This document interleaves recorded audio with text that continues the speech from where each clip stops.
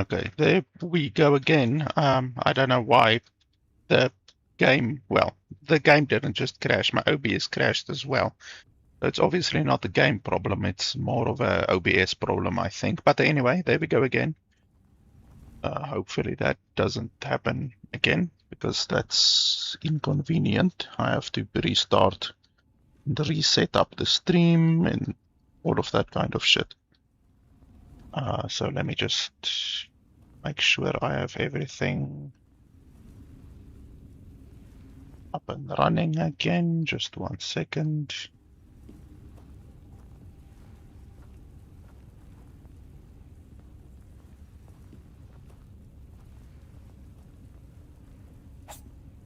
Okay, that should be fine. So yeah, I was busy talking about the fact that the game has a auto, like some of the spells, a lot of the spells have auto aim kind of a functionality, I guess. And it's a little bit inconvenient with some spells. Like I'm pretty sure I have auto aim disabled in the game settings. I'm pretty sure. If there is even an option for it. I don't see anything there. Accessibility, maybe? I don't see anything there. Subtitles, I guess we can enable subtitles, why not?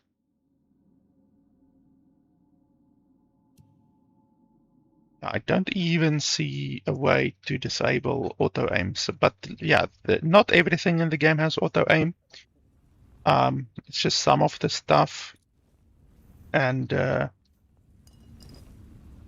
yeah, like it's good in some instances. In some instances, in other instances, you would prefer to not have the auto aim, but that's life, I guess. The game also does have mining and crafting.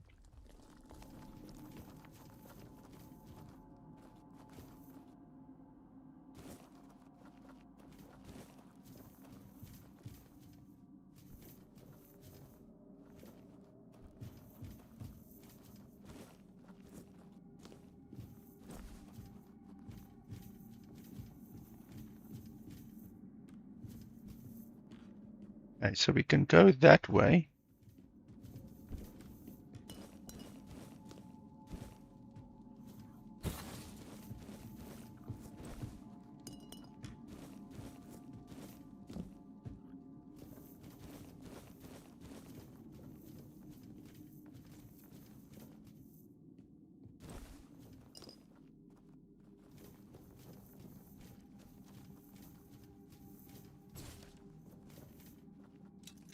And the game obviously also has lockpicking.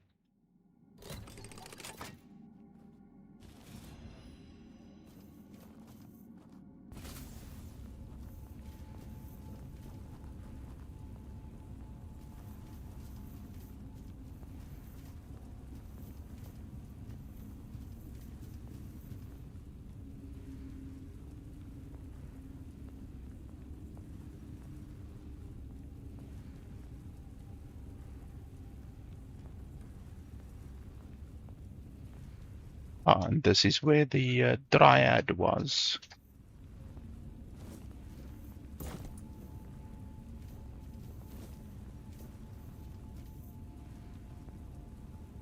Did I already loot the Dryad? I can't remember.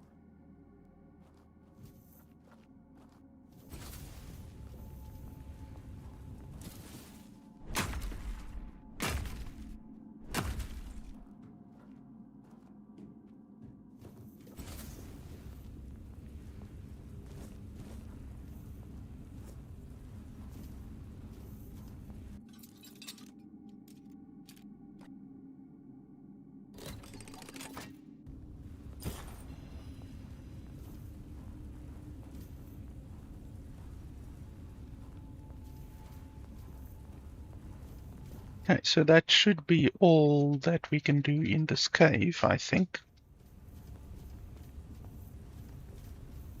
A relatively small cave.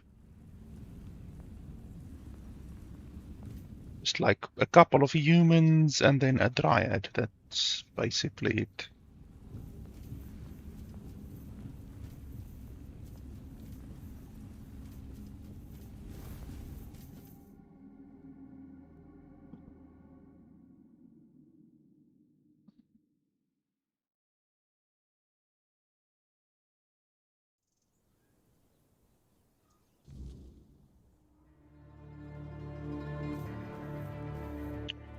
Okay, so we are outside again.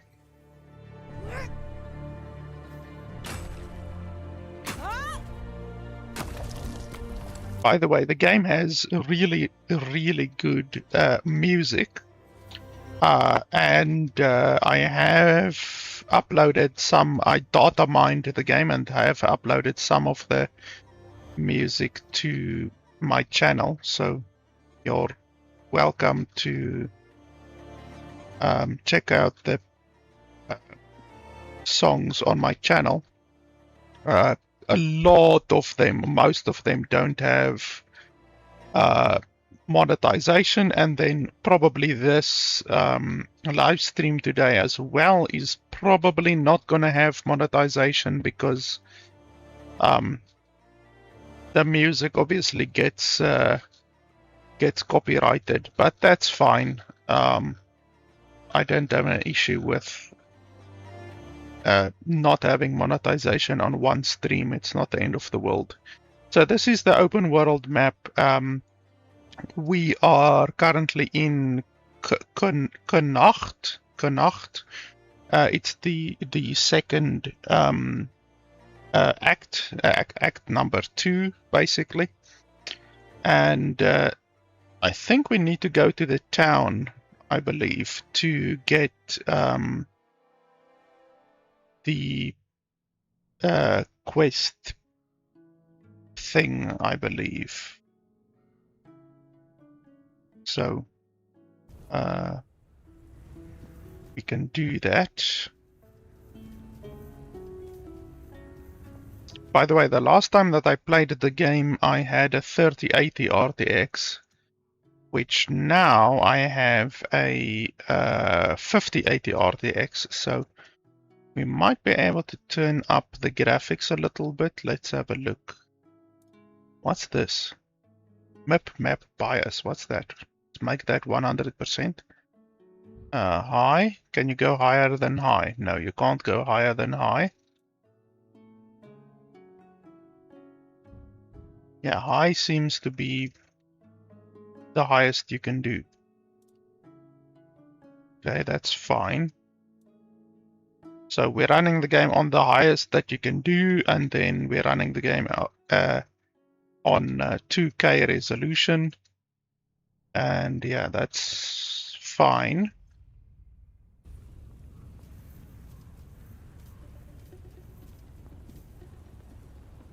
Do we want to go down there?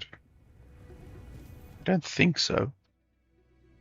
We need to find a teleporter. So there's a teleporter over there. Or we can just run to the town, I guess.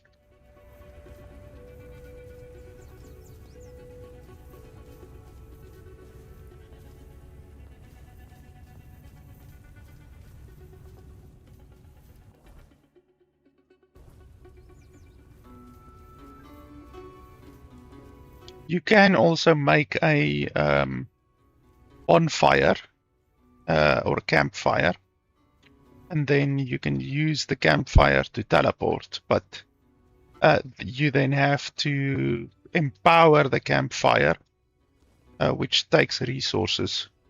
So I'm not a fan of that. I'd rather just run normally.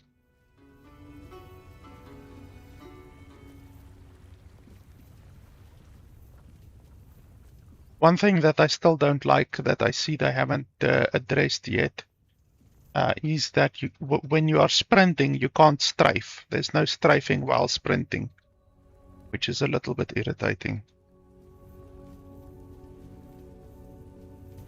Hey, are you with the guild too? I'm waiting on someone from the guild. You know which guild. And if you don't know, well, I might just have to kill you.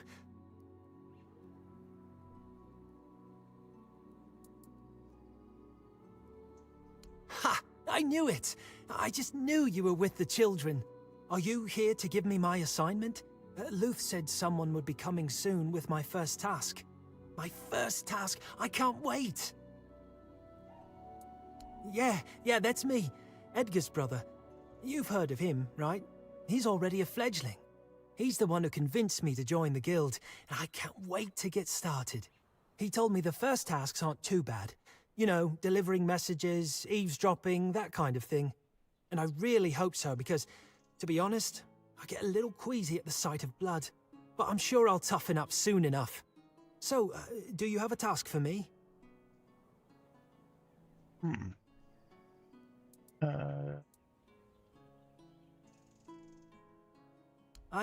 I never really thought about it, to be honest. I guess I was a little jealous of my brother. He's doing so well. He's got food in his belly, decent clothes, and people actually respect him. These days, that's about as good as it gets. That's why I want to join. My brother always says I speak without thinking, and one day it's going to get me killed. But that's just who I am, you know? When I'm excited about something, I can't hold it in, or it feels like I'll burst.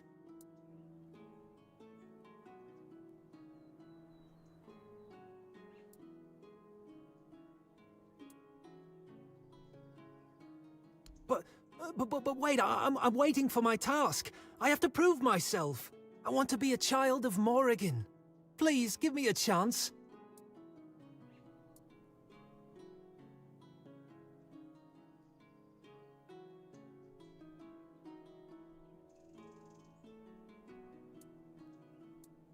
I can't remember if I actually have to kill this guy.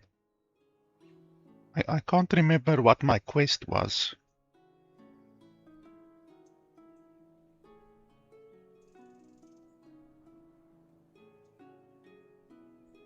I can't believe it. I can't believe you're that naive. Falling for the old innocent young recruit trick. Soft-hearted, are we, hatchling? You just show that you care more about random strangers than following orders. Luth had you figured out. He knew you'd needed testing. There's no place for someone like you in our ranks. Yeah, I seem to remember there was a quest where I was given instruction to kill someone. So it's probably this guy. Because this is part of the Morrigan whatever. It's like an assassination guild. It means you're out. And if you even think about telling anyone what you've seen here, trust me, an arrow will find your throat before you say a word. So, I suggest you do as you just told me. Walk away. We've got nothing left to discuss. You could have been someone. Okay, so obviously we're just gonna reload. Because I wasn't aware, well, I forgot completely what the quest was. Oh, okay, we're gonna lose 8 minutes of play time, but okay, that's not the end of the world. I should have done a quick save before talking to that guy, but he like pulled me in, you know. I just approached him and then he immediately spoke to me. So normally I would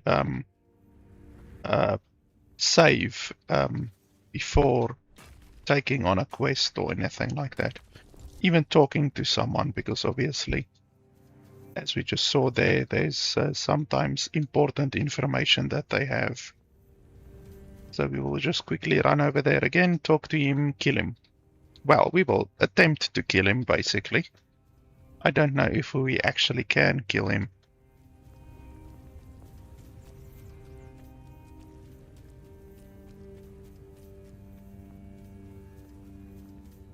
He seems like a pretty seasoned member of the faction, so we might not be given the choice to kill him. I mean, I would be able to kill him, but we might not be given the choice. Let's see. Hey, are you with the guild too? I'm waiting on someone from the guild. And if So let's play around a little bit instead of just immediately saying that we are gonna kill him. And then we can do this, and then we're gonna kill him. so, what does that mean? You're throwing me out before I even got the chance to prove myself? That's not fair. Let me prove myself. Wait, this is the test, isn't it? I'm supposed to kill you right now, right? That makes sense. Let's fight. Okay, well, that's completely You did well. opposite. We'll be pleased. We don't need to anymore. You've finished your task. The real test was to see if your heart was too soft. We need people who follow orders, not those who put random strangers ahead of the commander's word. Loyalty is everything to the children of Morrigan.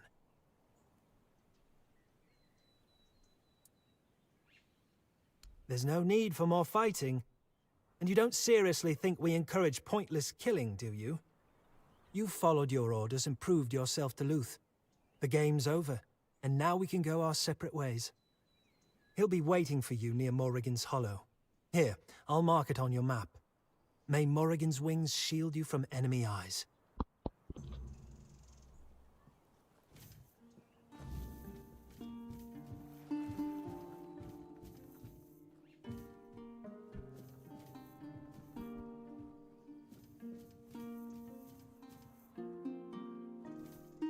Oh, do I have a quest with these cows? Because I see they have a question mark above them. Cows? What quest do I have with you guys? Why is there a question mark above you?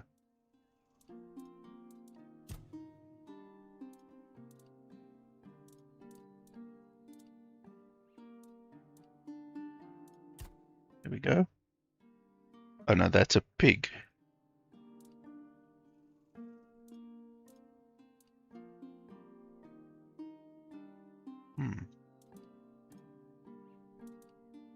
I don't know what quest these would be. Why would there be a question mark above these cows?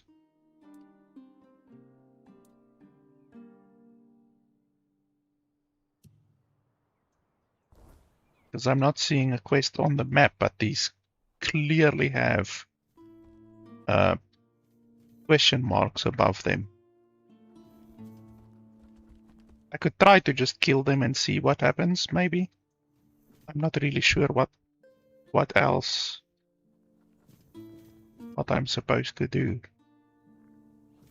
Obviously, after not playing the game for a couple of months, I need to get my bearings again.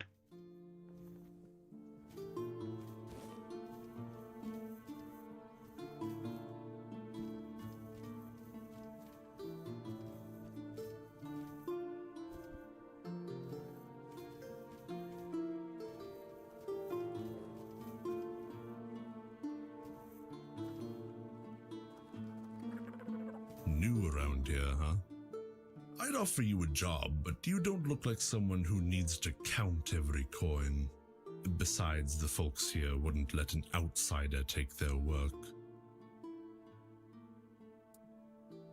Appreciate you asking. There is one small thing if you're up for it.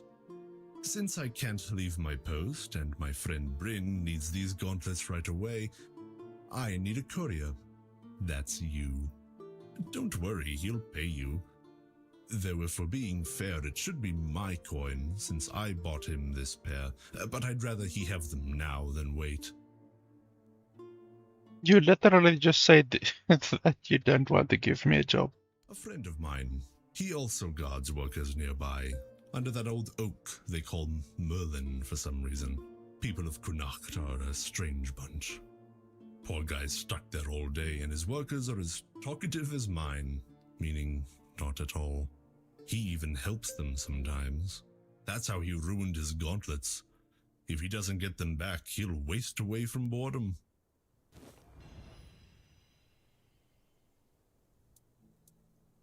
Keeping an eye on the goods Connacht provides to strengthen the capital. We're gathering what we can, timber, supplies, and soon, the men here. Then we'll take the people and head back to Camelot. We're building a home there, for Avalonians who want to escape the wordness. It's getting worse by the day, I tell you. Then they'll die, sooner rather than later. Don't get me wrong, I understand. This is their home, their land. But if they want to live, they need to come with us. Otherwise, the wordness will take them. And trust me, nobody wants to end up like that.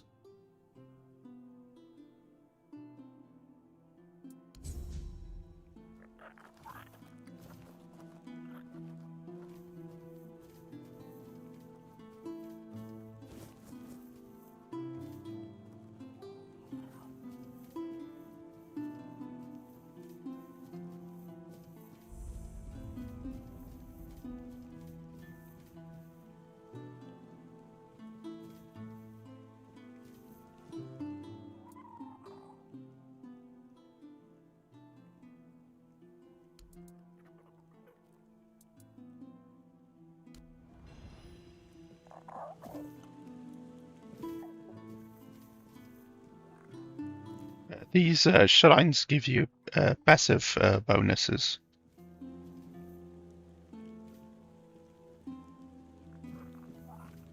And there's a little cave over here.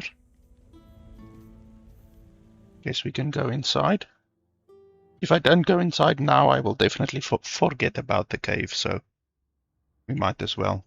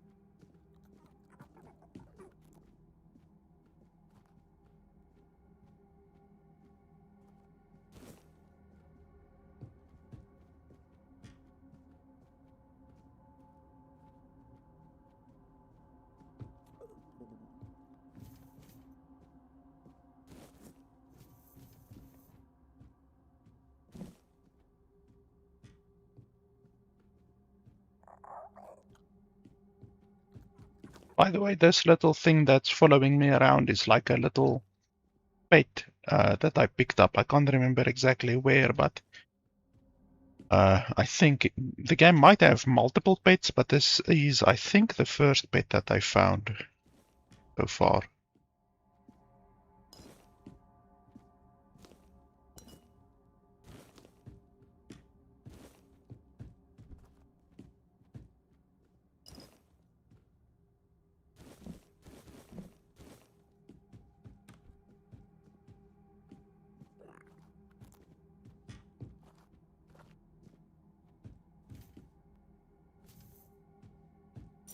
What? It's you.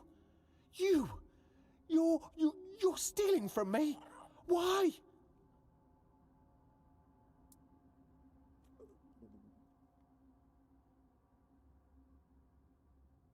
I know that, except I thought so it wasn't you?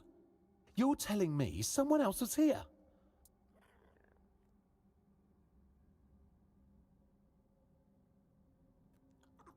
Oh, I want to believe you, I really do, but it's just so strange. And you're saying you saw that person? If so, where are they now? Nobody could escape me so quickly, unless...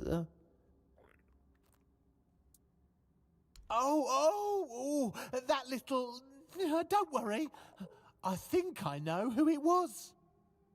Oh, when I catch that little sprite, I'm going to turn it into a spider and then pluck off every last one of its legs.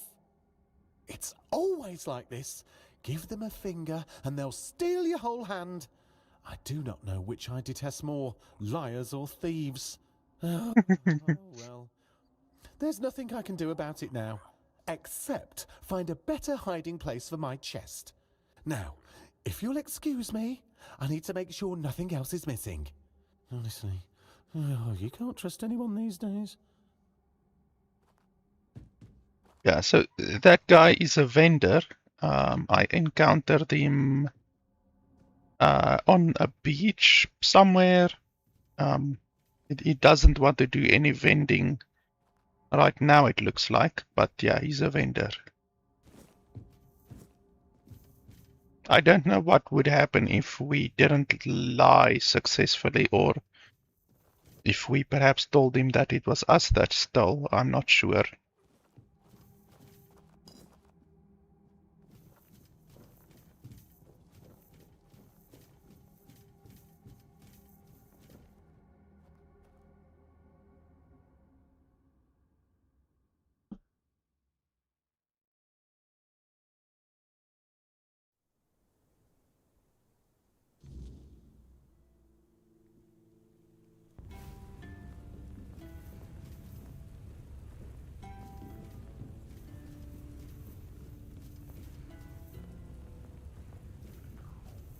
Ah, there he is.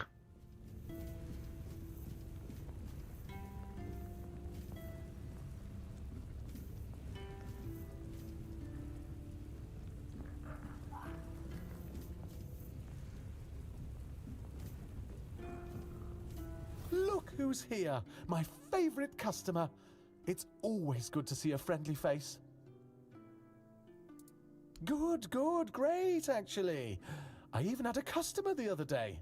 He bought some of my very special mushrooms, and he didn't even try to haggle. And they do cost quite a lot, I think.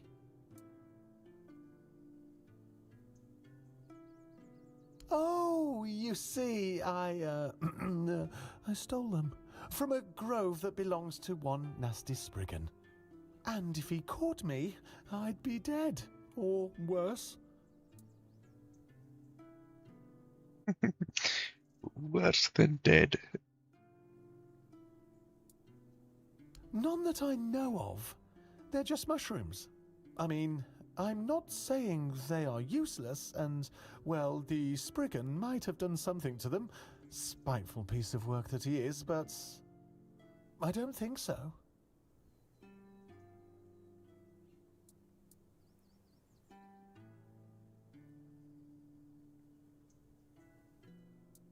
Because that's what makes them special. If I got them from anywhere else, they'd be worthless, wouldn't they? Well, no. The customer asked me why the mushrooms are so expensive. So I explained that they were very special. And that I gathered them under the cover of night at a place guarded by a dangerous magical being.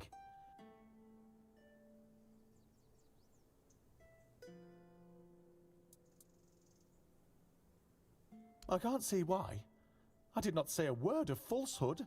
See, this is the problem with you humans.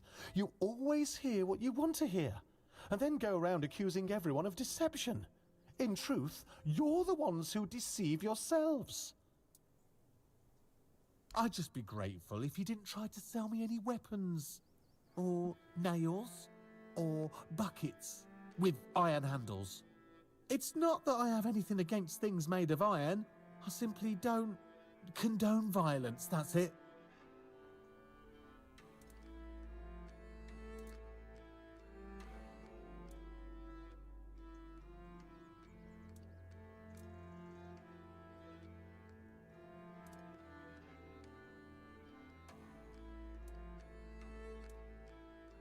Okay, so these are weapon relics. I don't need any of those.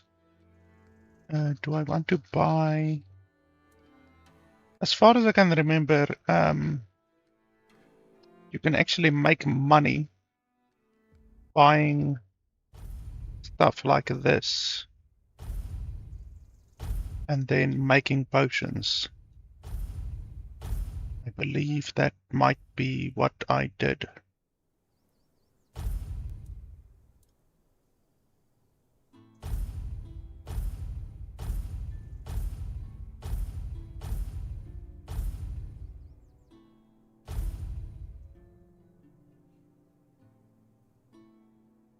Yeah, that's fine. I don't need to sell anything right now. Another satisfied customer. That makes 2. Although the first one never came back. But you will, won't you? Yeah, he's a very strange fellow. He reminds me of like a Dark Souls character. He gives off very Dark Souls vibes. Which perhaps is what the developers were going for, I don't know.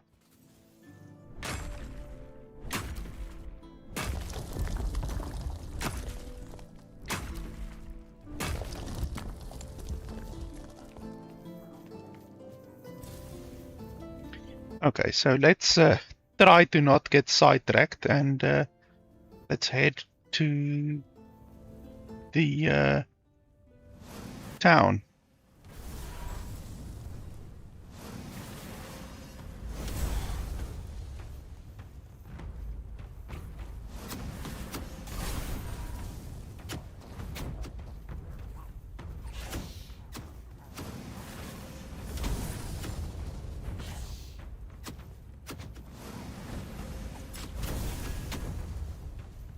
Bastard is really evasive.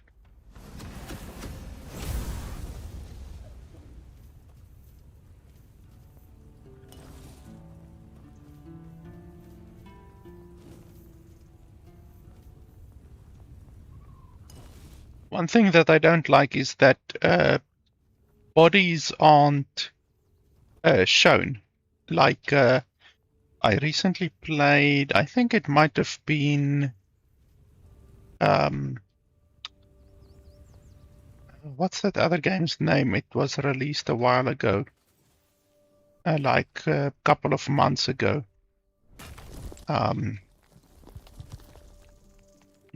I forgot the name now, but it's like a one-word name. And in that game, when there's a corpse on the ground, the corpse shows up, so that it shows on your HUD.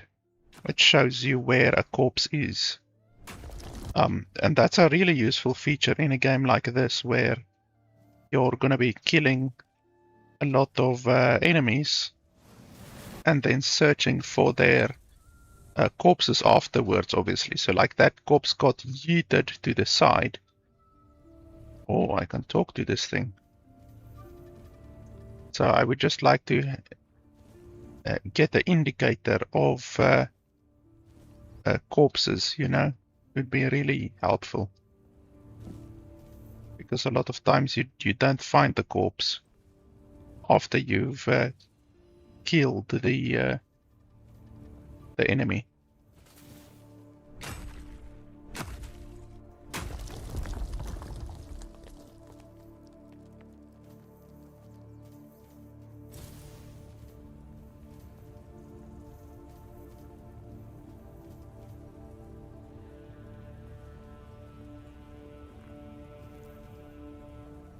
You see, like now, I don't really know where that corpse is even. That one is out of range. Like, did it fall down? Not that one. Oh, now, speak of falling down, I almost fall down.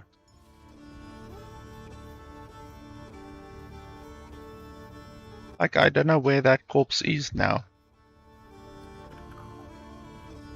Did it just disappear or what? I don't see it down there.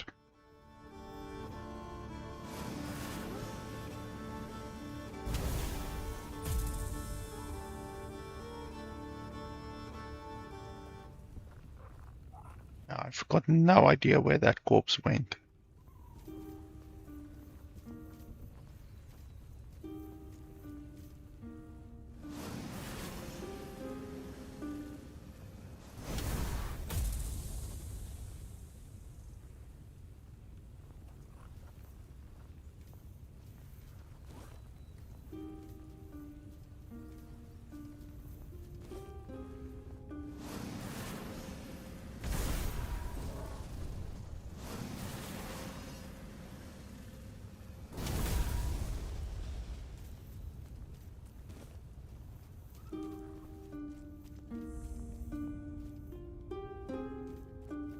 Even your silence carries weight here.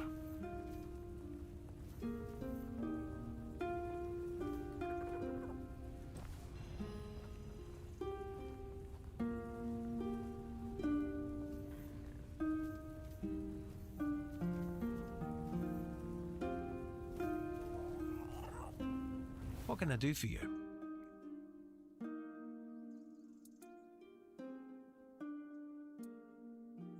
What does it matter what he thinks? He has his mission, the tribes have theirs, and I have mine. History is unfolding elsewhere, and the guild intends to secure a place in the front row. It doesn't matter who rules the south. The fate of all Avalon is at stake. If people wish to kill each other in the meantime, the guild won't stand in their way.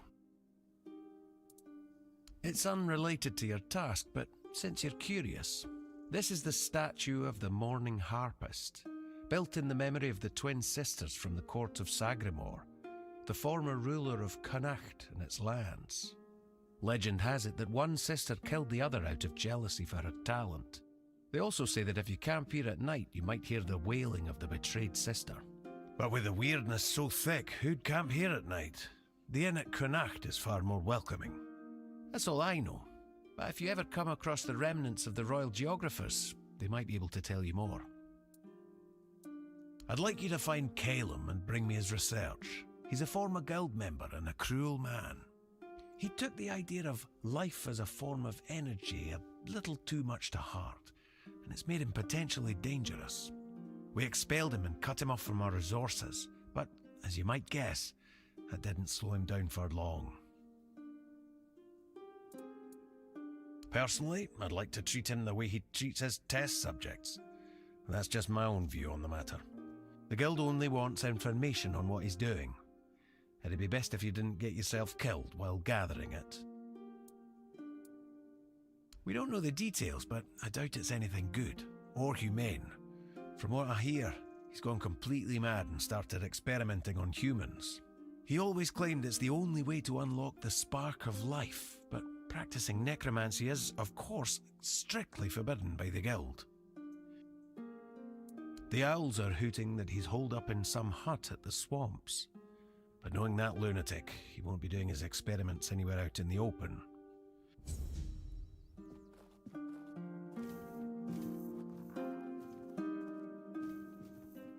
So, I guess we can go into this cave.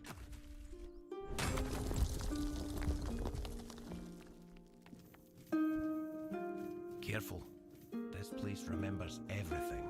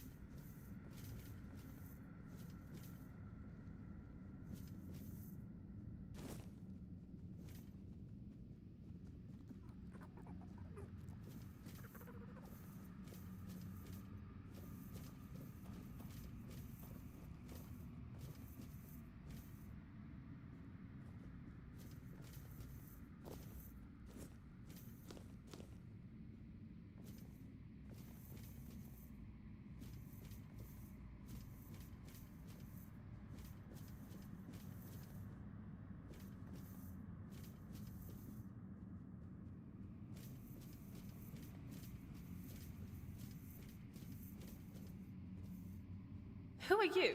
Are you here to steal my riches? They're mine. I earned them as the favored entertainer of Segramor's court. Oh, but maybe you are one of the courtiers. Did you have fun plotting my demise?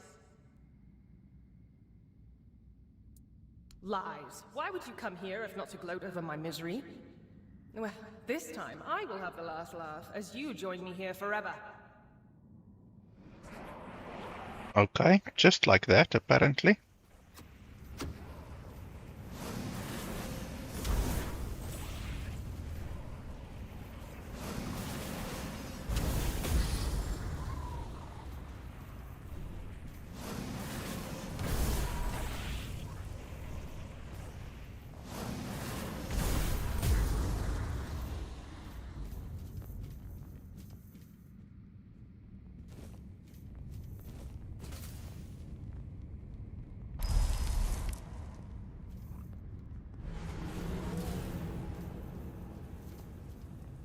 It's so calm. I never thought I'd miss peace and quiet. It was always my sister's preference. Oh, my poor Aideen. What have I gotten us both into?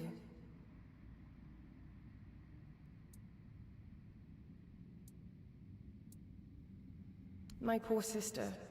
They killed her because of me, didn't they? I can sense her gloomy presence even here, among this glitz. She never minded being alone, but there's a difference between being alone and being lonely. And I pushed her into that loneliness. A joke here, a joke there. To her, they must have felt like daggers. I wish I could comfort her. Tell her I don't blame her. I hate that they separated us so thoroughly. I hate it even more that I had a hand in this.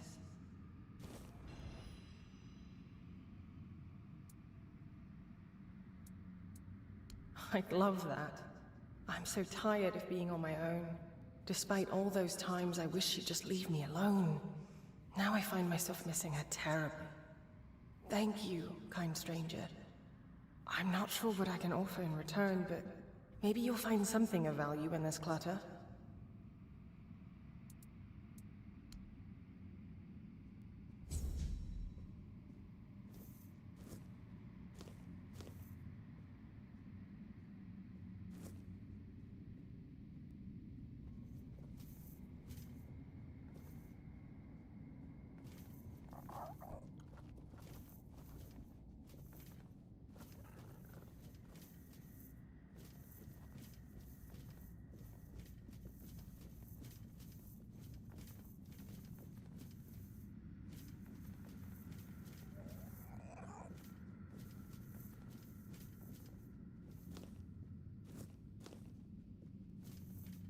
So they put the other sister on the other side, so I have to get her ashes as well.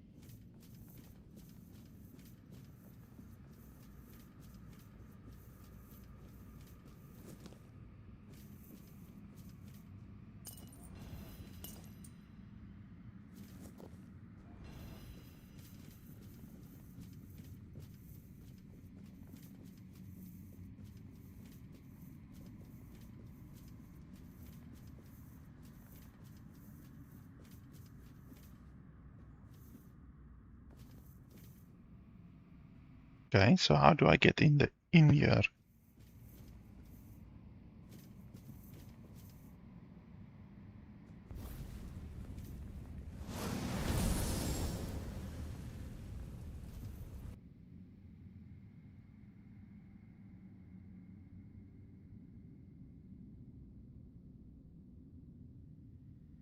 Oh, I probably have to come here at night.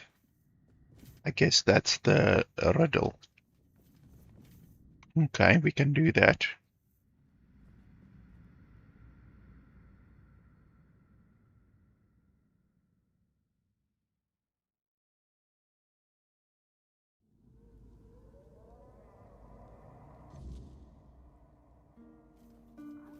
It's becoming night, Changed the moment you arrived. but it should still be a while, I think.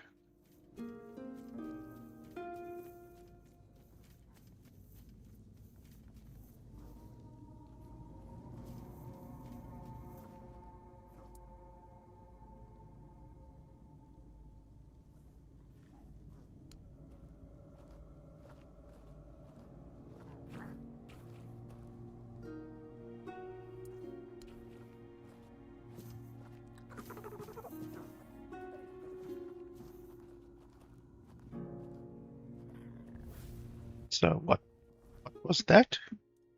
It said pray and then 162 health. What does that actually mean? How much health do I have? I actually do have 162 health.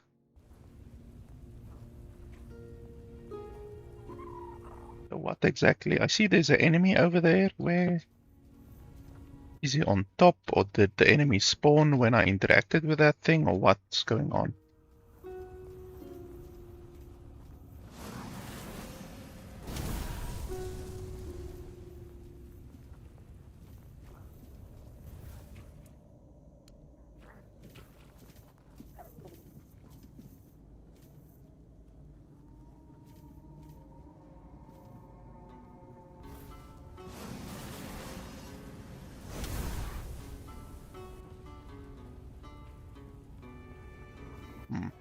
I'm not sure.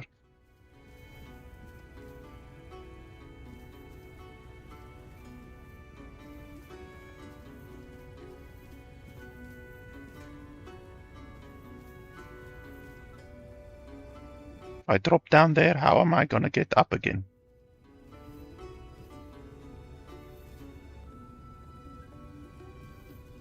Not easily, probably.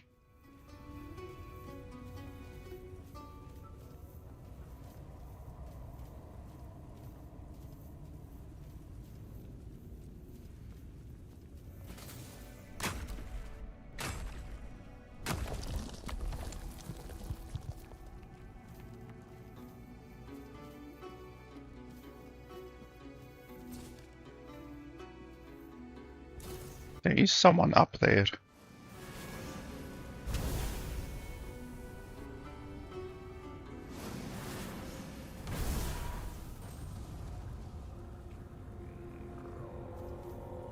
Okay, it is night now. During night, there are some pretty powerful enemies, like ghosts.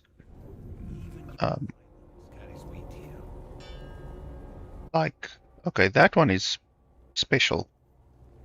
As far as I remember, that is the main dude who kicked my ass last time.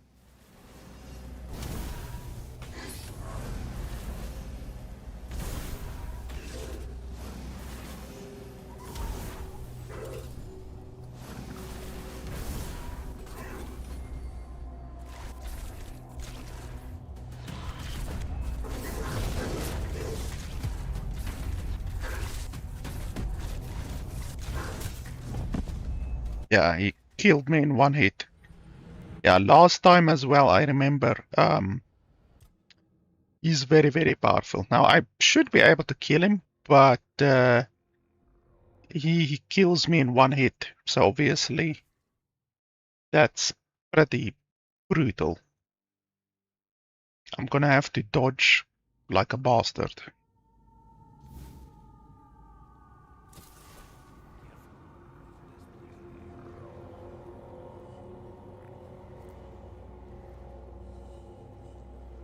Oh, is he gone now? I did save. Let's see.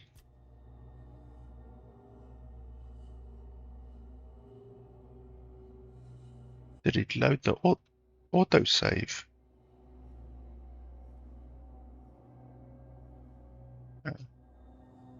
Let's try the autosave.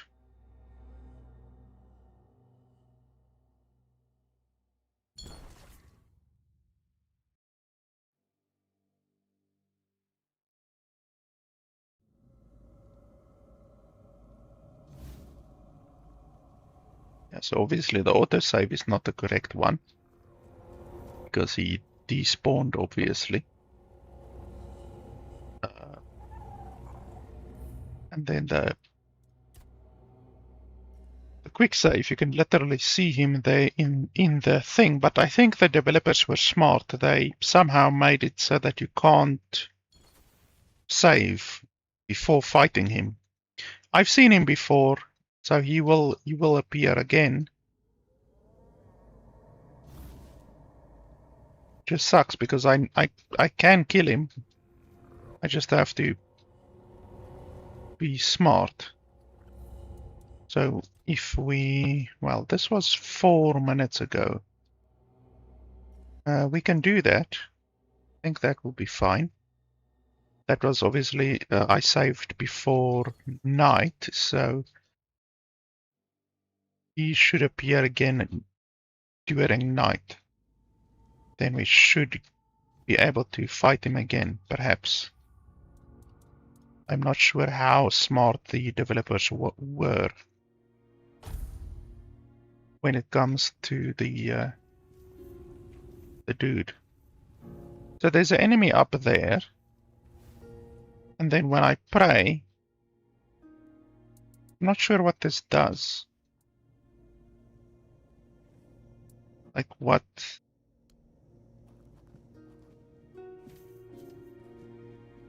Doesn't seem to do anything.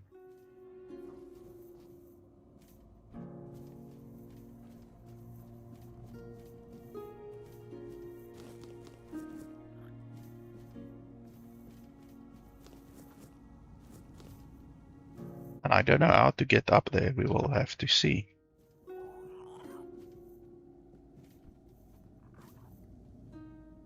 There's a dude down there.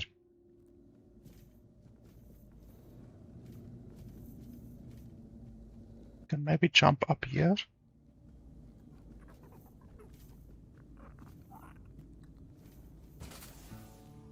Yeah, when we fight that other guy, I'm gonna have to use a bleeding stack because the bleeding stacks do a lot of damage if you stack the bleeding high enough.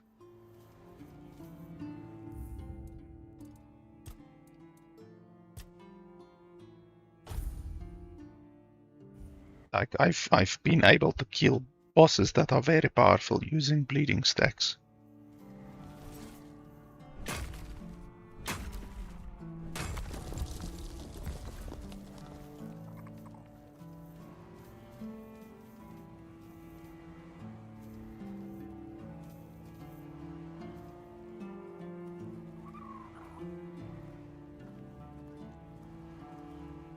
I'm just waiting for it to become night now.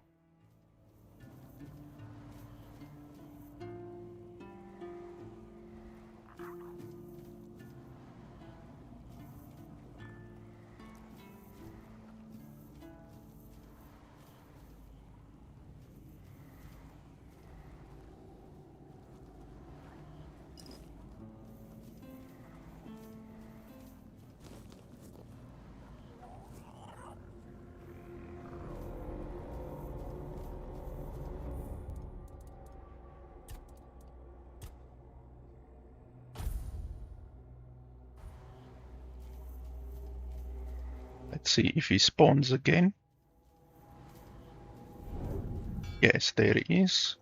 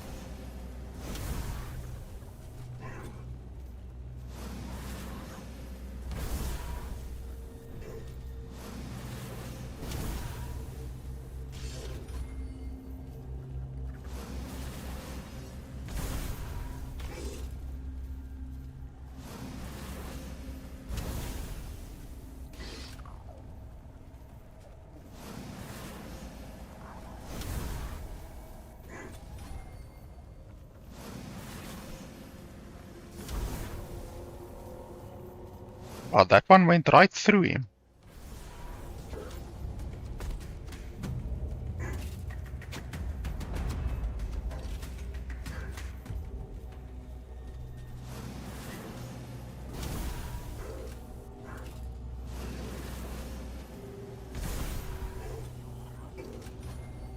Well, I'm damaging him slowly but surely.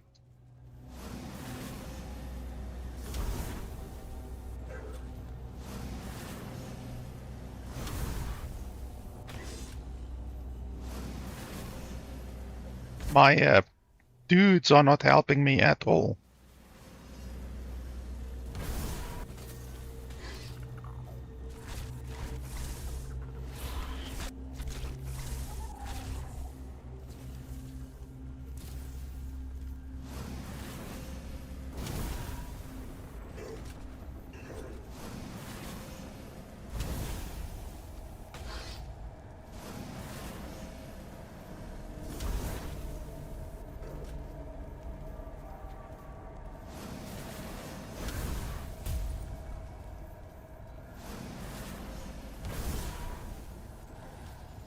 A fucking bear.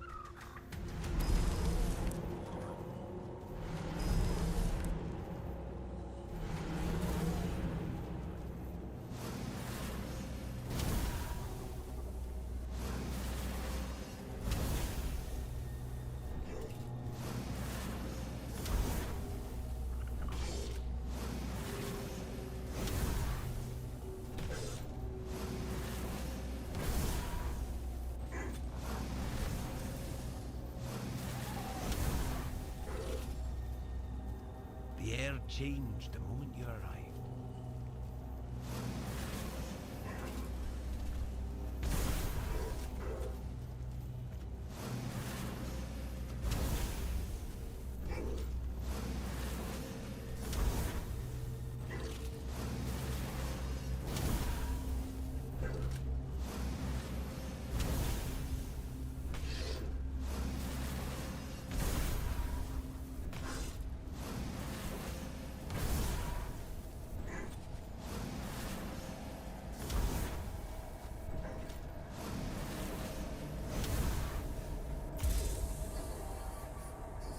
Okay, so we actually managed to kill him.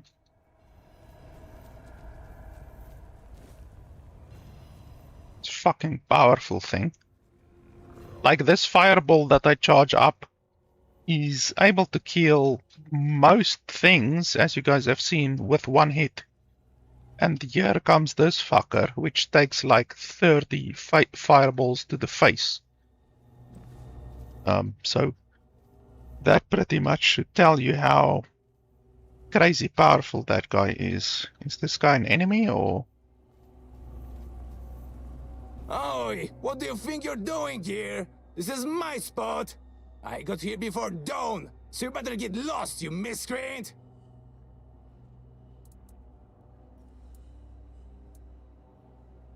I don't need to explain anything, but you better explain why you're trying to steal my mushrooms. Oh, so now you're going to tell me you didn't know and that you were just passing by, huh? That actually sounds almost plausible. Well, you'll find loads of penny buns growing here. I once picked a dozen for beneath just one tree. That's why I call this place Penny Bun Grove. You aren't really interested in picking mushrooms, are you?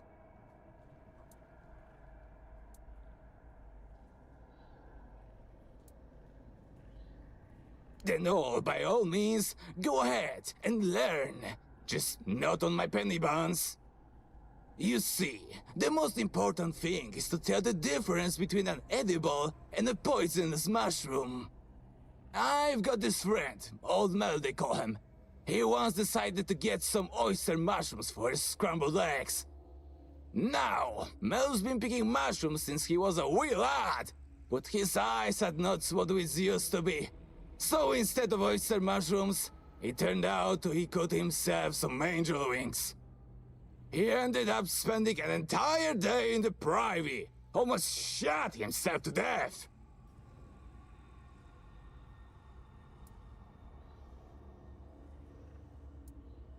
Angel wings are a tad lighter in color, and their caps are thinner too. And do you know how to tell a penny bun from a devil's bullet? Just eat it and wait a bit. And land yourself in the grave? What's wrong with you? Is your head filled with sawdust?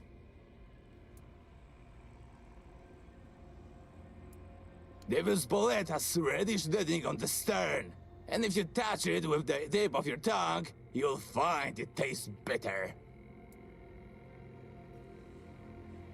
If you're interested, I'll let you pick just one penny bun. Remember, only one. If I see you taking more, you better be ready to run. Take my knife and cut the stern right at the ground. Just don't twist it out like a numbskull. The mycelium needs to stay in the soil.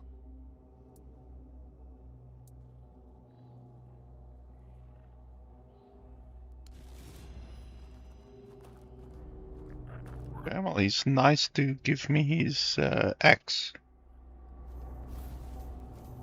Or his blade, at least.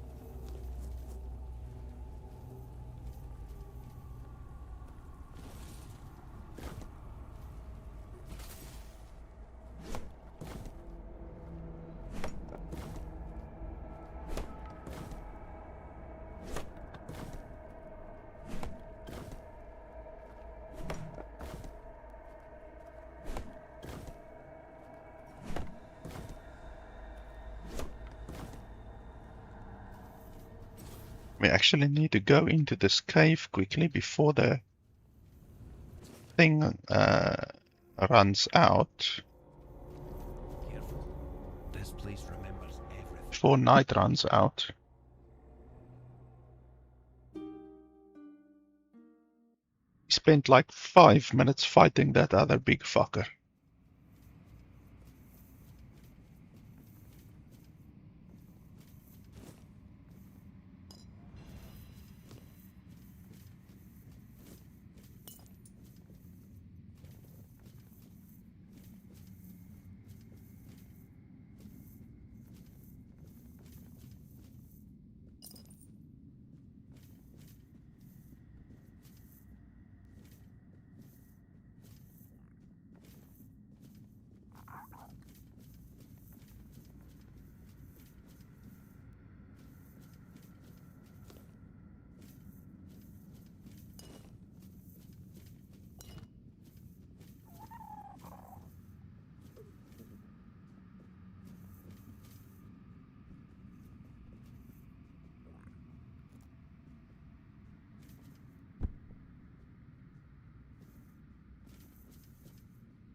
Who dares disturb me? Have you come here to mock me?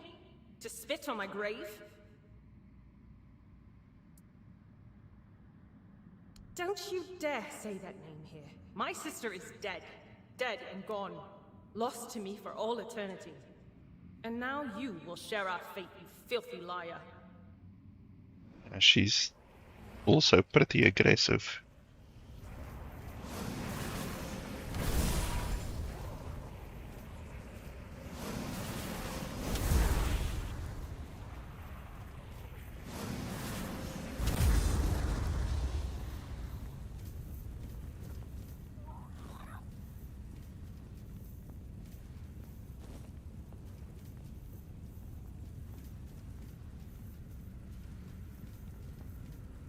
They've gone quiet.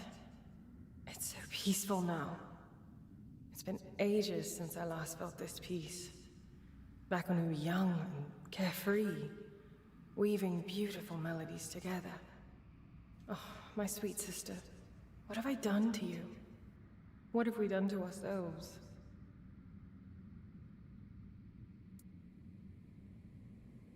I know she's here, somewhere, beyond this wall. I can feel her sadness seeping through the cracks. I wish I could comfort her, but it's impossible. Aang never knew loneliness like this. Never felt its crushing weight. Such bitter irony.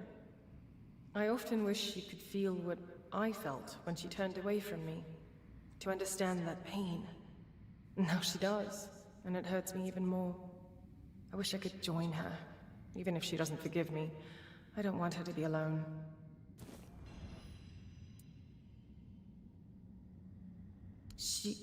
She did? Does that mean she forgives me? Or is she planning to destroy me once we're together in the grave? Regardless, if this is the end of our torment, I'm grateful. Thank you, kind stranger, for helping us both. Just, please, don't place us in this chamber. It's tainted with my sorrow. I'd rather not linger here for eternity.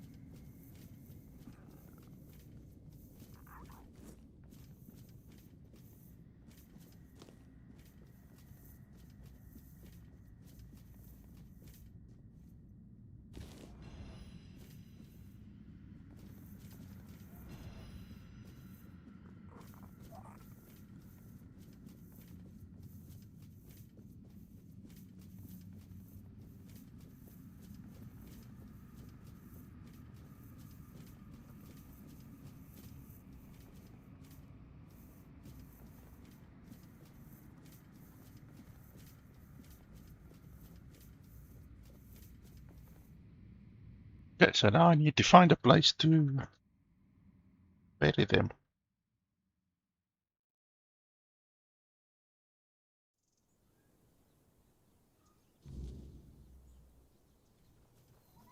The air changed the moment you arrived.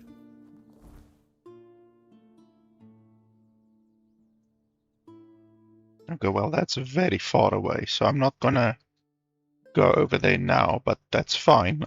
I can go there later. Okay, so we need to focus and do that. Get to the main DLC. I think we need to go to town, and then from there we should be able to find someone to speak to. Don't have that teleporter yet, I think.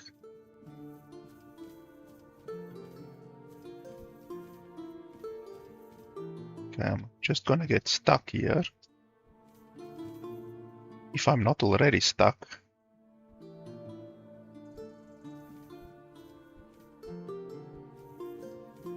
Yeah, this is probably a place where you get stuck.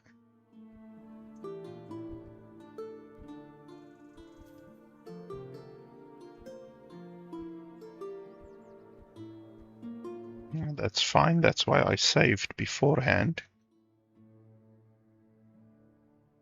I found one or two places like that in the game so far where you get stuck. Now you can teleport out of it if you place a campfire, empower the campfire and then teleport out, but I don't like doing that because it takes resources.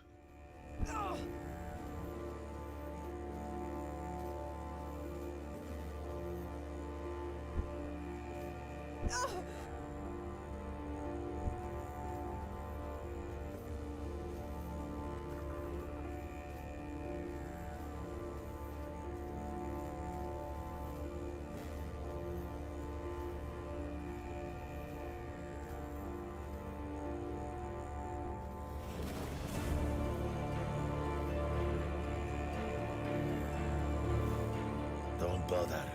I'm in no mood to talk. I think I spoke to these guys previously.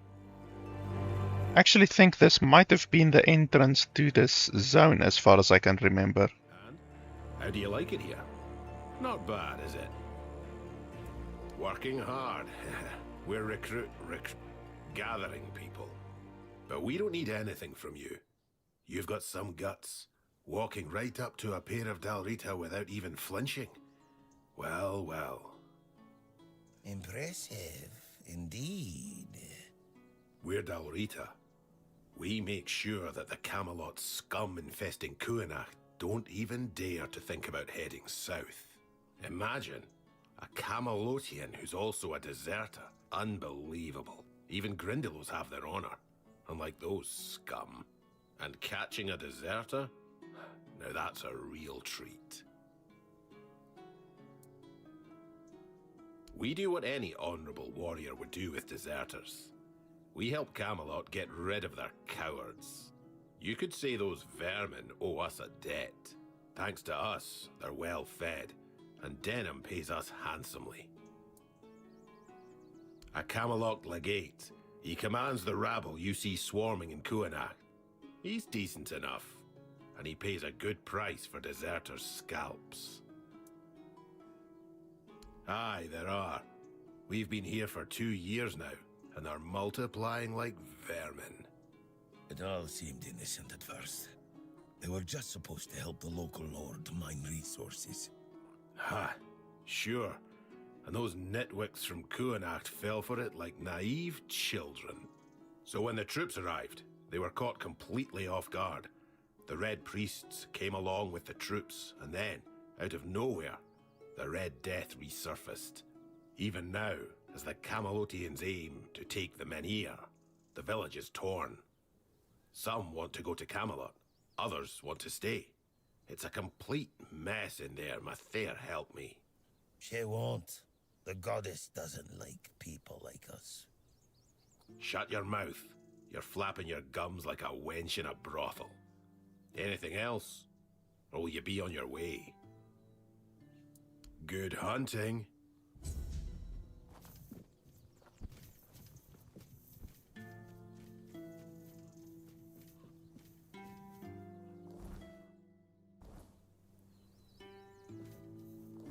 So this one goes to the ones of the south, yeah. I think this might be where I came in initially. I don't think there's another gate. But anyway, we can teleport to the town.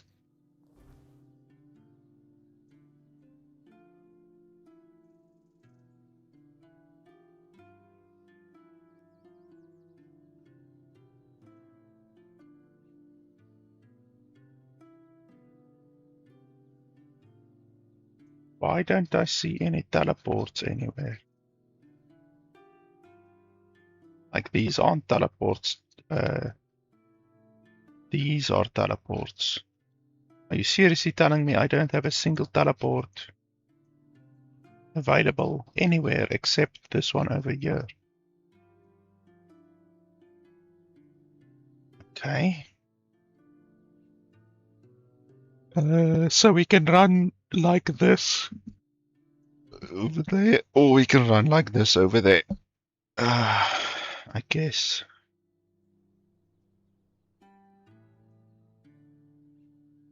I guess we can run from there. I don't even have a campfire. Like, where's my campfire?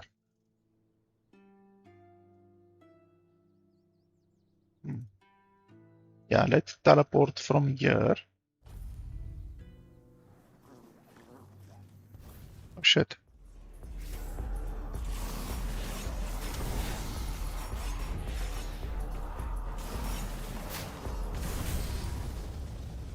Wow, that guy got yeeted.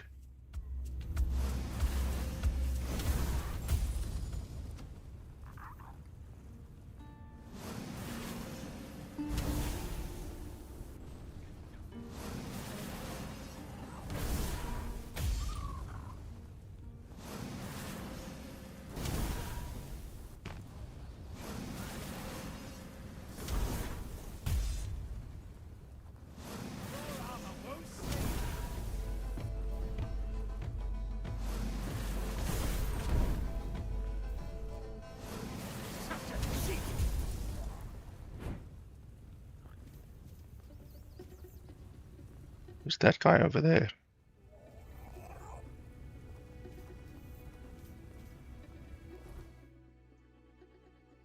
Is that a quest?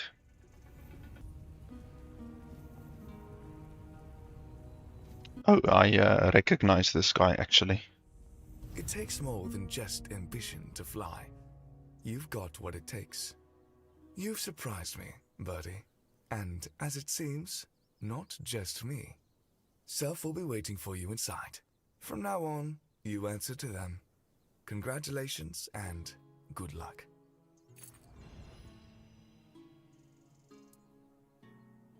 So it seems. You're climbing up, Birdie. Truly impressive. Even I didn't gain favor so quickly. But I trust Self. If the crows see something in you, they are right about it.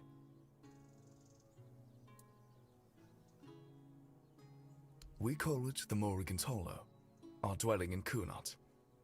The passage only opens for those who carry the sigil I gave you.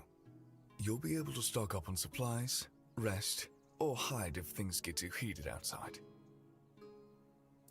That doesn't happen. Crow sigils know their owner. If they end up in the wrong hands, they turn into worthless stone. Nothing that can help you. You managed well with me. Perhaps you'll manage just as well from here on. I have no tales to share, Birdie. I'm absolutely uninteresting, but I'm touched that you asked, really. Alright, enough chatter. Don't keep Self waiting too long. From what I hear, there's some plans for you. Break a wing and take care. I like you. Don't ruin that. Okay, so I've finally gained access to the inner sanctum, so to say, of the Assassination Guild people.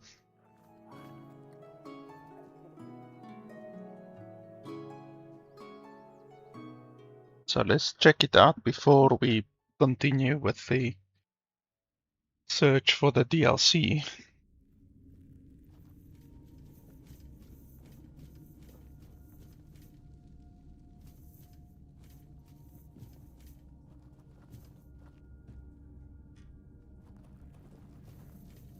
There you are, my little hatchling. I hear you've been working hard. That makes me glad. I had a good feeling about you, and I do love being proven right.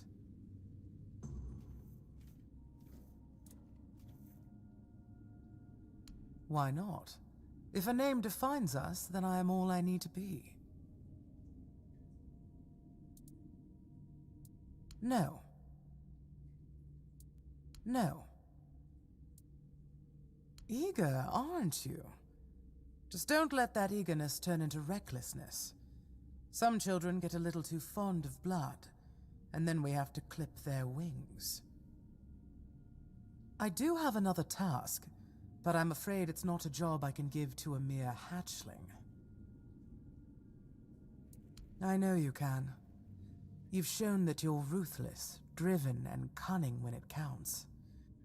It would insult both you and Morrigan to keep treating you like a chick begging for worms. No, it's time you took flight. Congratulations. From now on, you're a fledgling. Make us proud. First, from now on, you answer only to me and the other crows. Any hatchlings we send your way are yours to command. If you decide they're not fit for the guild, it's up to you to take care of them. As for your tasks, how you handle them is your business. I don't care about the methods, only the results. The rest, we'll see how you do. It is. I'm glad you understand that. Most hatchlings don't live to see this day. Your next assignment is of utmost importance to all the children of Morrigan. That includes you now, so I trust you'll approach it with even greater diligence than any task you've been given so far.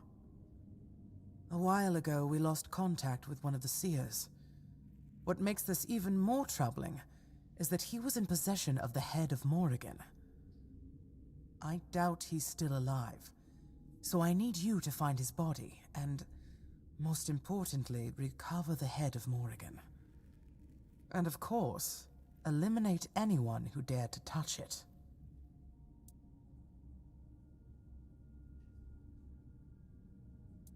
A severed head.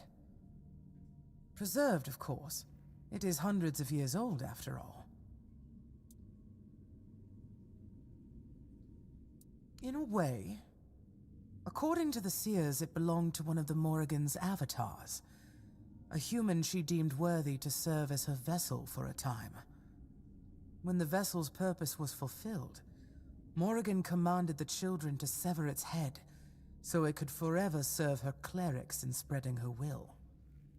Now you see why it must be treated with the utmost care and respect. You'd have to ask the seers about that, though it's not likely they'd tell you.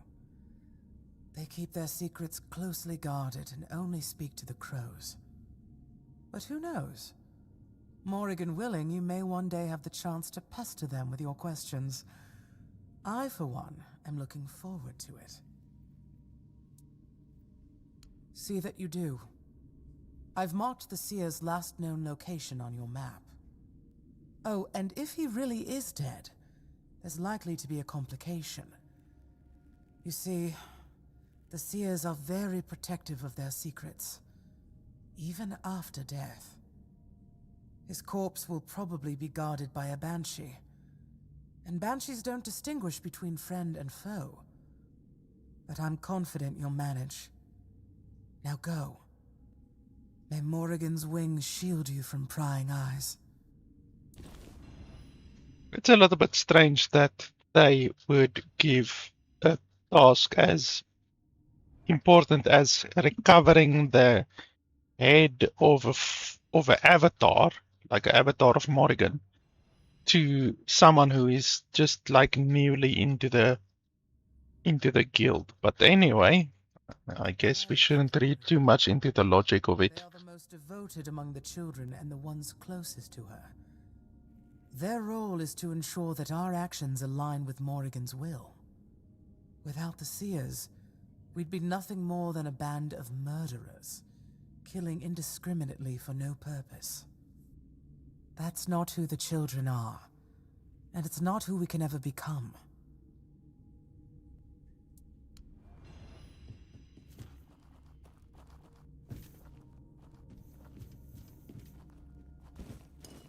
So I'm rank 2 now. I was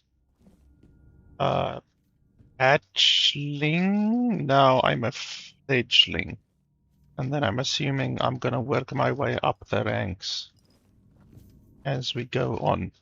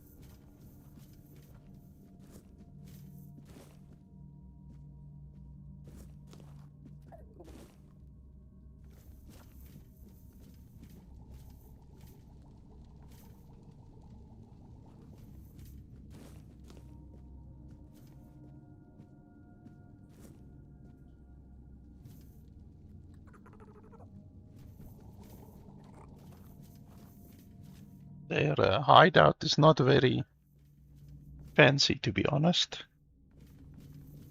For a assassination organization, there's basically nothing here. Not even a hot tub.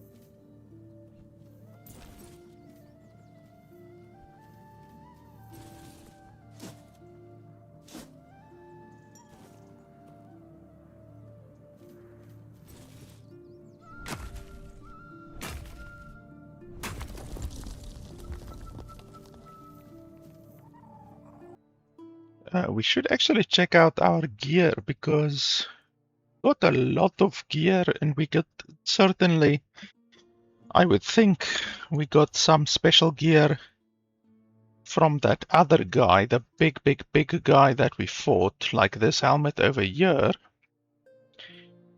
Okay, well, that'll be good, like restore 50 stamina when an enemy dies nearby. That'll be good for a melee character. Obviously, it's not gonna be any use for me because I'm not melee. Magic critical, yeah, that's good, but it's not as good as the mana regeneration. Mana regeneration is really important in this game.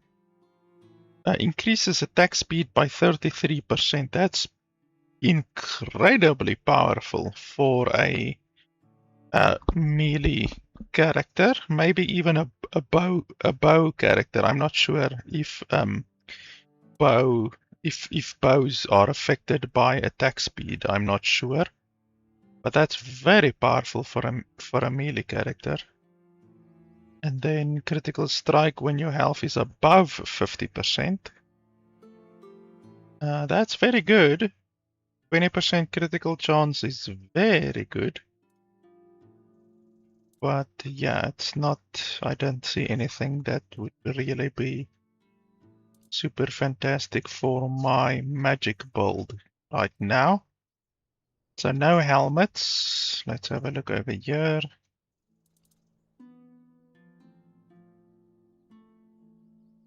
So physical damage, that's once again the gloves from that big dude that we killed. Critical hits restore 25 mana, increases whatever by whatever. It doesn't even say there, so that's a little bit of a bug there, unfortunately.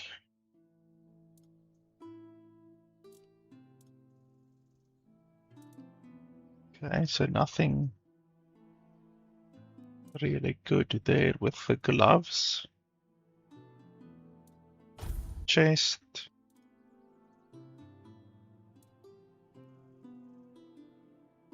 7% magic critical, that's not bad, but the mana regeneration on my current chest is very good. It cannot be understated how good mana regeneration is when you are a spellcaster. Mana regeneration is incredibly important.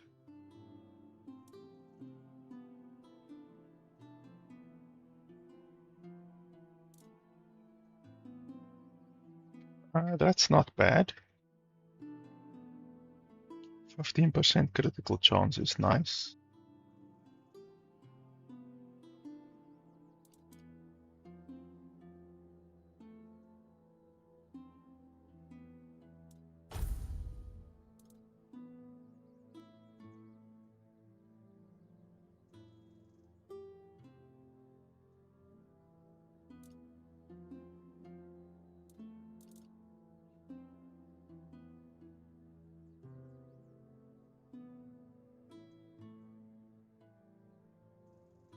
That's actually better than my boots, in my opinion.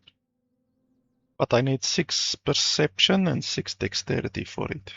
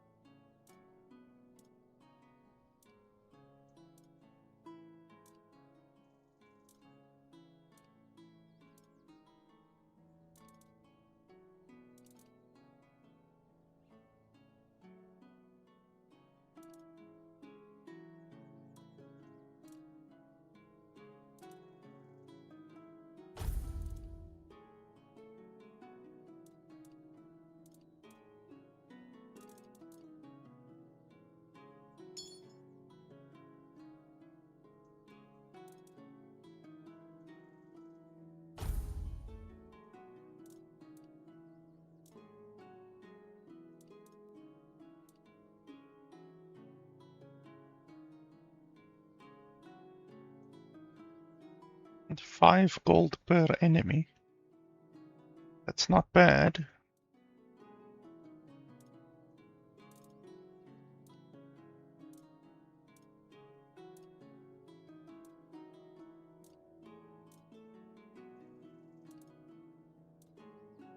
I mean, it'll make me about 10% weaker, but yeah, 5 gold per enemy is really nice.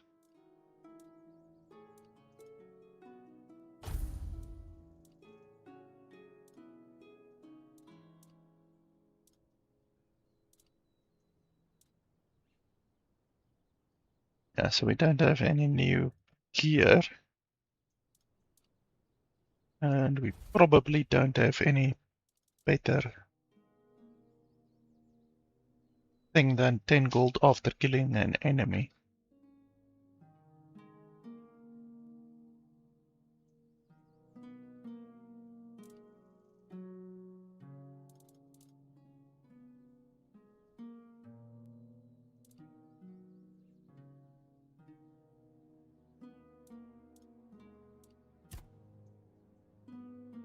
We do actually have some points over here that we can spend. So spirituality, I was stacking a lot of spirituality because, as I already said, mana regen is quite important. So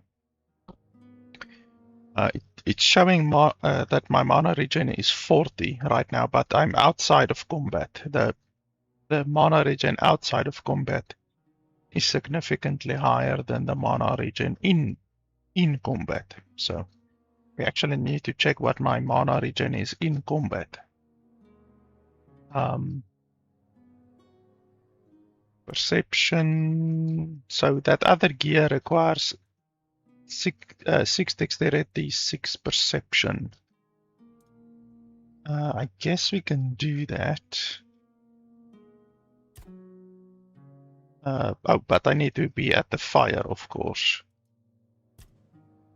for this as well, and for this as well. So yeah, we will go to the fire.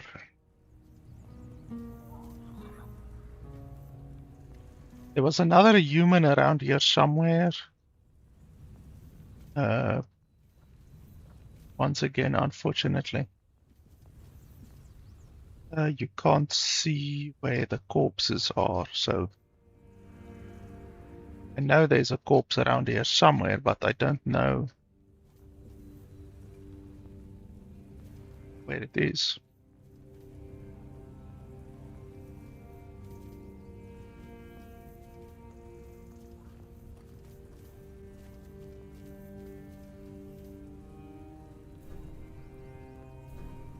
Oh, now I don't have enough mana to cast that spell, so that's an issue. So I need to get rid of one of my dudes.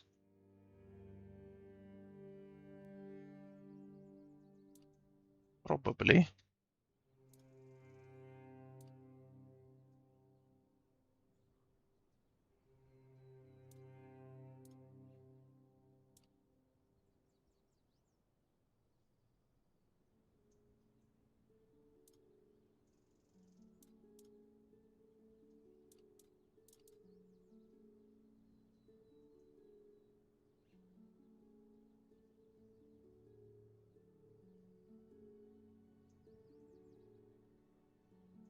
Well, the normal projectile does about the same damage.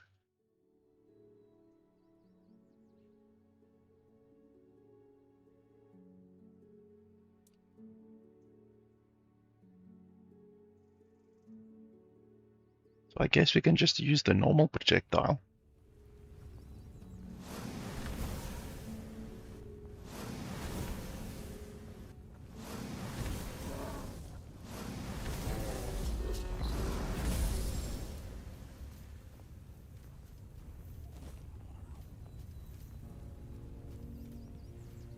Until I get a little bit more mana, then I can start using the big one again.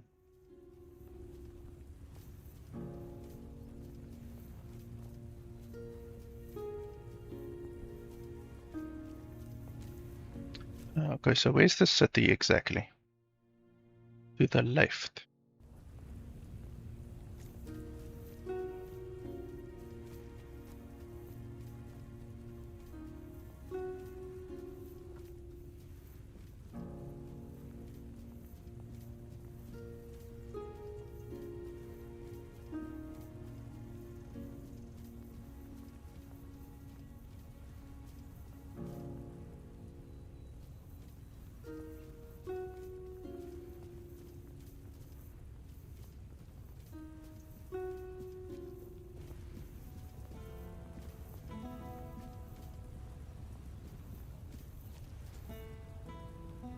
I remember this place.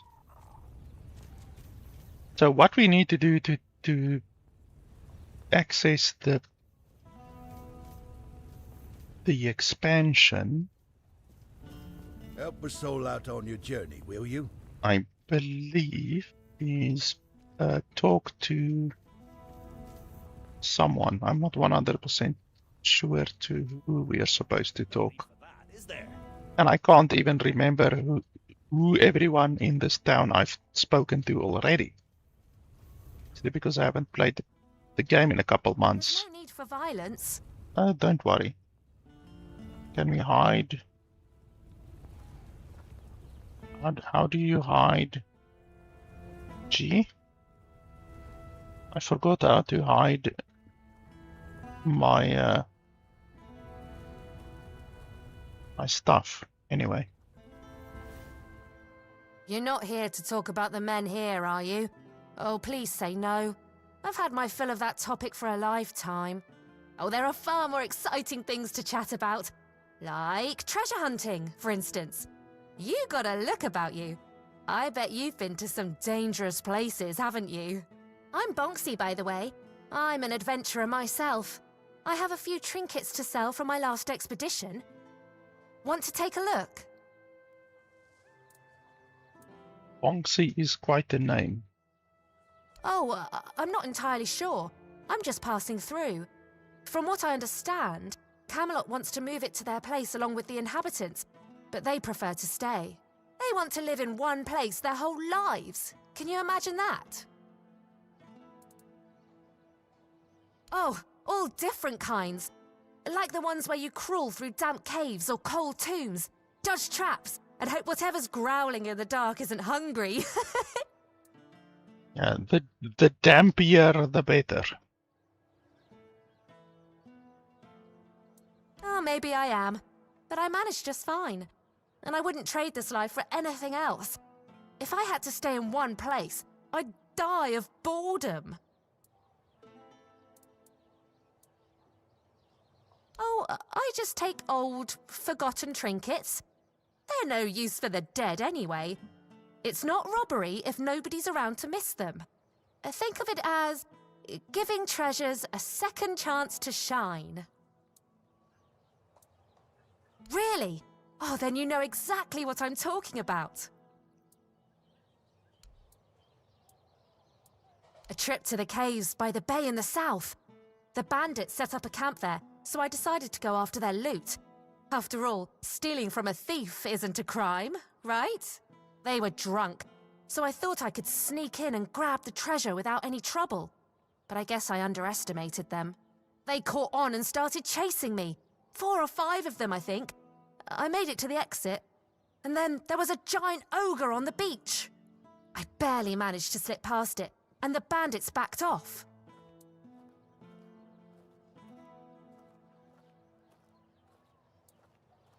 You bet. Well, crazy stories like that keep happening to me all the time. I usually barely manage to escape with my life. And I owe all my luck to my magical hairpin. I picked it up from a delightful wandering merchant who goes by the name Malachi. He said the hairpin was blessed by the Lady of the Lake herself.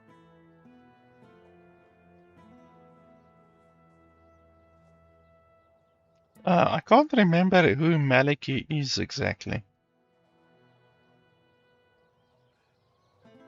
I think he is a naughty.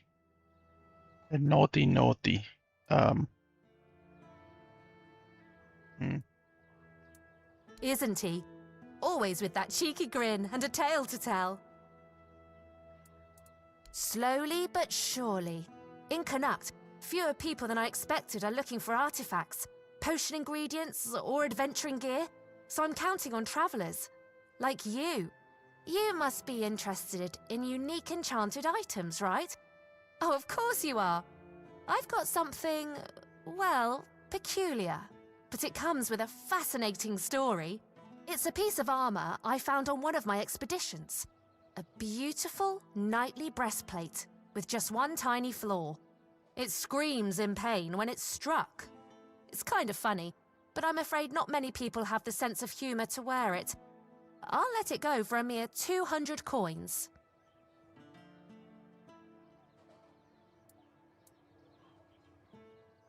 All right, deal. I just want to get rid of this gear and hit the road. Oh, one more thing. This armor came with a letter. I found both in the ancestral tomb of the Gévaudan family. Oh, I'm a little jealous, to be honest. This sounds like the beginning of an exciting adventure. I chased the trail myself. But first, I need to sell off my finds so I can travel light. With a full coin purse, of course. Nice to see you. Good to see you.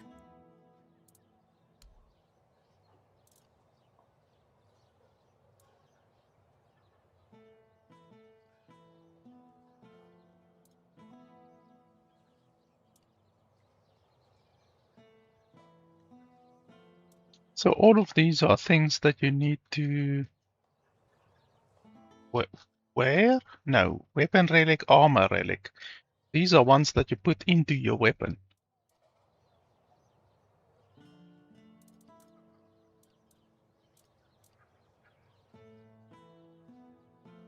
Oh, that's pretty good. +1 skills. Okay, we can buy that, I guess. I don't have something to make merchant prices cheaper, do I? Not sure. I can't remember. I almost think there was something that makes merchant prices cheaper. Unless I'm remembering incorrectly.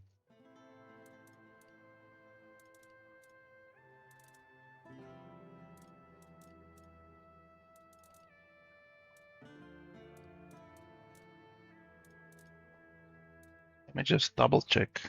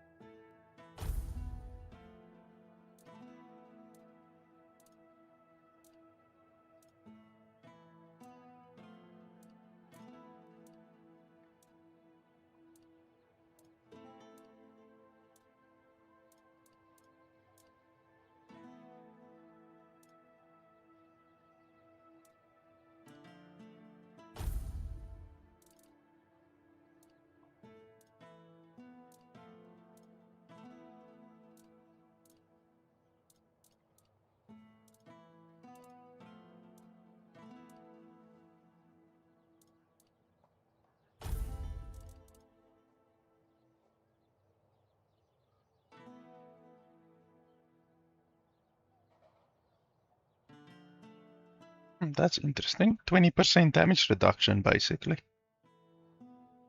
That's not bad.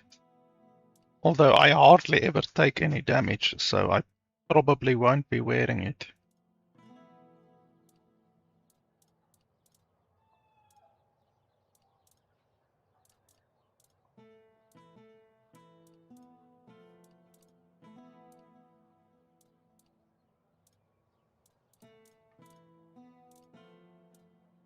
I don't see anything that changes the prices of merchants, so I guess I must be remembering incorrectly.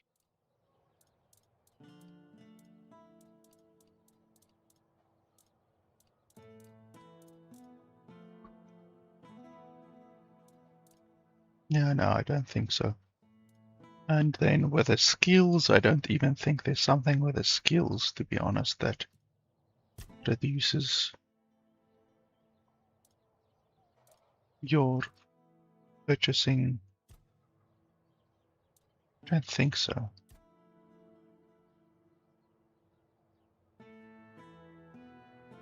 I think everything is basically combat.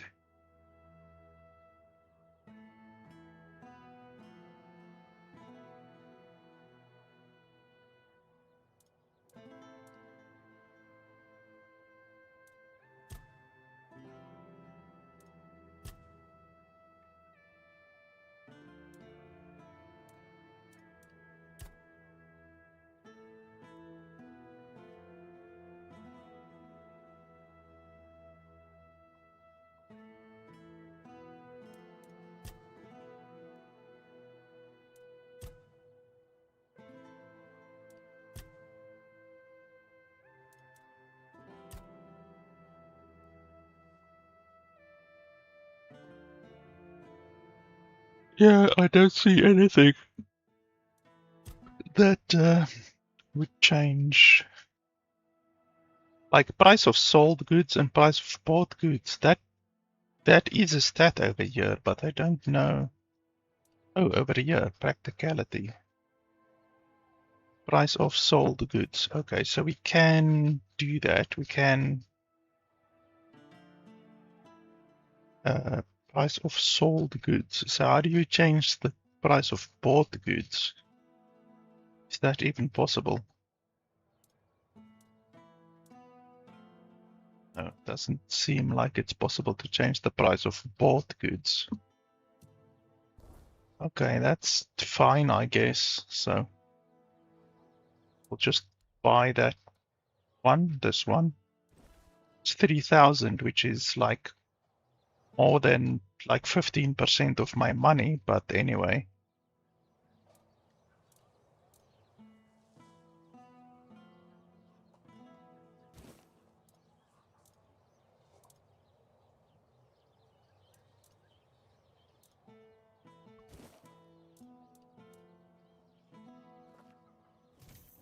You doing okay? Thank you, Bonksy.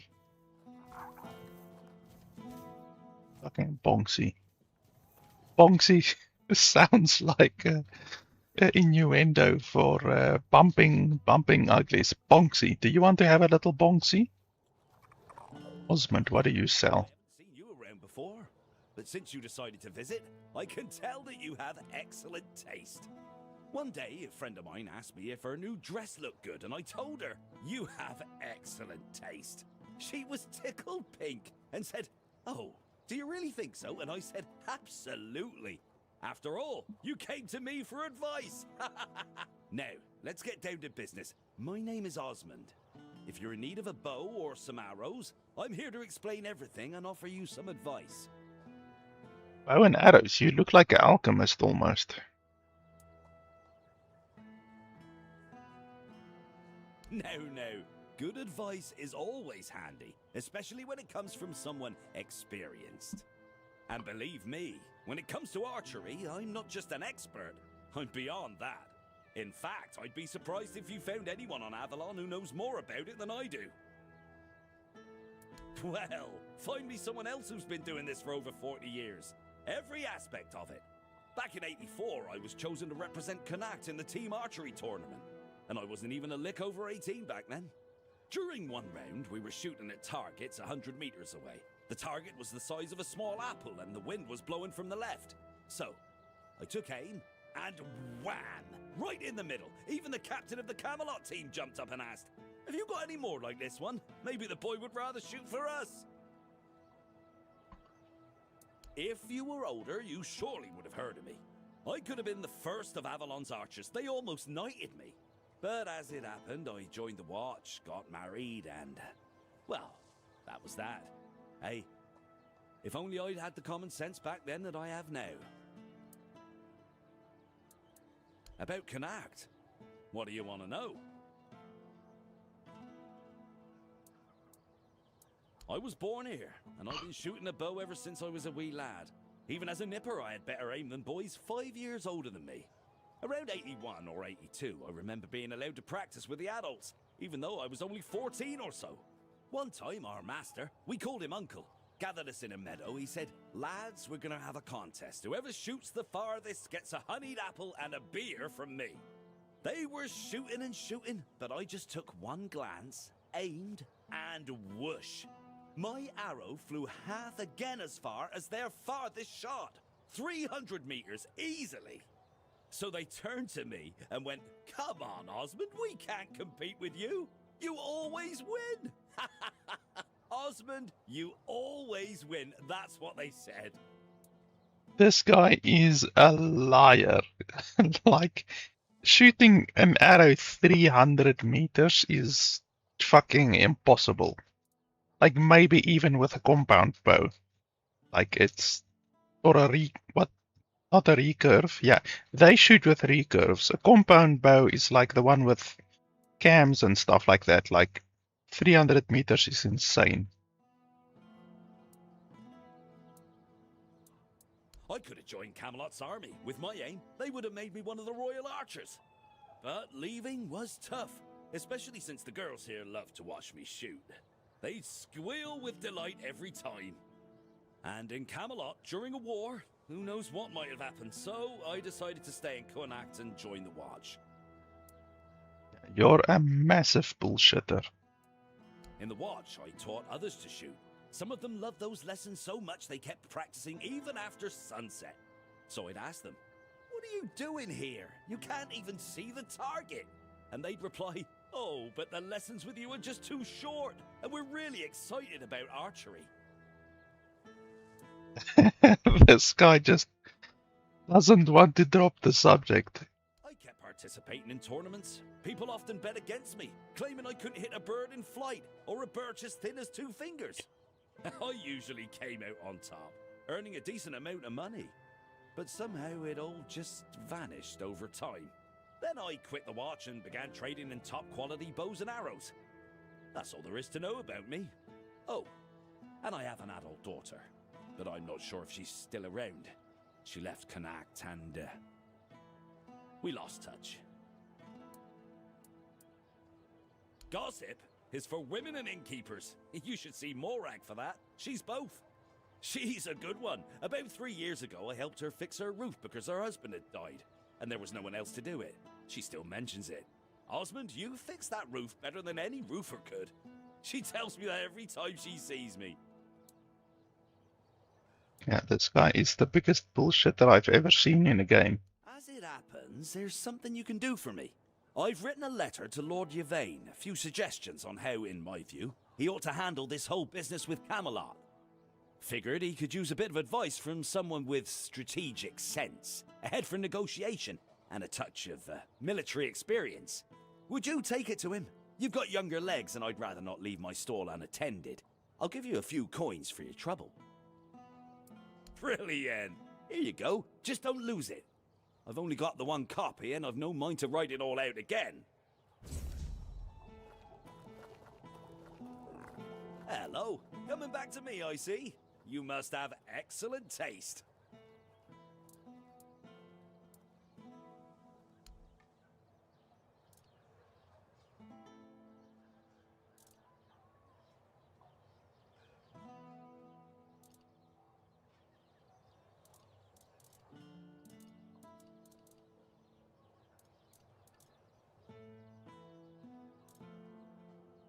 Leaving already? And hello. Oh? So, just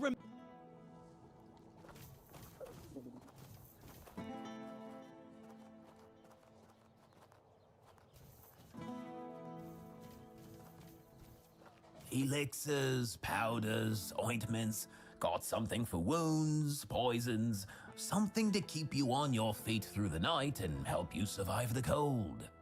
And all of it made by my own hands, with science. No tricks, no vile spells.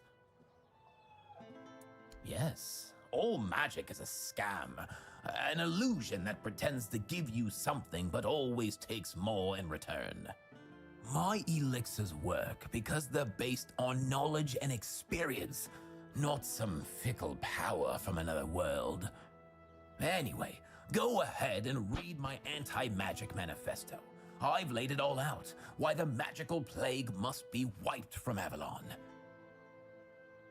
If magic is a scam, how about I throw a fireball in your fucking face? Let's see how you react to that.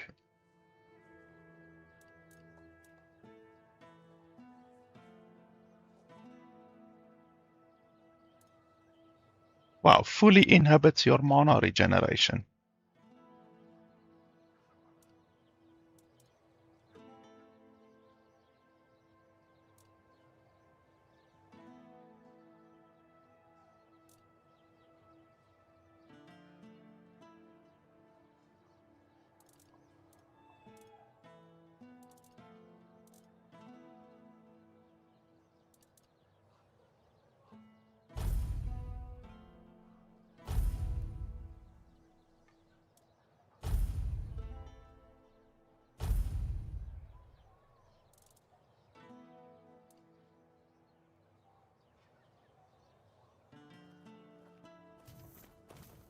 Nice to see you.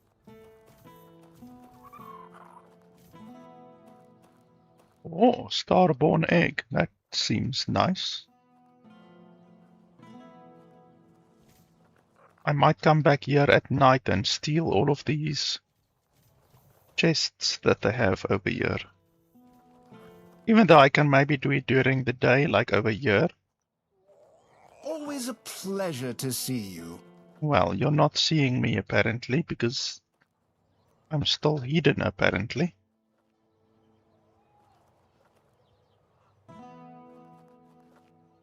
Are you sure that's a good idea? Yes. Hello there. Looking for solid, affordable gear? You've come to the right place. Ah, but where are my manners?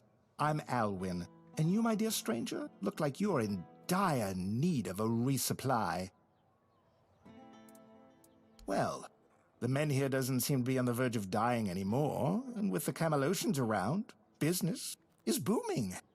The longer they stick around with nothing to spend their coin on but our stalls, the better for us. It's a bit of a shame I'll have to delay visiting my brother at the Horns of the South, but he'll understand.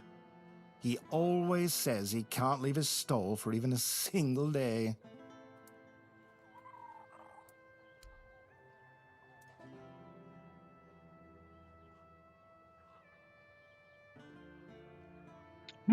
What's a weird lantern? That's the first time that I've seen a vendor selling a weird lantern. I've literally never seen that. That must be a new item. Let's buy one.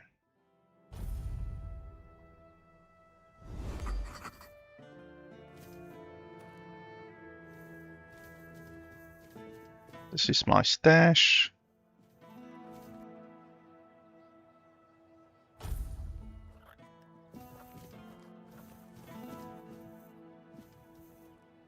Okay, so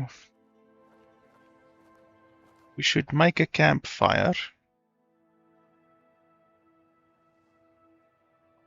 I've also got a couple of quests over here,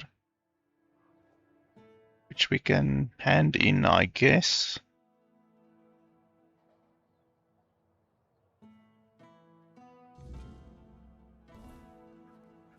like before starting the DLC.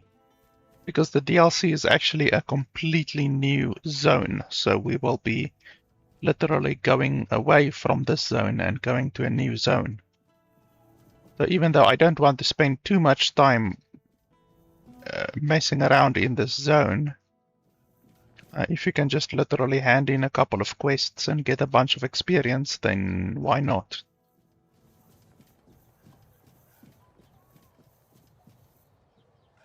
Hospital.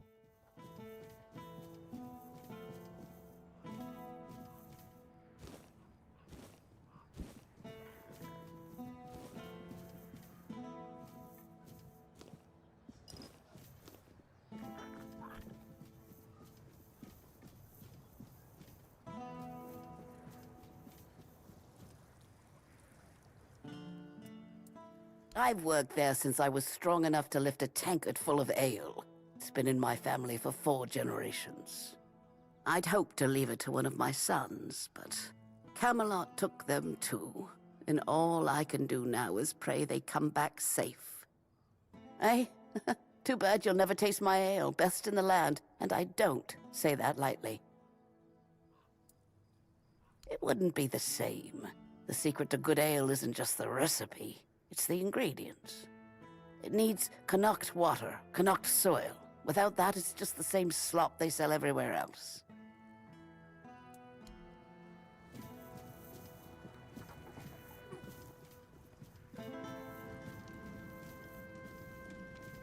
How do we make it down there?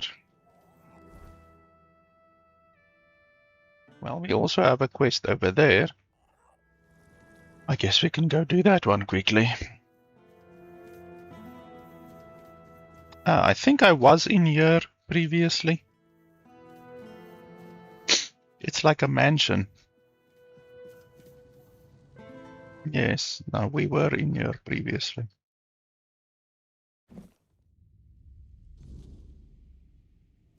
I should stay out of trouble.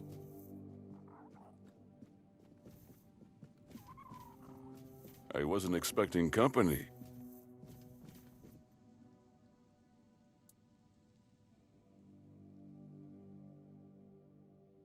Does it now? Very well. Tell Osmond that... what shall we tell him? That I thank him for his concern, and that I will take his advice under consideration. I know. I've already asked Anselm to tell her to wait. But Morag's a stubborn one. Honestly, what does she expect me to do? I'm not about to argue the legate over one inn. Not when there are far more pressing matters at hand. I don't doubt that, but Connacht is in a precarious position. I wouldn't be surprised if Denholm shuts the inn down out of fear of rebellion, and I'm hardly in a position to challenge his decision. We all have to endure these inconveniences a little longer. Well, surely she's been given some sort of compensation, hasn't she? Oh, that is unfortunate. I can see why she's upset. Very well. Tell her she'll be paid part of the damages from my coffers, and I'll speak with Denholm about her situation. When I have the time. I can't offer more than that. As long as this stalemate with Camelot holds, reopening the inn is out of the question. That's my final decision. Now, was there something else?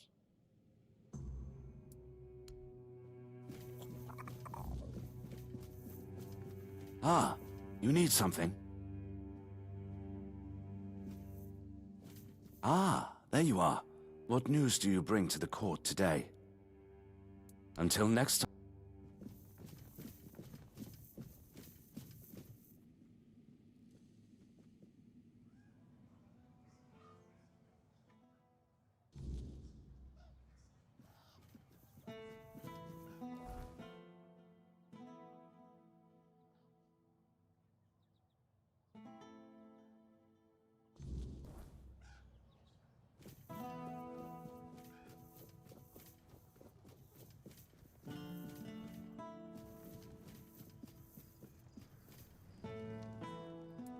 And What did he say?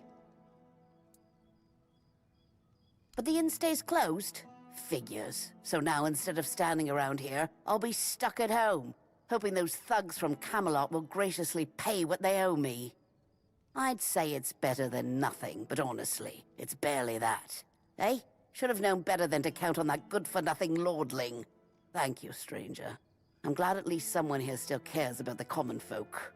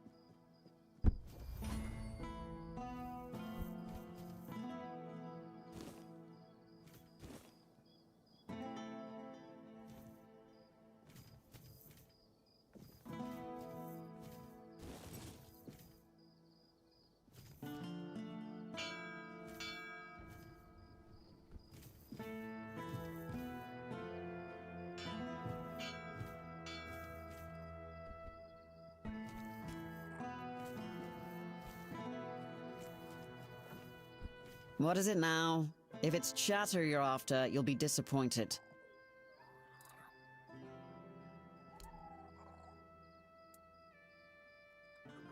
So the job's done? And here I was, ready to send out a search party. You are full of surprises, which is more than I can say for most of the folks around here.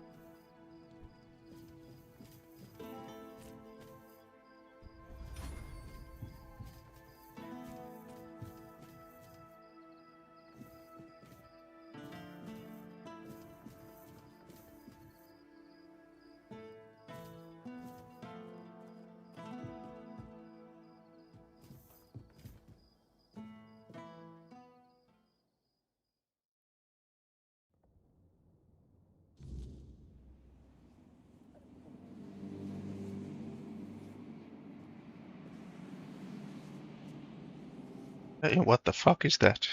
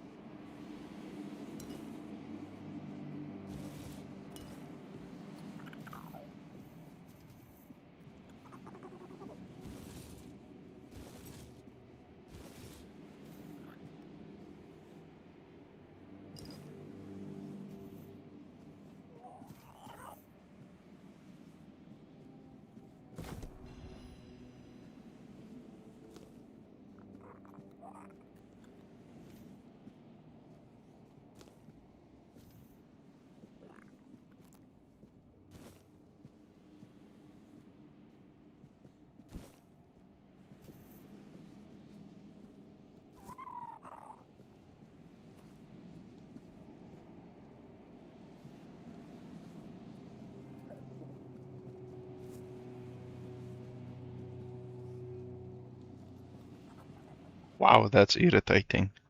Every time the NPC moves in front of me during looting, it cancels the looting. That's super irritating.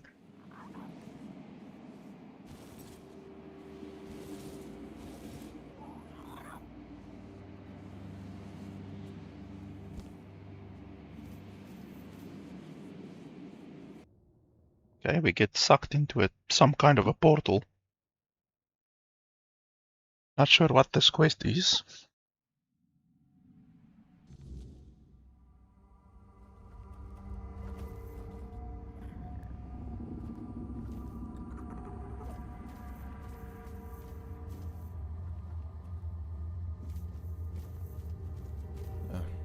No. No. Who are you? What are you doing here? Oh, gods. Please don't tell me they sent you after me. Is that what they're saying? Gods, this is a nightmare. I'd never desert. I swear, the lads are my family. I've got nothing else. I can't believe I'm going to die here. With everyone thinking I'm a traitor. And a thief, too. Of course I am. But it's impossible. I've searched every inch of this place. And there's no way out. Things still fall in from time to time. But that opening only works one way. So, I'm sorry, my friend. But we are well and truly stuck here. At least there's food. But if they move the supplies, we're done for.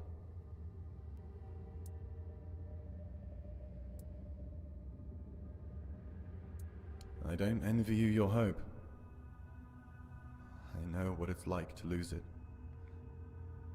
But, go ahead.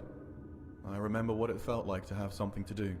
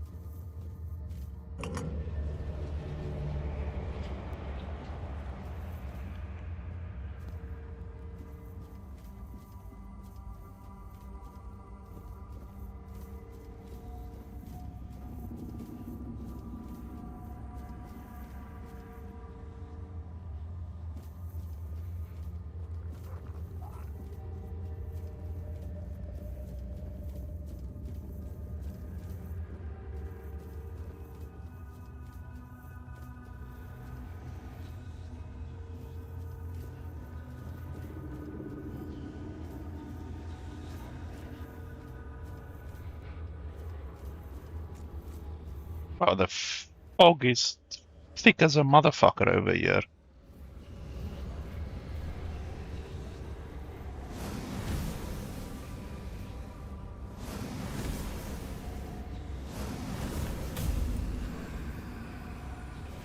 Holy schmoly.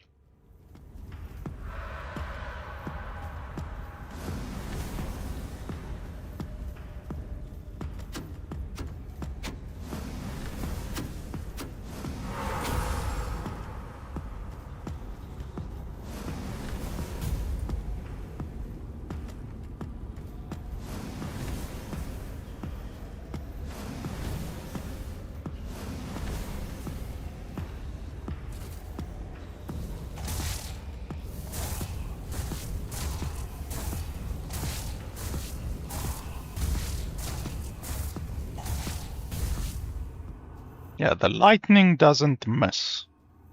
The fireball can miss, but the lightning never misses. I fought these mistlings before and they are really irritating to hit, so that's why I have the lightning ready for targets that are evasive.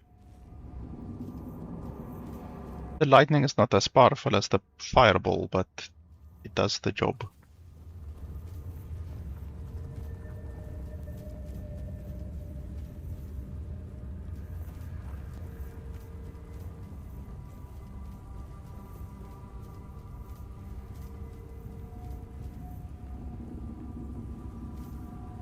And what am I supposed to do up here?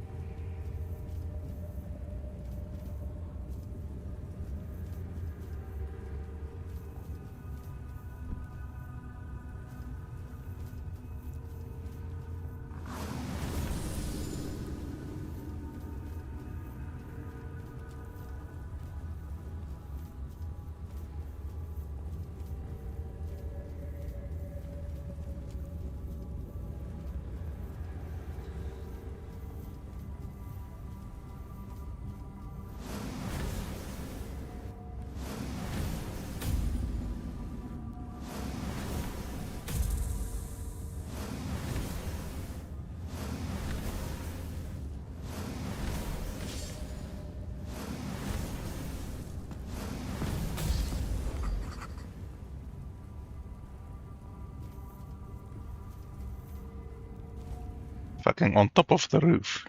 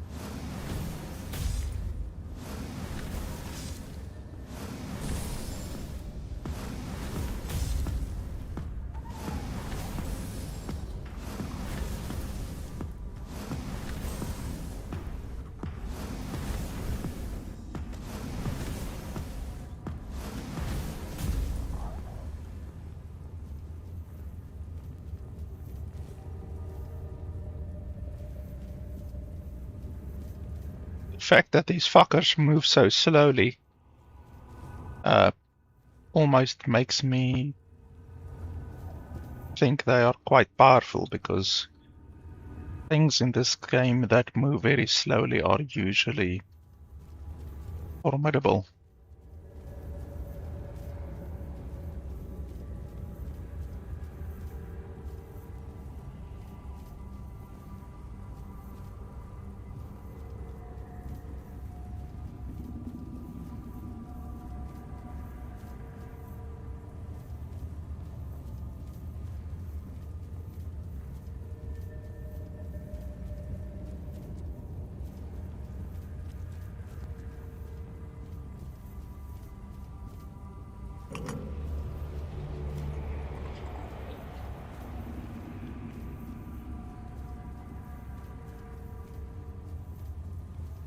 Another guest? My, how word must have spread. I didn't think there were still fools eager to walk in the shadow of my throne.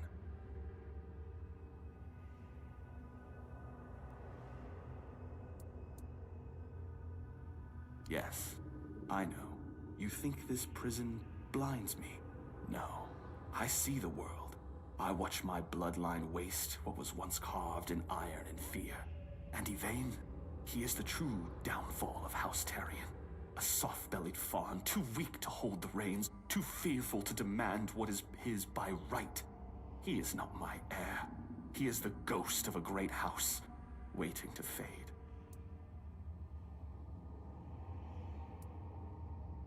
Ah, history, the great devourer. It swallows men whole and spits out only what it pleases. Palamedes, my ancestor. His name endures, woven into the fabric of Avalon like a golden thread. But me, I am the frayed end, the unraveled strand, cut away and discarded. And why?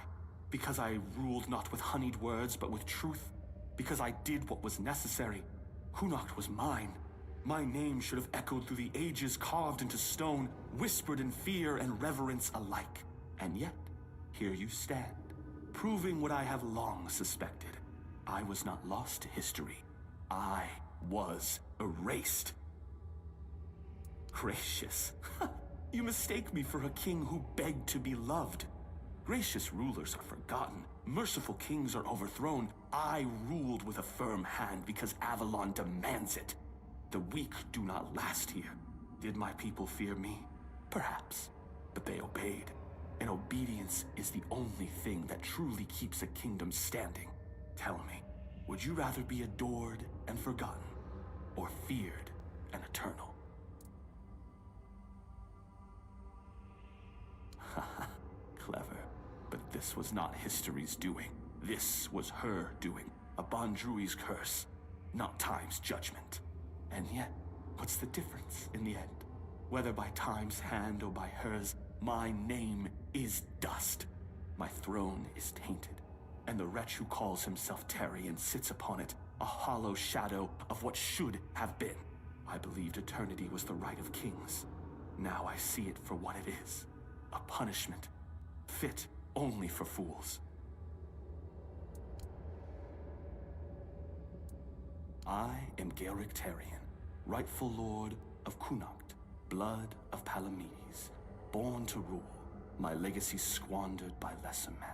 And yet, here I sit, not in a hall of marble, but in this realm of broken things. Because I made a mistake, a single miscalculated mistake. I toyed with the wrong woman. I thought she was just another pawn in my game, a trinket to be used and discarded. But she was no trinket. She was a Bondrui, a woman of power, of the old ways, and she cursed me for my arrogance.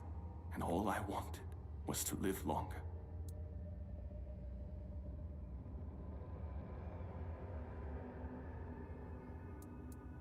Yes, and then some, as you can see.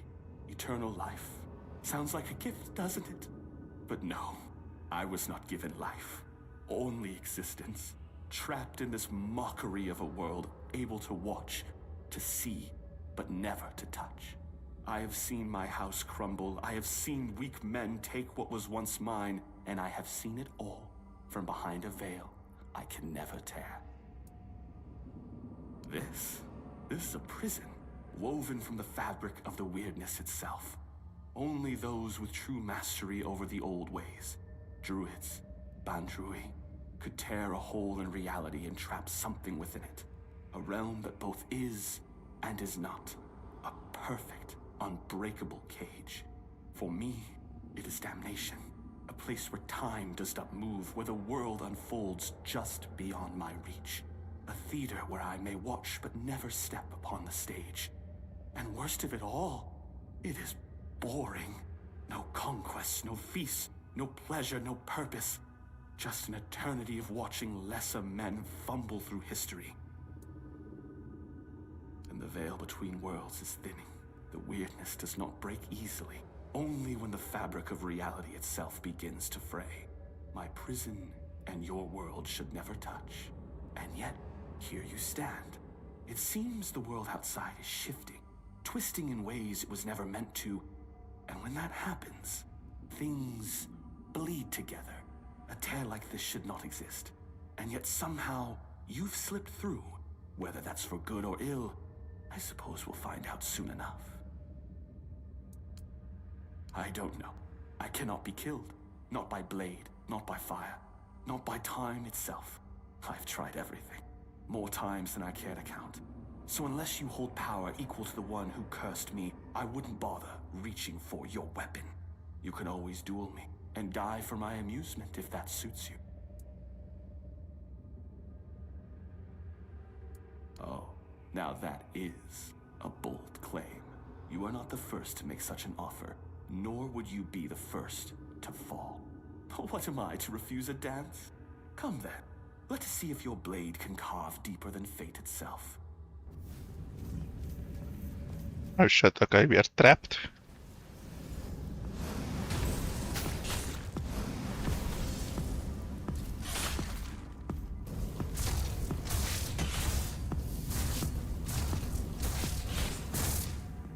Hey, you suck, my guy. You're fucking weak. You're weaker than those Fae that I fought back there.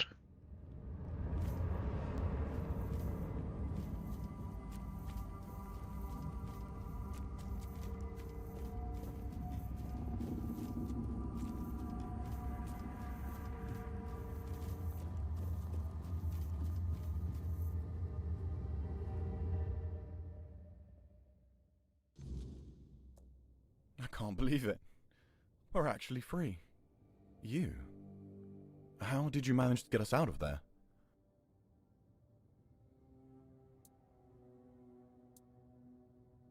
Oh. Oh. I thought you were some kind of mage or something. But don't worry, your secret's safe with me, either way.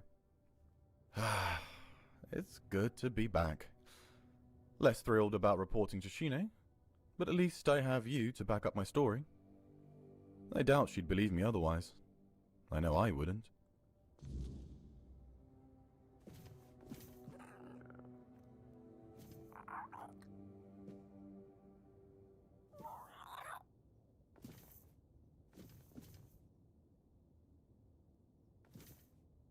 All of these are respawned. That's interesting.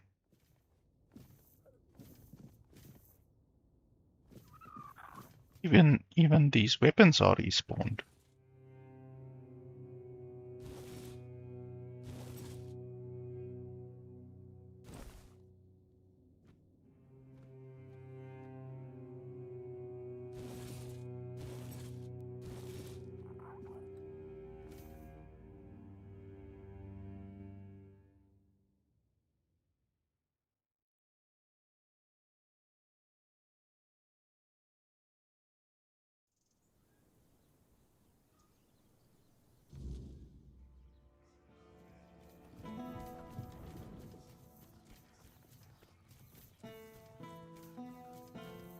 What is it now? If it's chatter you're after, you'll be disappointed.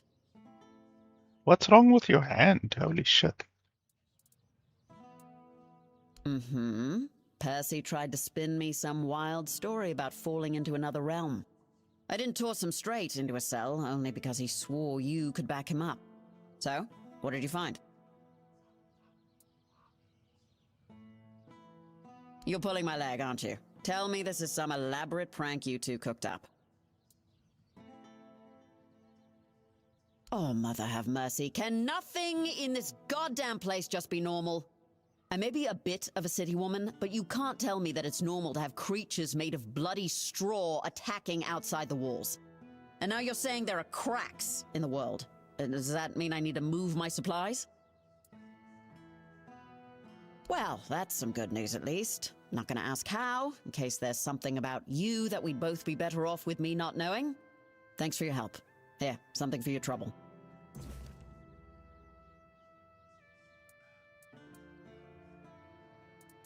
Born and raised, yeah. My family has an estate in the country, but I never liked going there. All that space and nothing to do. Not even a good tavern in sight. I don't know how people live like that. A military family, dating back to the Age of Conquest. My father's a general, his father was one too, and my grandfather, yeah, you get the gist. Technically we're nobility, but I've never felt like it. And I'm no good in ballrooms. Joining up seemed only logical.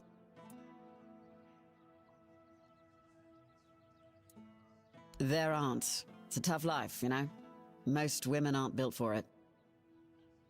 That I can't, but what passes for entertainment here just makes me want to leave this shithole and never look back. Can't wait for the order to march out. There might be something, but look, it's got to stay between us, right? Well, one of our warehouses burned down recently, completely down to the ground. When I checked what was left, I found a trapdoor. It must have been hidden under the floorboards because I never saw it before. Problem is, it's sealed shut and the lock looks ancient. Denholm told me to leave it alone, but it's been bugging me ever since.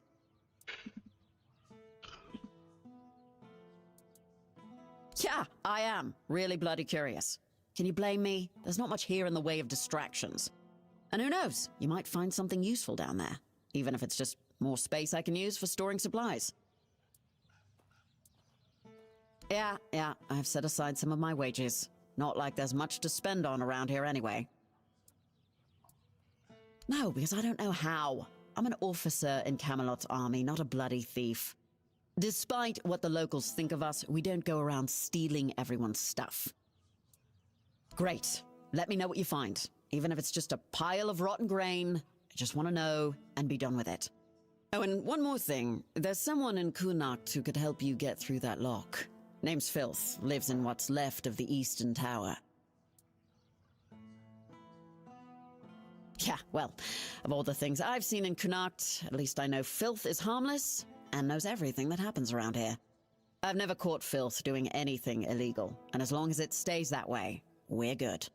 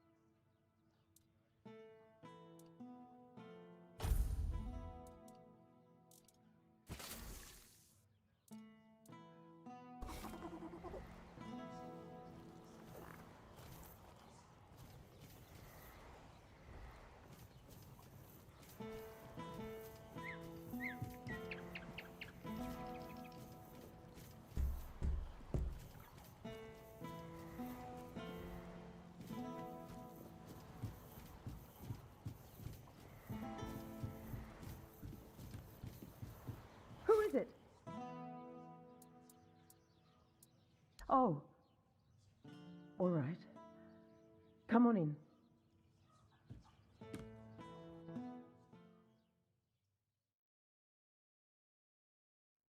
Sorry. I wasn't expecting anyone.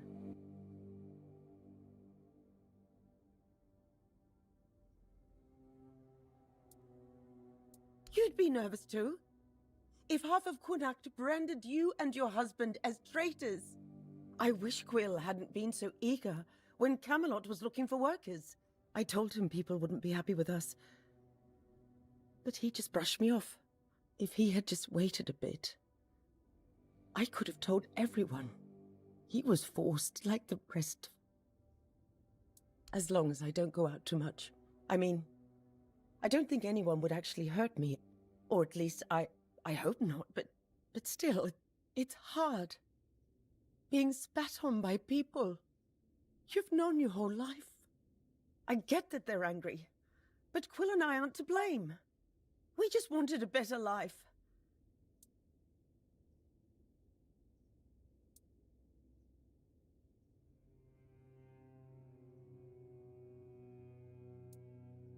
They're betraying themselves by believing there's a point in staying here.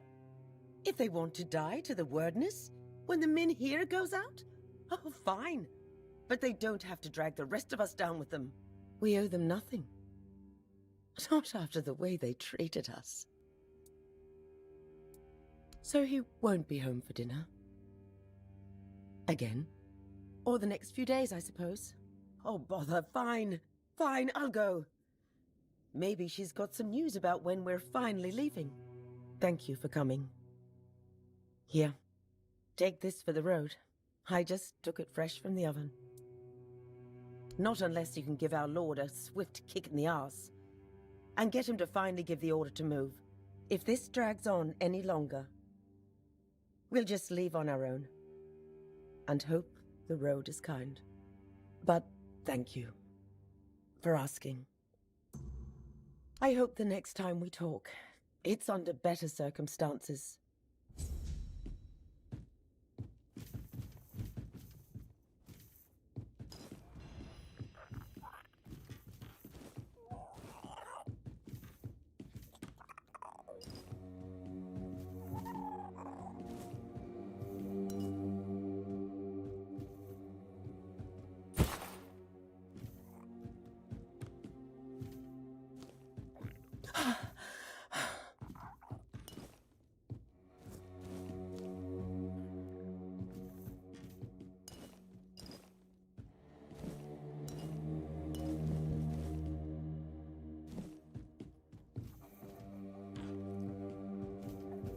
Stop that before someone sees. She's fucking sleeping, but she's still talking.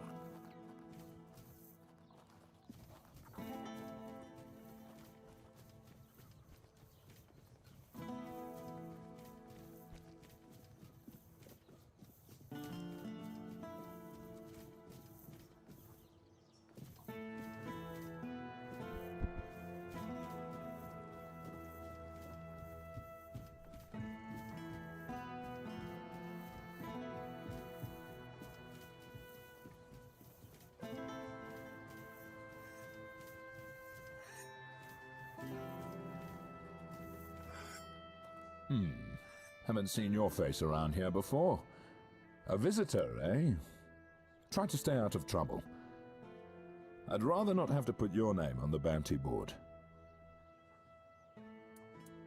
No, that'd be Sheena. I keep this camp running and make sure everyone's pulling their weight. Idle hands have no place in Camelot's army, especially not on a mission like this. Trouble is, we've got more work than men. So if you're looking to earn some coin, check the notice board. I've posted a few bounties. I can't spare any soldiers to deal with things outside of Kunacht, but I'll be damned if I let those bandit scum run loose. I handle what makes soldiers fight. Sheena handles what keeps them comfortable. You want glory and gold? See me. You want a softer pillow or a warm meal? That's Sheena's domain. Legate Denham is in charge here. Sometimes I wonder if he upset someone higher up to get sent on this mission, because this place, it's a damn mess. Lord Yvain's acting like a maiden on her wedding night, the Red Priests are throwing their weight around, and the locals are ignoring the fact that they're all about to be swallowed by the weirdness. I have no idea how the legate puts up with it all. But, well, at least he's got me to make sure his orders are carried out. I'm Immunis Askel. If you're here for war stories, forget it. I've no time to entertain idle curiosity. Most of the fighting's behind me now. I've traded my sword for paperwork. Not glamorous, but necessary. Once we're done here, maybe I'll finally retire. Then I'll have all the time in the world to spin tales for nosy brats like you. I'll await your return. A little bit unnecessary to call me a nosy brat, but anyway.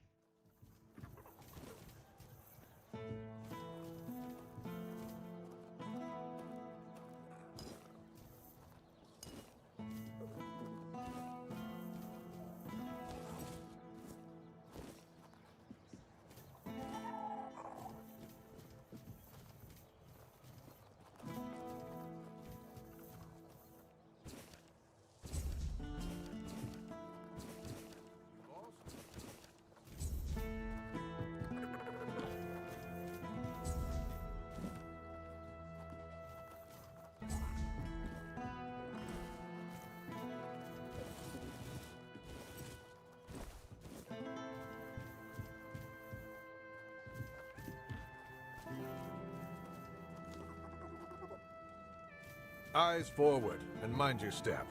Ah, here's our troublemaker. You've really caused a stir around here with that spectacle in front of the Menhir.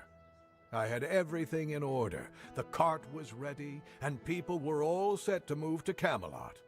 But now, you appear out of nowhere, and suddenly a dying pile of stones lights up like a bonfire. That's bad. That's very bad. Firstly, because now I have to write yet another report to Camelot that we're going to be late, and that they need to send us even more supplies. Secondly, you've somehow reignited the Menhir, and this has reignited people's hopes that they can stay, and that's dangerous. And before you ask why it's dangerous, take a look around town. The recent Red Death outbreak took its toll, and I'm pretty sure things are just going to get worse and worse. But you should be thankful to them. Their hopes are the only reason we haven't locked you up for sabotaging our initiative.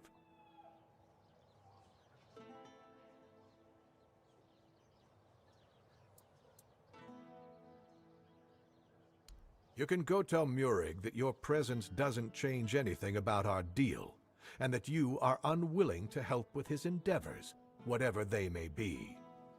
And if he doesn't listen, play along, but come back to me when you learn what he has planned.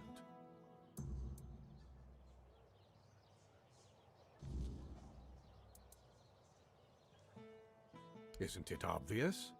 For the safety of all the residents of Avalon. Only by gathering the Menhirs in one place and reigniting them will we be able to keep ourselves safe from the weirdness. Avalon's population has significantly declined over recent years. We're on the brink of extinction, damn it. That's why we need to stick together, to take care of each other. Only Camelot possesses the necessary infrastructure to establish the right conditions for its people. If they remain here, they will die, either from the weirdness itself or from the horde of monsters it spawns. And there aren't enough soldiers here for their protection. You must know that I didn't come here just to obey orders. I truly believe that this is the only way to save everyone on Avalon. Then at the very least, we'll have bought some time for those wiser than us to think of an alternative solution.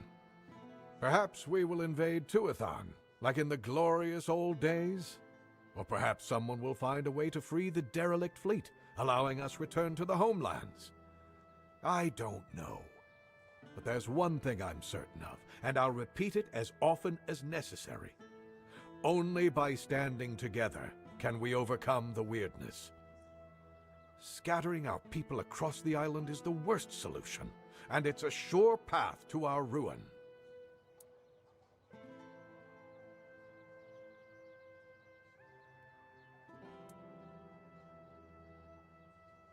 Really?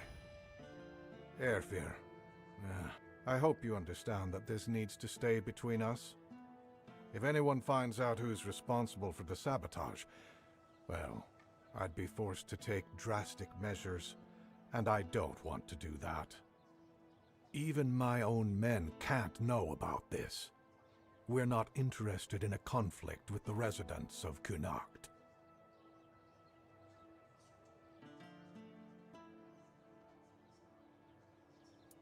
We could use your help once more. This is a delicate matter.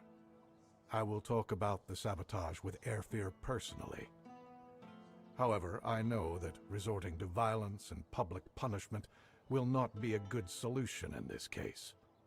Meanwhile, the equipment is still broken. And you know something funny?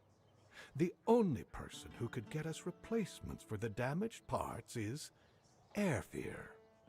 Problem is, his forge has been closed lately for some reason, and he refuses to help. I'd like you to find out what's causing this standstill. Don't worry, you'll be rewarded.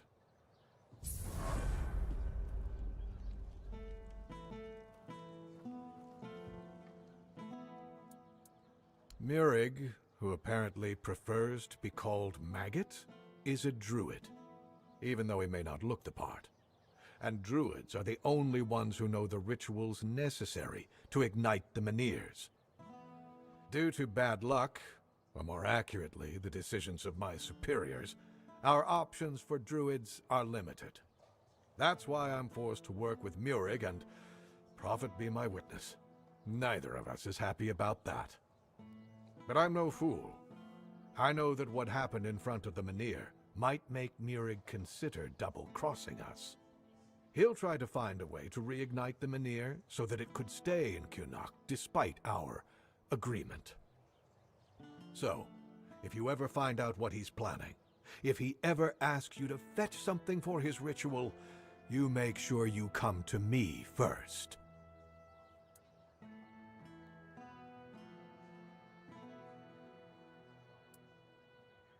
Who told you that? The Dalriata? I've never paid a single gold coin to any Dalriata for deserters.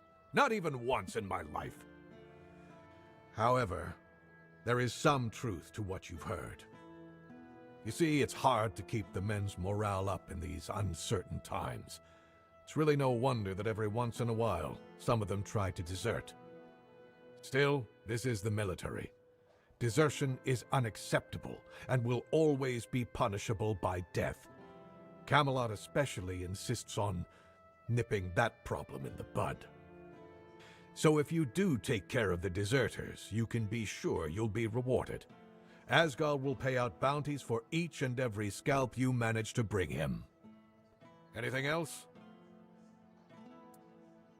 Me? There's not much I can do right now. I have to stay in Connacht with my men until we get the locals to consider moving to Camelot. But if someone were willing to handle them in whatever way they saw fit, as long as they stop being a threat to my men and the people here, they'd have my thanks. But all this should stay between us and on the down low. Excellent. If you need anything, you know where to find me. Yes, on my orders. Firkett needs to give me an explanation for a very unfortunate accident in which innocent soldiers were hurt. He's a local inventor, and as far as I know, doesn't have the best reputation in Cunnacht. At the moment, at least. There was a time when he was quite useful. He invented various machines for more efficient farming and other practical applications. But now he's apparently fixated on the weirdness, and he doesn't want to talk about anything else. People are afraid of him.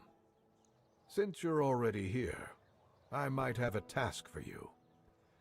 Firkett refuses to talk to my men, and the locals don't trust him. There's a slim chance that anyone would be willing to mediate the matter. But he doesn't know you. Perhaps he'll be more open with a stranger and confess the truth. So, are you interested?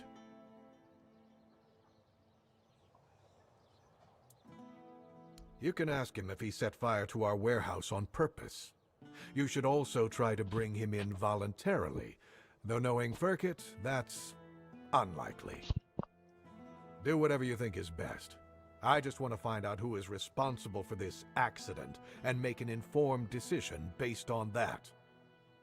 Here are the orders. Show them to the boys by the gate and they'll let you in to see Firkett. As soon as you find out what happened with Firkett, report back to me immediately. You sure about that?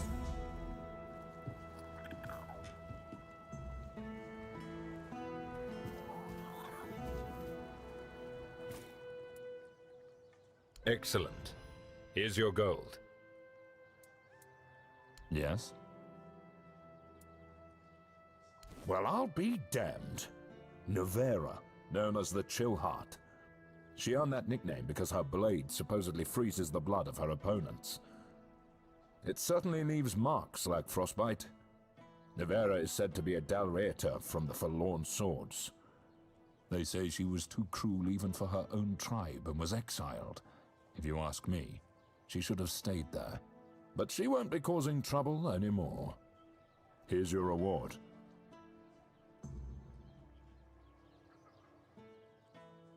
Hey, care to humor an old soldier with a friendly spar? These bones could use some warming up. That's the spirit. Let's see if I've still got some fight left in me.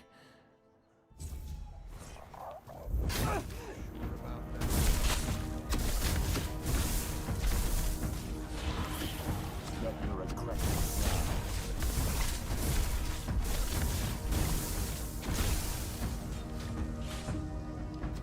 That one had to hurt. Damn it all, that was pathetic. 2 strikes and I'm on my ass. What happened to me? I used to be a force to be reckoned with. Now I'm just an old fool, shuffling papers and barking orders.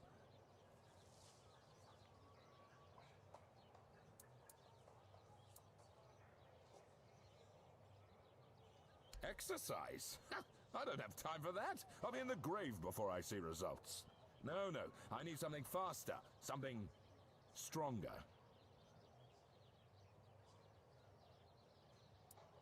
Exactly. You're quick. I'll give you that.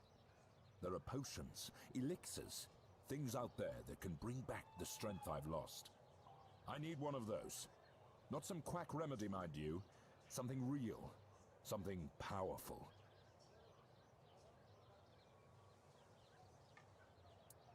If I knew, I'd have fetched it myself. But there's talk of alchemists in the region who dabble in such things. And if anyone's got the gall to brave the wilds for it, it's you. I've also heard about some powerful stuff from the Dalreator tribes. Trust me, I'm not a fan of those folks. But if it works as they say it does, I'll take it. Good. You'll be paid, of course. Just bring it quick, all right? The idea of sitting around like this for another day is unbearable.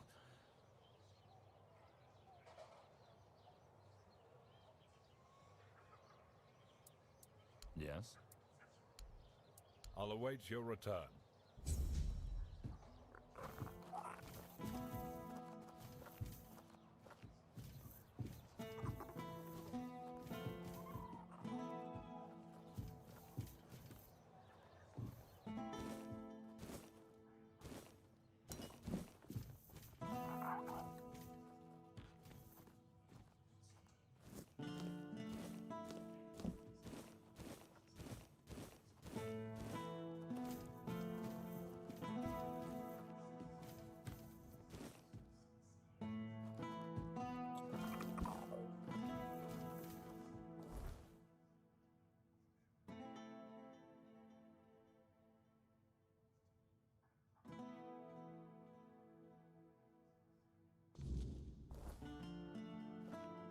So we are working through these quests pretty quickly. I just want to finish up these couple of quests in this area, and then we can move on to the next area.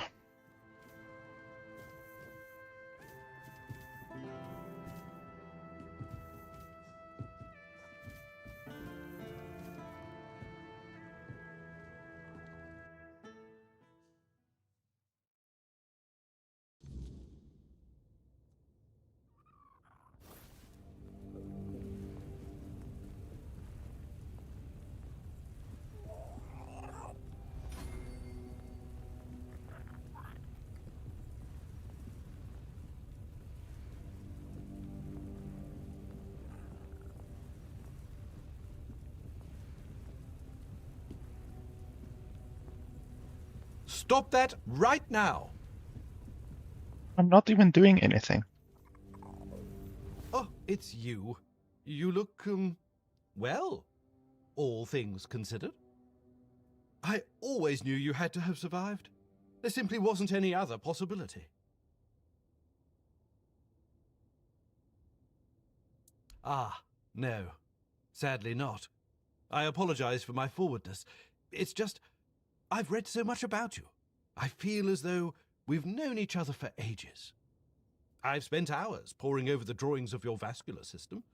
Enough that I'm fairly certain I could recreate them from memory. Oh, I'm so glad you're here now. If there's anything you need, please let me know. I'd be happy to help. Oh, no. That honor fell to others. I was merely a silent admirer. Though I have to say, I do think they were rather heavy-handed with you. I've heard no one had much faith in you, but that doesn't excuse carelessness, don't you think?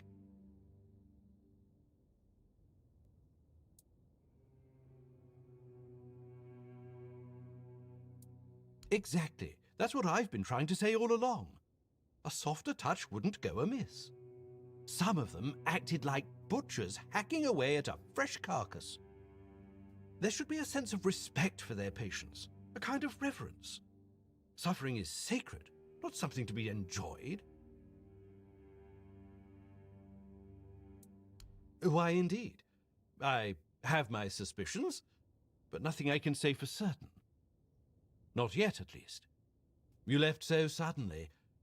Your case was in chaos. Incomplete notes, no one willing to talk. It was all very frustrating. That said, I do know a few things about what happened to you. And, more importantly, about the people who allowed it to happen. I'd need to dig through my notes, though. In the meantime, there's something I'd like you to help me with. Straight to the point, I see. Oh, I do like you. You've got a sharp mind, and I'm really glad they didn't break it by accident. I need items touched by the weirdness. It's a personal fascination of mine. The way the weirdness reshapes even the most ordinary things is incredible. It can take something entirely mundane, like, well, you, for example, and turn it into something extraordinary and unrecognizable. Bring me a few of these items, and by then I should be ready to share what I know about the experiments. Now, is there anything else? Ah, such inconspicuous little things. Did you know that cleansing them in the weirdness-repelling fire reveals their true nature? They may still appear to be mere banalities, and yet they become more. To think, you ventured into the weirdness and returned unscathed, all to retrieve a few items for me, as if it were nothing. Ah, you've become a true marvel.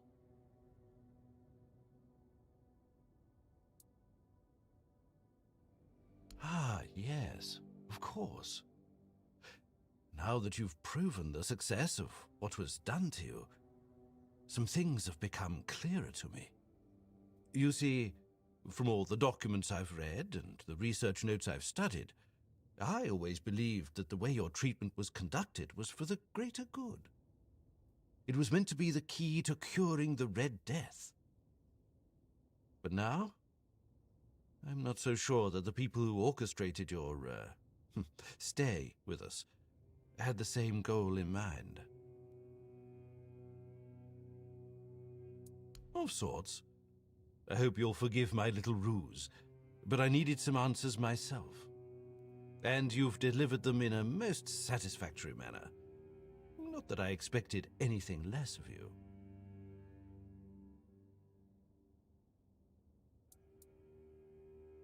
I don't think so. From everything I've seen, you were just supposed to be ordinary Avalon rabble, but with the potential to become something more. I don't have all the details about your case, especially concerning the Red Death, but something must have been done right, since you're not infected now. Sadly, the research was never completed. Now, I know we've never had that kind of relationship, but would you perhaps be willing to lie down and let me rummage a bit? Normally, when a man asks a woman to lie down and have a rummage, that's when you call the police. Keep your hands where I can see them. Well, you can't begrudge me for trying. From what I understand, your natural affinity for the weirdness was enhanced. You see, centuries of living on this island have led to more and more people developing a certain tolerance for it. Sometimes that tolerance can evolve into agreeability. It does, however, take time, so you were given a push. As for the exact methods, well, I'll spare you the gory details. Besides, at this point, you know the results better than I do. Speaking of which, would you mind sharing the details of your current state?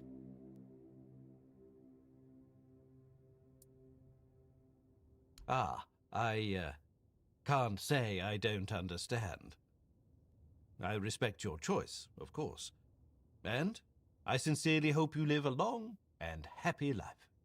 But if any accident were to befall you, I would be immensely grateful if you chose to donate your body for further examination.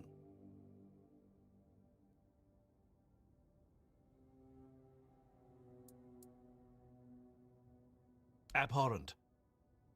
I was made to believe that by studying the weirdness and its application, we might be able to find a cure for the Red Death. We have suffered failure after failure, and now you're telling me it was by design. That curing the plague was never the goal. I am not sure where to go from here. You have indeed given me a lot to think about. Those who arranged your escape from the island asylum were also the ones responsible for your capture. Everything that was done to you was at their behest. I don't know much more. They've always been incredibly secretive. Honestly, I was more focused on the results than on who was behind it all. But then they took you away, before anyone could achieve anything meaningful. Goodbye. Every encounter with you leaves me with so much to ponder.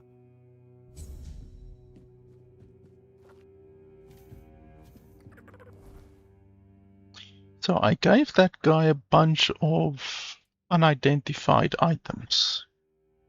I don't know. Immaculate. Good. Oh, okay.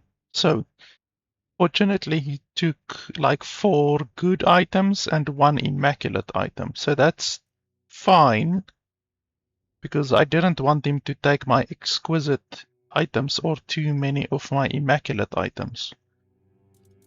So that's fine, I guess. By the way, where's that other consumables?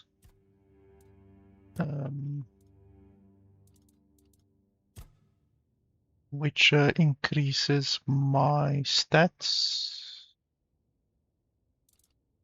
This one over here, consume.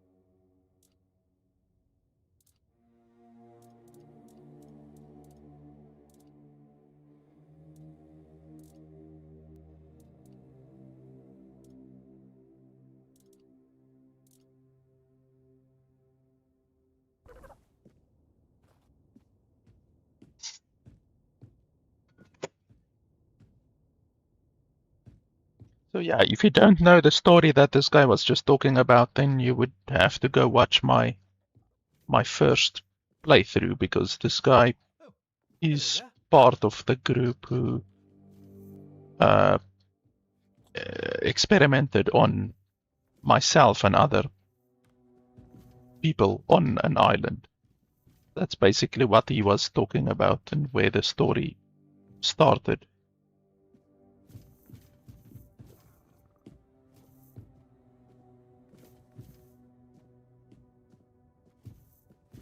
Avoiding someone or something?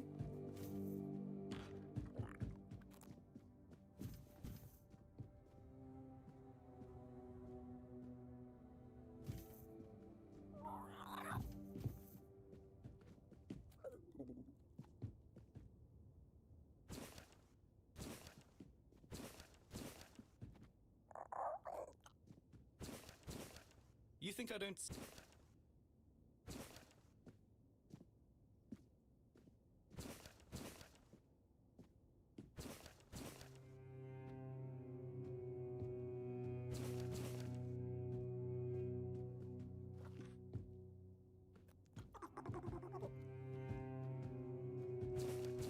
You'll regret that decision. What? I didn't do anything. And you didn't see me do anything. Ah, you must be the one I've heard so much about. A curious figure. Navigating the shadows of Connacht. Solving problems where others stumble. Allow me to introduce myself. Brother Vitus, humble servant of the Red Church, or so the official title goes. I prefer to think of myself as an architect of change. The kind that reshapes institutions and realigns priorities. The church as it stands is stagnant, weighed down by those who use it as a platform for ambition rather than service. Fabius, for instance, is a fine example of what I aim to correct.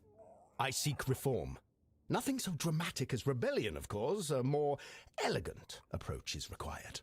One must lay the groundwork, build alliances, and ensure that when the time comes, the transition is seamless.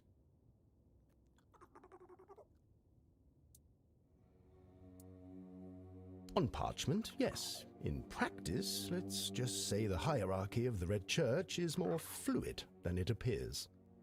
Fabius holds the title, but titles are transient. Influence, vision, and the ability to shape the Church's future, those are what truly matter. And in those areas, he's sorely lacking. Let him bask in his authority while it lasts. The tides are shifting, and soon enough, even he will see that he's relying on borrowed time. I'd like to ask you to speak with Anselm, Yvain's major domo. He's a man of considerable influence. He holds the respect of the people and the keys to the court. Should Yvain's position become vacant, Anselm will step into power. A useful ally, wouldn't you agree? But Anselm is cautious, perhaps even suspicious of anyone bearing the Church's seal. This is where you come in.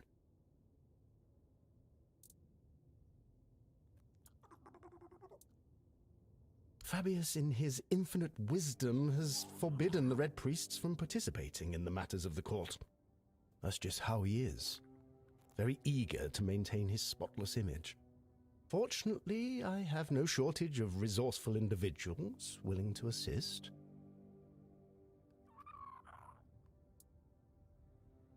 Excellent. I knew you'd see potential in this opportunity. Together, we'll ensure Anselm sees the value of our efforts. The caravan is on its way. Find it, secure the supplies, and deliver them along with my greetings. Take whatever else you find. Coins, trinkets, that sort of thing. But the sealed crates? They must go to Anselm untouched. Consider it a sign of good faith. Do this, and you'll have my gratitude. And perhaps more.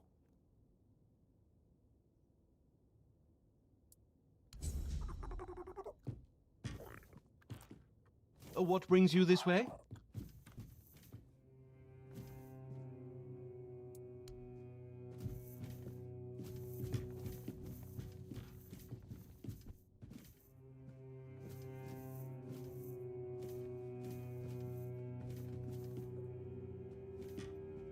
You trying to sneak past me? No, I'm trying to sneak behind you.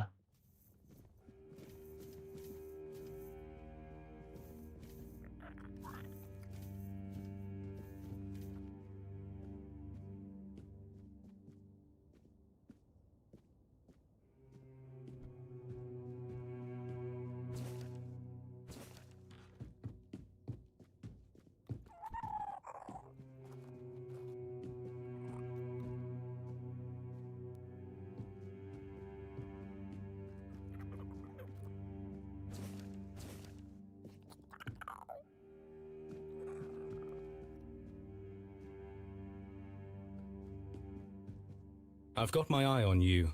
Yeah.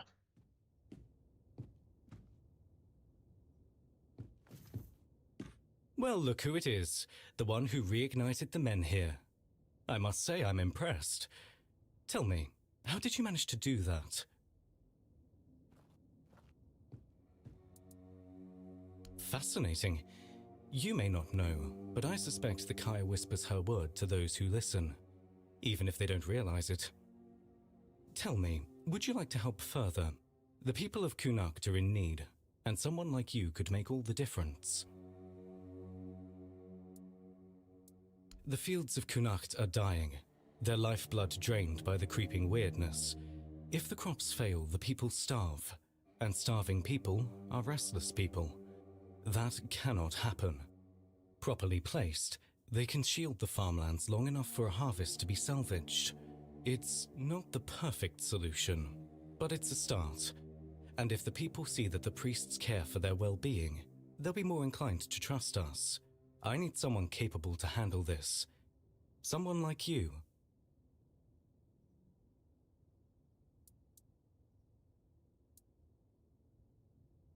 You've seen them around, no doubt. They're simple enough in appearance, but the knowledge to craft them isn't as common as you'd think. Unfortunately, I don't have the recipe myself. If I did, this wouldn't be an issue. You'll need to find someone who knows the craft. Someone familiar with the weirdness or the old ways. But be cautious. Those who keep such knowledge don't part with it easily. Secrets, after all, are a kind of power. But I'm sure you'll manage. You've done the impossible before. A druid would be ideal, of course. They hold the deepest ties to the old ways and to the secrets of the weirdness. Here they have Maggot, but I wouldn't count on him if I were you.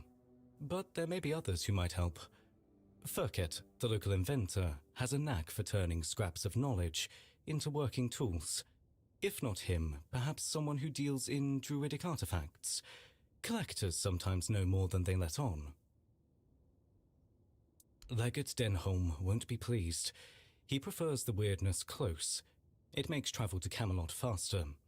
But this isn't about his ambitions. It's about the people of Connacht and what they need to survive.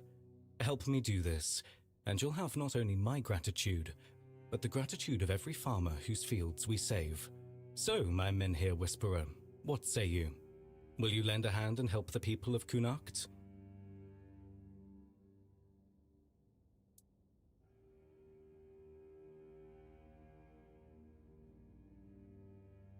Good. I knew you'd see the importance of this. Together, we'll keep the fields alive and the people fed. For now, at least. Once you have the lanterns, they need to be placed around the farmlands. Start with the fields of Rhys and Ida. They work as a couple and have some of the largest crops in Connacht. Then head to the lands of Rob and Gil.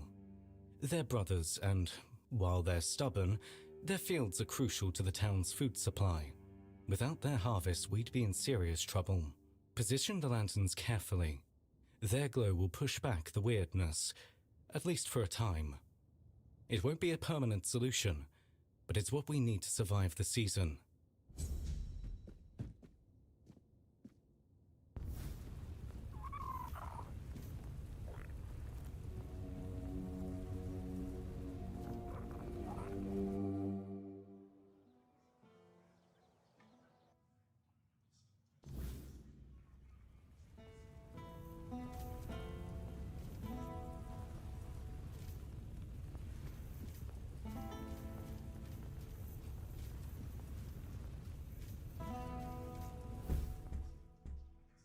The seal looks good. Orders are orders. I'm glad Furket's your problem now instead of ours. Let's move out, boys.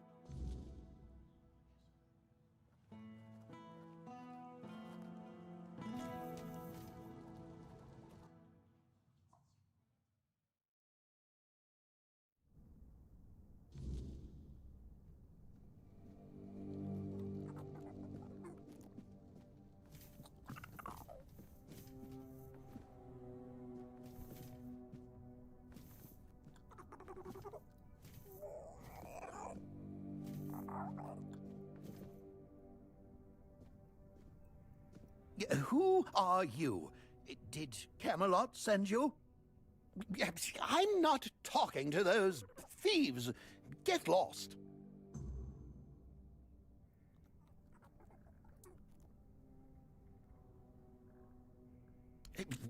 I think it's quite obvious, isn't it? They're harassing an honest inventor. First, they stole my entire life's work, and now they show up with grievances. I'm not giving them anything, and I'm not letting anyone in either.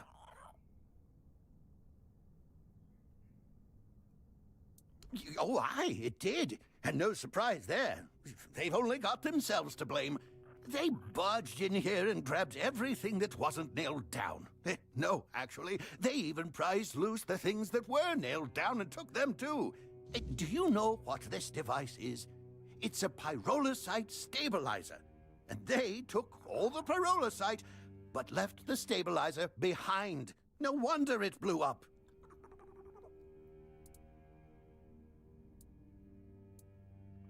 Well, pyrolusite is a wondrous substance. It can create fire anywhere you are. All you need is a drop of pyrolusite, add a little spit, and there you have it. Oh, it also amplifies the power of weird fires. Isn't that marvelous? So, tell me, Don't you think it's marvelous?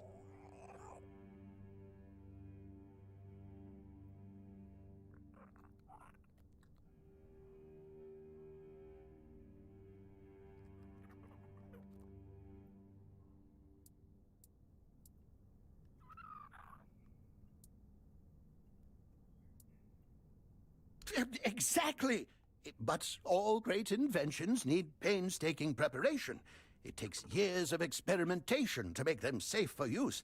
As you can see, my pyrolusite isn't stable yet. That's why the stabilizer is essential. Without it, it's still a dangerous substance.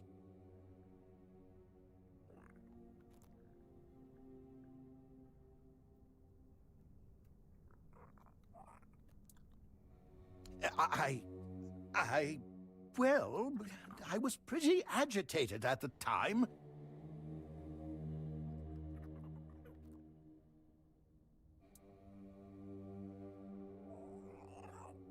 Do you think so? It's their fault for taking whatever they pleased and not asking how things work. I know perfectly well what happens when you meddle with inventions you know nothing about. I had a few apprentices who paid with their lives for their foolishness. Science is a field for geniuses, not for brainless grindylows who feel the need to whack anything they see cross their path. Someone died? Too bad. They shouldn't have put their grubby paws where they didn't belong. I won't confess to anything because I don't feel responsible for anything. It's just natural selection, as we scientists like to call it.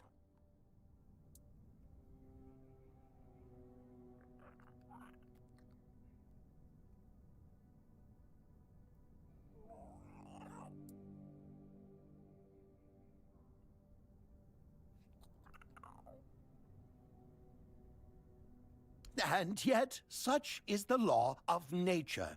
The strongest survive and the smartest endure. The weak and the foolish eliminate themselves. Even though our world is far from ideal, I'm glad that these principles still apply here. So forgive me for smiling at the news that my invention exploded in the hands of the Camelocians. It's what was meant to happen. Nature has spoken. Who am I to defy her laws? I value them even above my own life.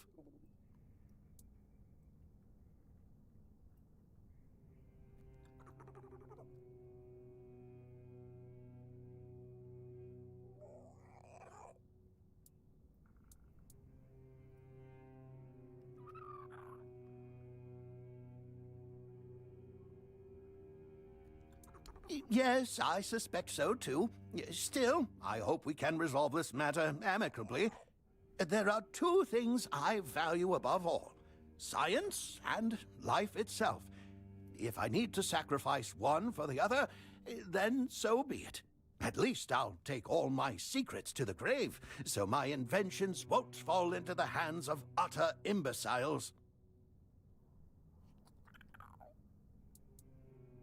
I could continue working on pyrolusite.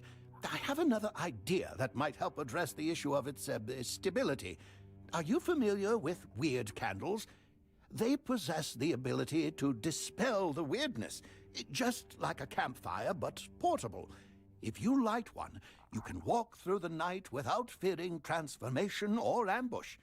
But weird candles burn out quickly, and their production is quite complex. Perhaps my pyrolusite could prolong their effect, or at least simplify production. Yes, I think I would like to start making weird candles.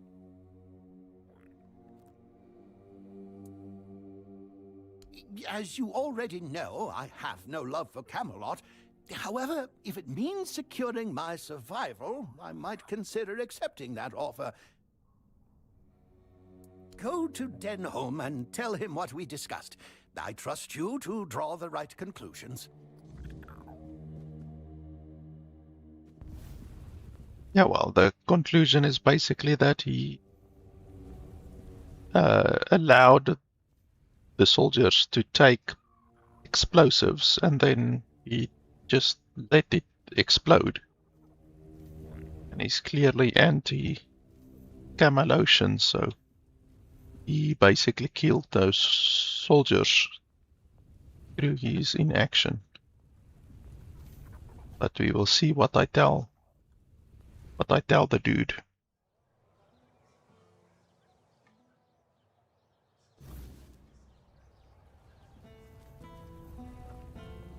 So, Finket did not want the soldiers. Okay, let's see there.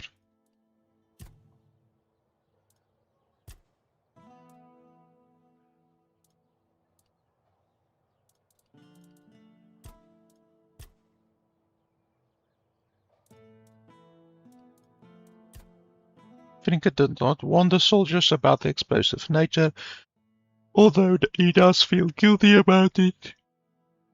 Now to make my choice with the Denel. Yeah, so he says he feels guilty, but I didn't really sense a lot of guilt from him.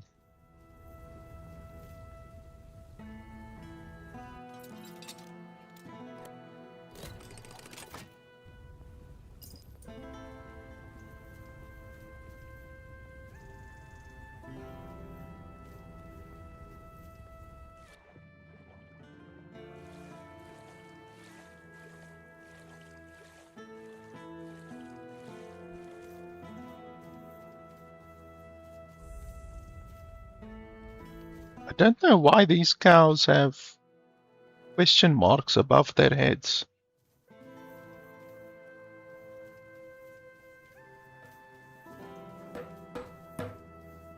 Well, if you want to buy eggs, go talk to the missus. Though consider yourself warned, you eat them at your own peril.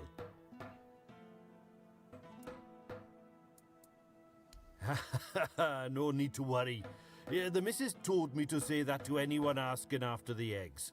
Or grains, or veggies, or anything, really. So they know not to come crying if they find ears growing in unmentionable places. Not that it happens very often. Just, you know, what you see is what you get.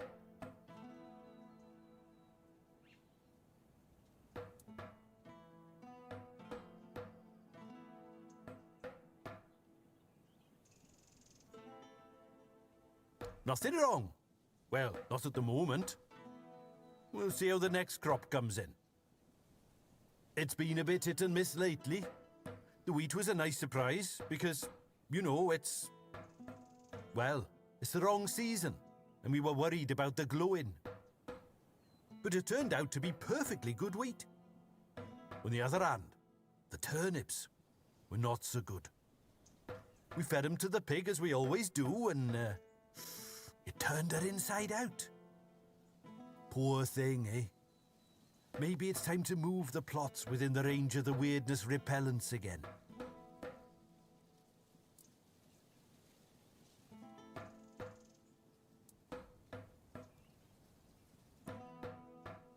Aye, that we do.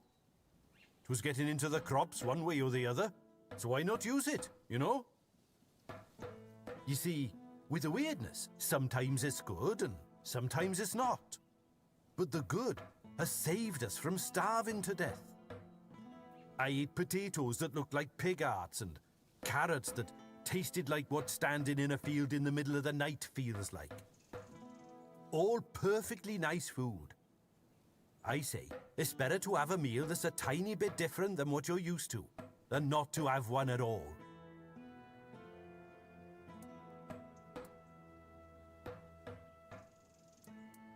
Pumpkins, you say? Oh, I don't know. Are you sure about that? Well, see, with most crops, you plant them in the weirdness and maybe they turn out alright or maybe they turn out weird-touched. But pumpkins, they're a whole different story. They bloody love the weirdness. Or the weirdness loves them, I'm not sure. Either way, they always end up weird-touched. If you're lucky, they'll just grow really big and make you see everything in orange. If you're not, they might grow teeth that eat your entire family.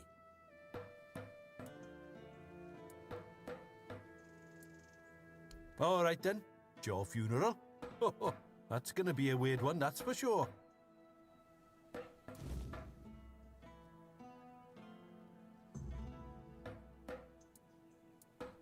Aye, it may be. But it's not like we got a long stretch to live, the missus and I. We didn't want to just lie down and wait for death. And I bet we ain't the only ones. What else are folks to do in this blasted weather? All ready for winter, but winter won't come. And if winter won't come, neither will spring. The last normal harvest came and went ages ago. I'm telling you, if not for the weirdness, we'd all be dead by now. I see. You're with those Camelotians who want to run us out. We've already told your lot. We ain't going anywhere. If we die here, then so be it. And I ain't talking about it no more, so don't even try. And make my missus a widow? Pah! The whole area's full of monsters, and they sure ain't edible. We tried that once, and, well, let's just say we never tried it again.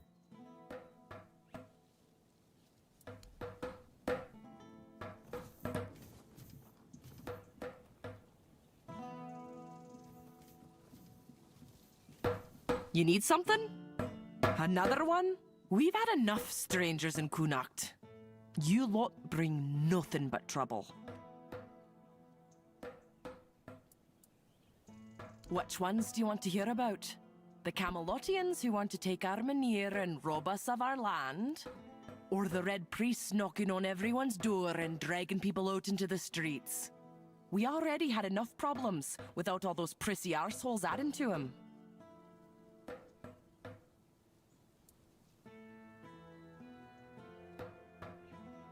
Aye, more of them every day. And no just in the village either. I saw a few of the younger ones wandering around outside, looking for trouble. They say they're looking for people sick with the Red Death, but all they do is drag decent people out of their homes and haul them off to all mother knows where. And people still get taken by the plague, so what good are they? Bunch of quacks. The Camelotians are saying Armenir is dying, and when it goes out, we'll get snuffed by the weirdness. Vipers, the lot of them. Yvain brought them here a while ago to help with the Connacht. That's what he told us anyway. And now? Now they want to take Armenir. Pah! Not just the Menhir. They want to take everything. They're saying all the folks here will have to move. All mother only knows where. My old man won't hear a word of it. And you know what? I don't blame him. We've worked too hard. We've gone through too much to just leave everything behind.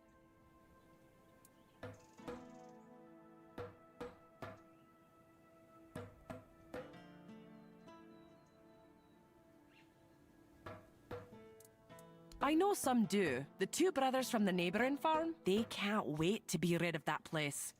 But it's no wonder, with the life they've had there. Not to sound like an old woman, but I'd say their farm is cursed.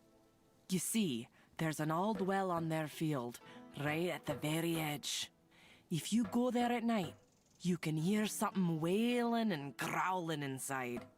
Truth be told, if I were in their shoes, I'd have run for the hills ages ago.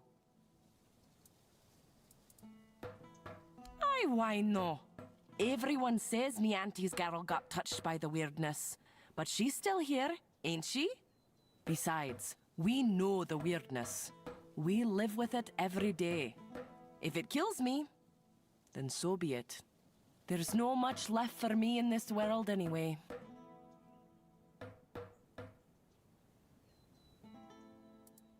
Go talk to her and you'll see.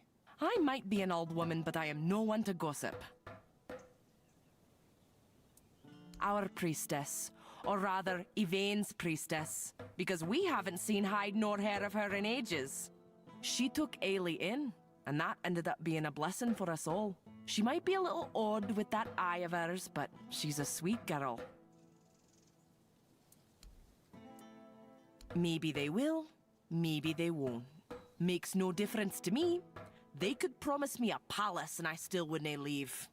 This farm belonged to my father, and it belonged to his father before him. When my older brother died, I promised Pa I would nae let this place fall to ruin. I hoped to pass this land on to my children, but, well, they ended up buried in it. It's only fair that I should rest here with them. Ha! Welcome in, you say, when your lot just barges in and takes whatever you please. Like old Norm's woodshed. That got requisitioned by Camelot. They shoved some fancy paper in his face and said, "This is ours now." They say it's all fair because Norm got compensated. But what about us, huh? We lent Norm our best axe ages ago, and he left it in that bloody shed.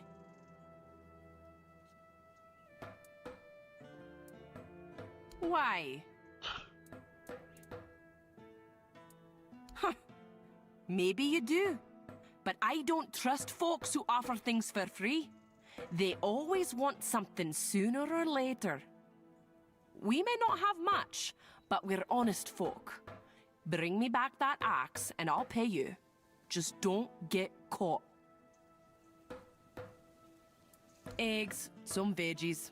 There's no much to spare, but we share what we can.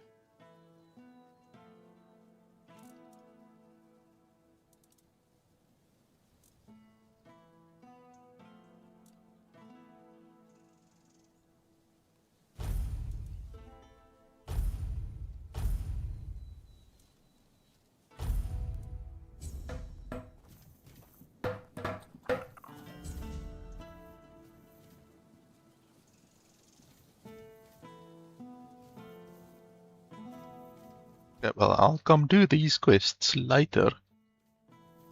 I'm not gonna mess around too much.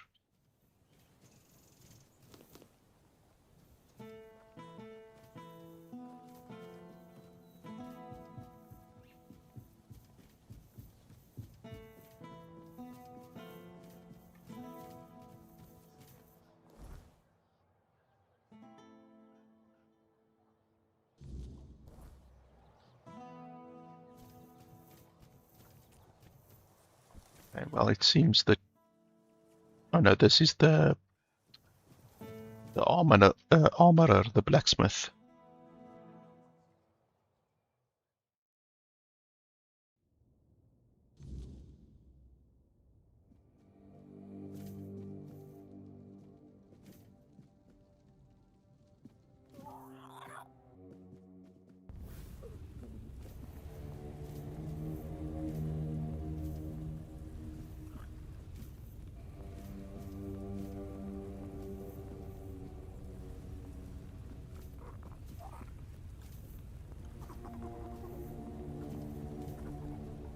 If nobody's working the anvil, then it means the forge is closed, and it will stay closed until Beor gets better. A woman happened. He was chasing after some girl he thought the world of. Almost ended up shuffling right off this mortal coil. One time he went to see her and didn't come back for 2 days. I looked for him all night. It was only in the morning that I found him. He was all the way on the outskirts of Kurnacht. Alive, but barely. Afterwards, he seemed to be getting better. Everything went back to normal. For a while, I could see that he was starting to struggle with swinging the hammer, until one day, he just passed out completely. Now he just lies there, barely breathing. I have no idea how to help him. Nianti, Maggot, none of them know what's wrong with him either. I told him that it's no use chasing after a girl, that she'll come to him if she wants to. Stupid kid. I feel bad for him. What do I care? Whatever happened there could have been her fault. so excuse me for not running to rescue her. I only know that she wasn't from here.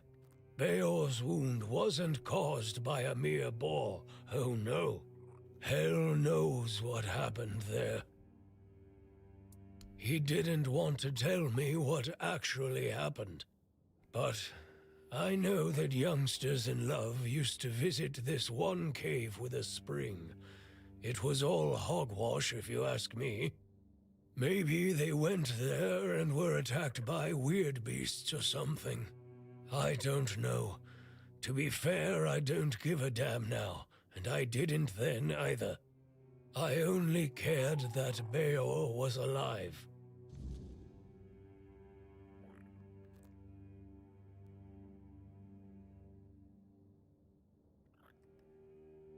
So clearly he's not gonna do anything until I solve that quest. So it doesn't even help talking with him anymore. We will just have to go solve that quest, find out what happened in the cave or whatever. But I'm not gonna do that now, obviously. I want to try to focus on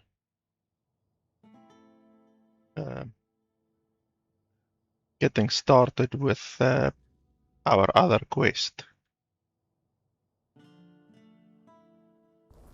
The main quest, or at least the DLC.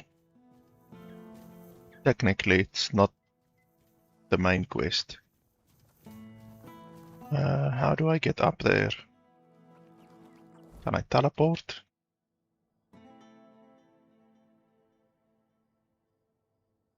I can teleport from another teleport.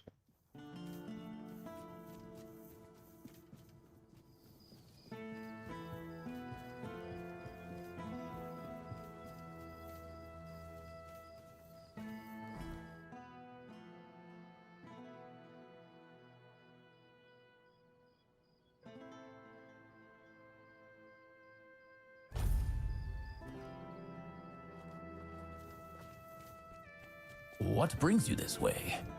You're back. Good choice. What do you need? So he's just old. There's no magic cure for that. Because magic is nonsense. But science? Science has solutions. This is a blend of stimulants and enhancers. It'll make him feel like he's 20 again. Side effects? Sure, there might be some. But what doesn't come with risks? If he's desperate enough, he'll take it. If not, let him rot with his natural decline. Here, take this recipe. But prepare it carefully. Precision matters if you don't want it blowing up in your face. Or his.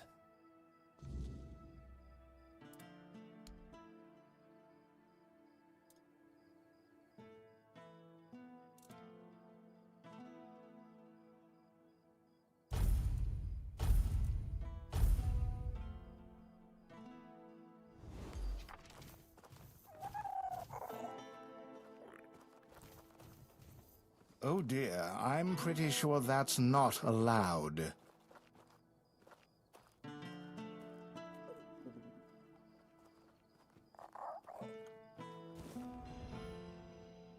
I wasn't expecting company.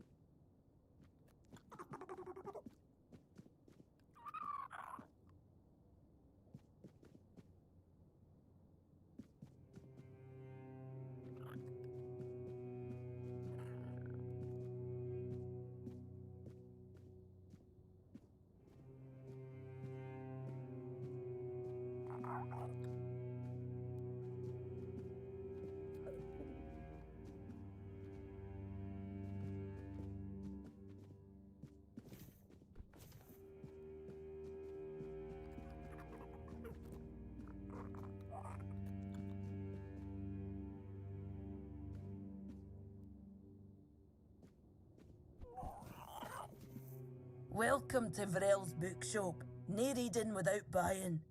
And if you're here for porn, kindly leave before you start.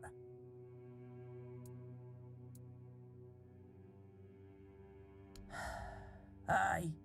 Look, I don't begrudge anybody their reading habits.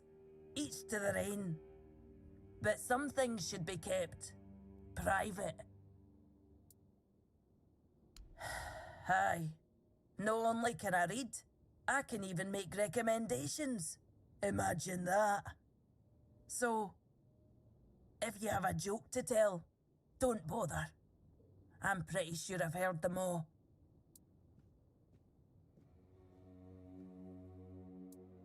And then the shopkeeper says, "Huh, it must be raining." Told you, I know them all.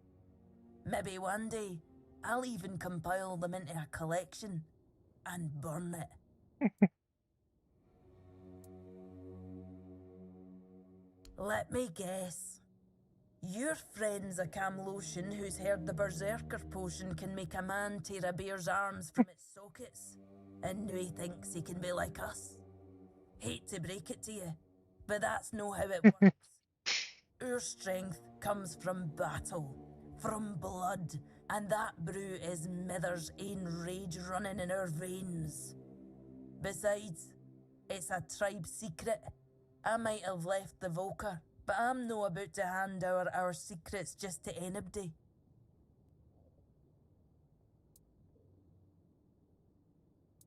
Camlosians and their love for shortcuts, but fine, have it your way.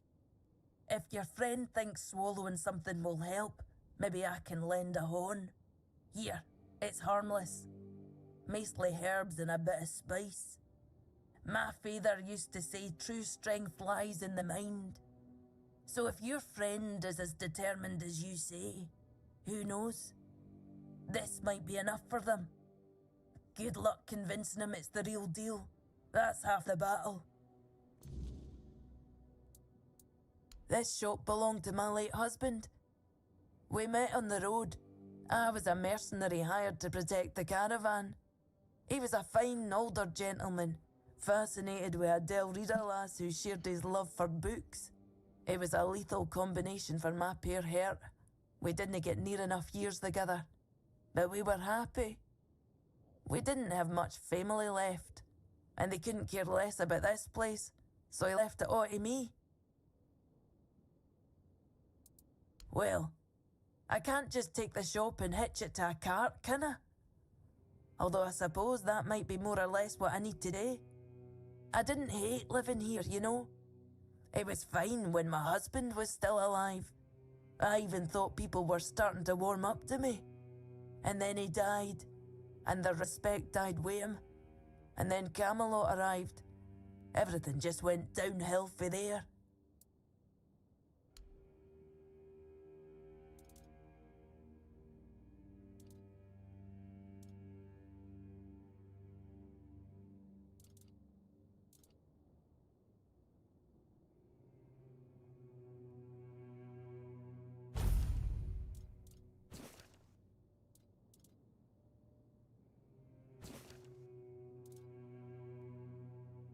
Well, these books are really, really cheap.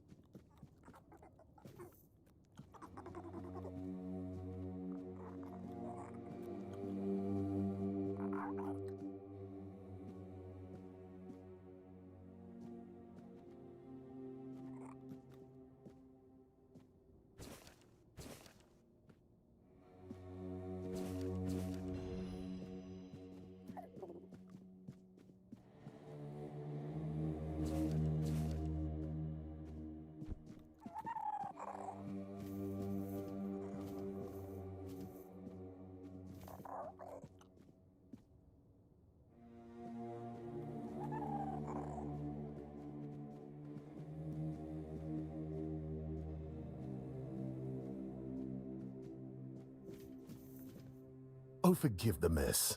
I didn't really have much choice about where to set up my things. Normally I'd be in a tavern, but, well, it looks like the tavern is closed until further notice.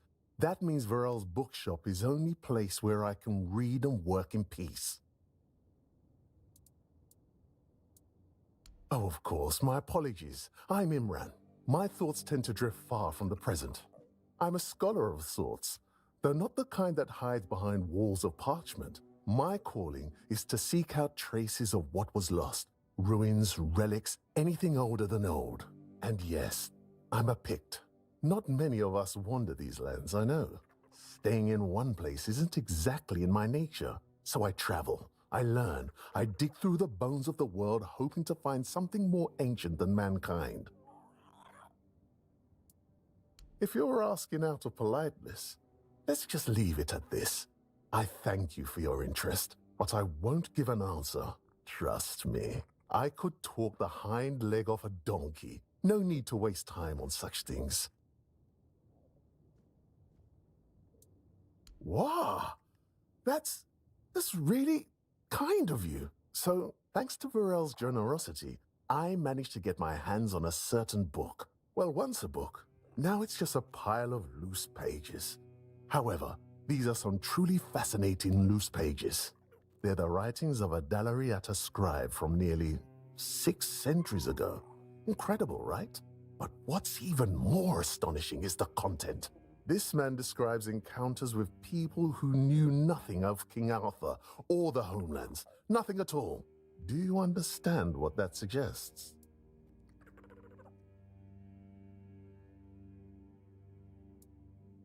I'll tell you. It's so exciting. I suspect Avalon may have already been inhabited by a race similar to us, long before our arrival. I've traveled across much of the island, and I've come across some mentions of the people of Farpoint, a place far in the northernmost reaches of Avalon. Few have ever ventured there.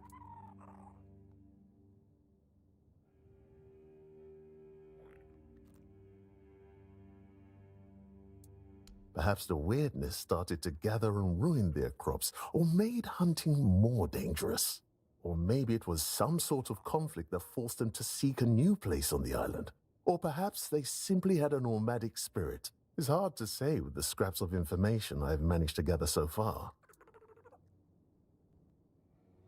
And so, my friend, here we are, staring down the question, or rather the flood of questions that wouldn't leave me alone.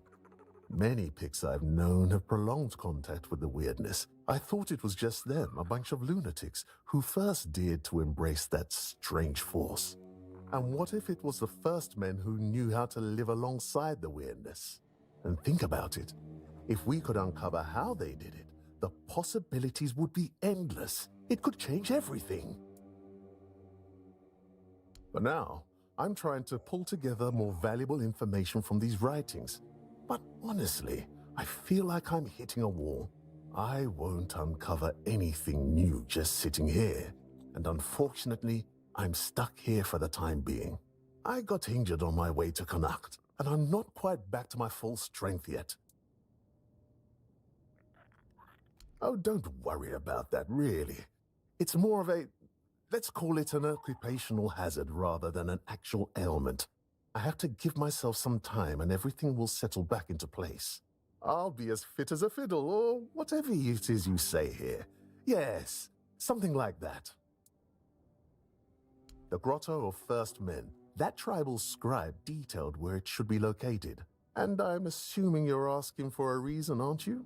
I'd love to go there myself, but this is a matter of some importance to me. I don't want to wait for this one. So, if you're one of those bold souls who take such ventures, I'd be more than willing to entrust this task to you. Truly excellent. I'm deeply obliged, my friend. Here are the notes. They should guide you to the location. Return swiftly and, more importantly, safely. I'll eagerly be awaiting your return.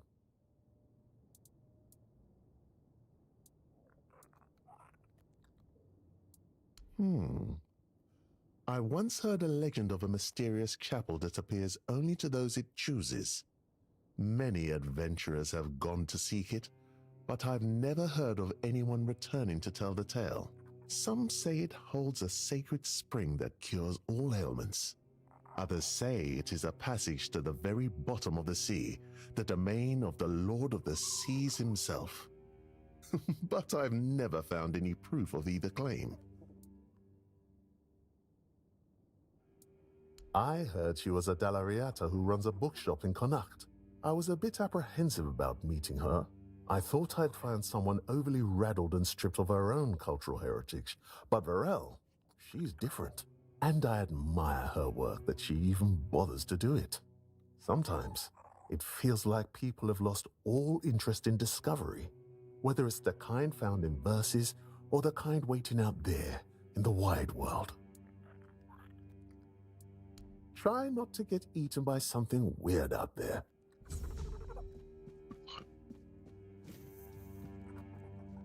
There's a lot of books in this place that I would like to steal, but we should probably come back at night.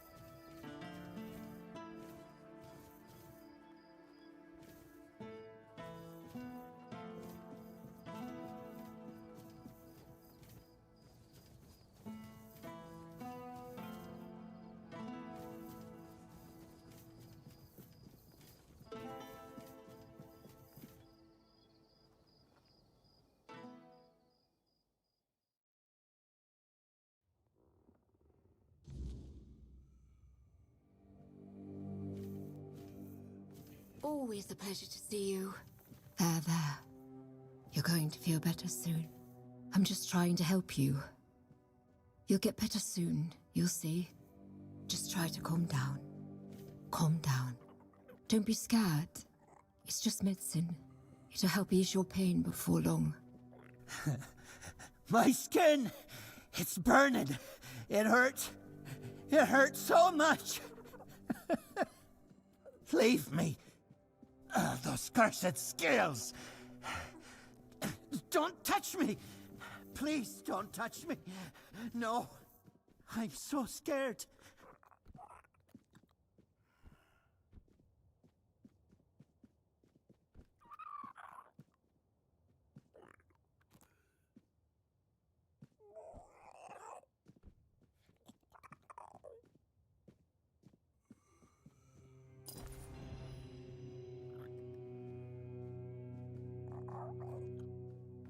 Help a soul out on your journey, will you?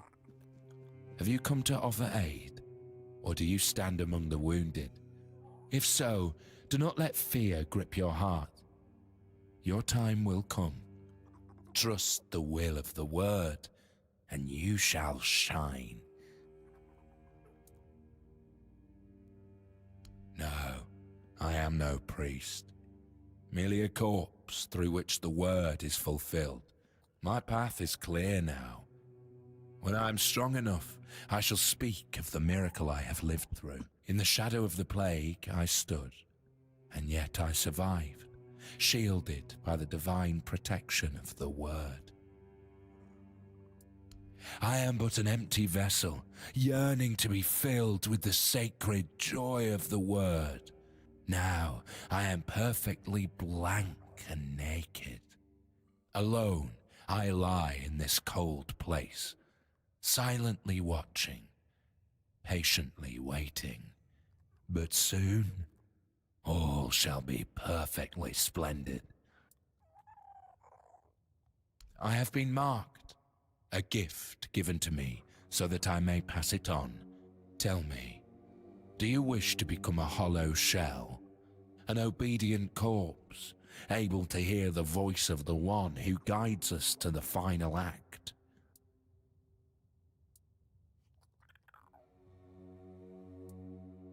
It will take but a moment. You will feel no pain. Now, go to the place where I first set foot on this path. There, you will find the one who shall become your shepherd. Soon, you will be reborn.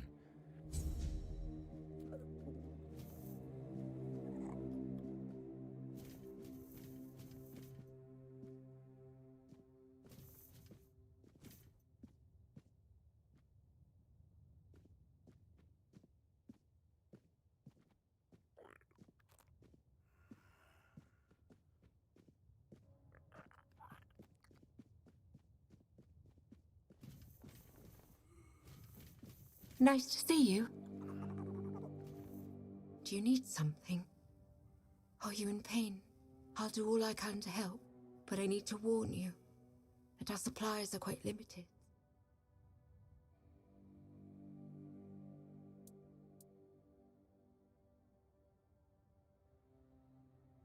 There is a patient who won't let me treat him. His name's Wilbur, and he's a difficult case. Most of what ails him is just old age. Some days he's clear-headed, but those are becoming fewer and farther between. Lately, he won't let me touch him. He yells at me, claiming I'm keeping him here by force, away from his family. He's even stopped eating and refuses to take his medicine. Honestly, I'm at my wit's end. I don't know how to help him anymore without scaring him even more. All of Connacht knows that I was marked by the weirdness. It's not as bad as people make it out to be, but some are superstitious. They believe I bring bad luck. When Neontic took me in, there were a lot of whispers, though it got better once I started working in the hospital.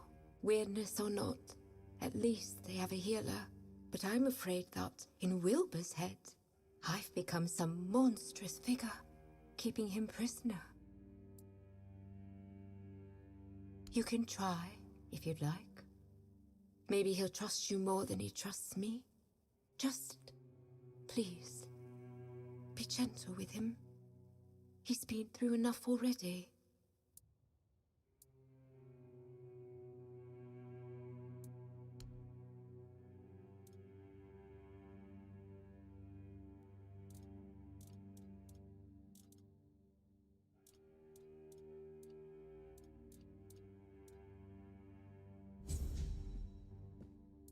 Weakness from age. I'm afraid that's something none of us can escape. But even as we grow old, our strength can still be nurtured with care. This herbal brew strengthens the body and clears the mind, but only when used regularly, alongside proper effort, exercising both the mind and body. Here, take the recipe. If your friend seeks a quick fix, this won't satisfy him. True strength comes from consistency, not shortcuts. Please, remind him of that.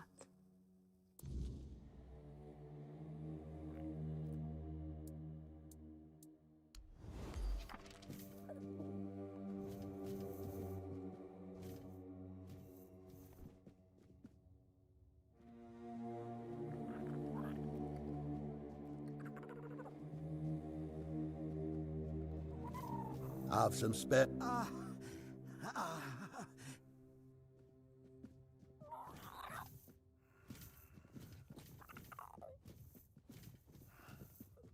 You're helping that jailer with the weird face, are you? Might as well throw me in the stocks then. I ain't going down peaceful, that's for sure. I want to go to my family.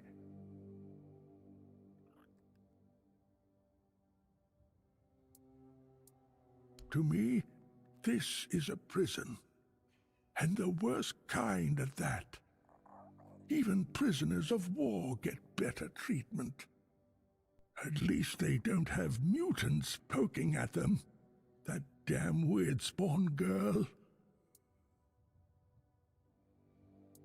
I'll only speak to my family, and if you're planning to see them, tell them to come here and knock some sense into that girl. Maybe they will manage to get me out of this place. They should have come a long time ago. Lazy fools, dragging their feet. They live in the lower district. I'll go to them, but that cursed wench won't let me leave.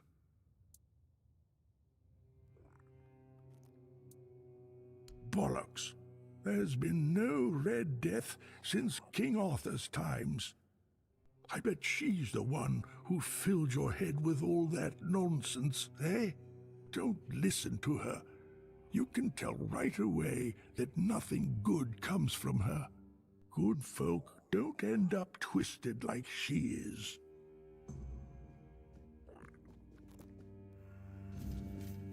You doing okay? Hello. It may not look like it at night, but things change with the daylight. Physically as well. My body becomes unsettling. My memory fades. During the day, I am absent. It's as though my soul leaves my body to wander far away. It becomes less of a body and more of a spirit. It's hard to describe. You'd better see it for yourself. It happens every morning. All I know is that life continues around me, but it's like I'm enveloped in a dense fog, unable to see any colors. It feels as though there's a hidden compartment inside me where, during the day, all my thoughts and feelings accumulate without my knowledge. They churn within me, and when night falls, they pour out all at once and overwhelm me. I was on my way back to Connacht.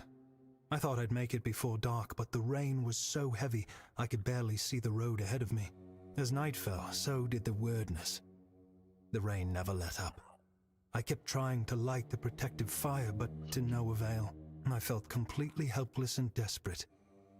That's when she appeared. Melancholy. She had an otherworldly look. Her head seemed to merge with the rain clouds. She approached me, and suddenly I felt terrible pain, as though my soul was being torn away. I shut my eyes. When I opened them again, she had vanished. The pain was gone. I was left alone in the rainy night. No, she never said a word, yet somehow I knew that was her name. Drained, I somehow made it to the gates of Connacht. By some miracle, the guards agreed to let me in and pointed me toward the hospital. When morning came, I felt as if I wasn't wholly there, as if melancholia had stolen my day. It feels like this every day. Even if you managed to find my day, you'd still need to wrest it from melancholy's grasp. I don't know what kind of creature she is or what further horrors it might bring. Would you really risk your life for a stranger? Your courage is admirable. I couldn't ask that of you, but I won't refuse your help either. But if you decide that the challenge is too great, do not hesitate to save your own life.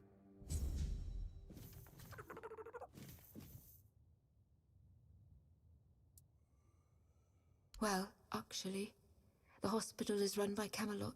I'm just an apprentice to Neonte, the priestess of the All-Mother here in Connacht. But the healer from Camelot is dead, and Neonte spends most of her time at Lord Yvain's manor. So, it seems I'm on my own.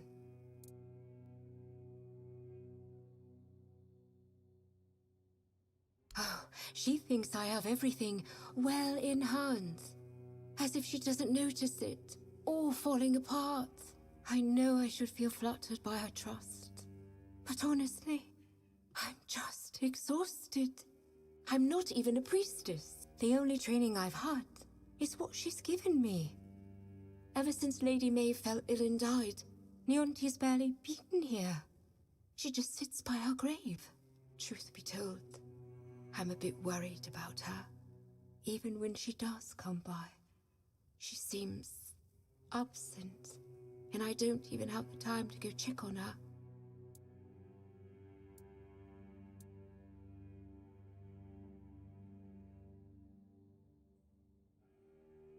Camelot treats this place like a field hospital. To them, it's temporary, though I suppose that's their outlook on all of Connacht right now. The legate says Camelot simply can't spare anyone else. According to him, one priestess and her apprentice should suffice. And yet, his soldiers are the ones who are supposed to get priority. Even if they only have a blister, I'm required to treat them before a local with a broken leg. It is. It really is. The hospital's barely holding on. Camelot pays us a pittance for treating their soldiers. And the villagers just pay with what they can. But I can't make medicine with eggs and chickens. And even if I could, I don't have the time. Some days, I dream that someone will swoop in and take it all off my hands. Ideally, it would be Neonte. But I'm not sure I can count on her anymore. Still, maybe it's worth a try.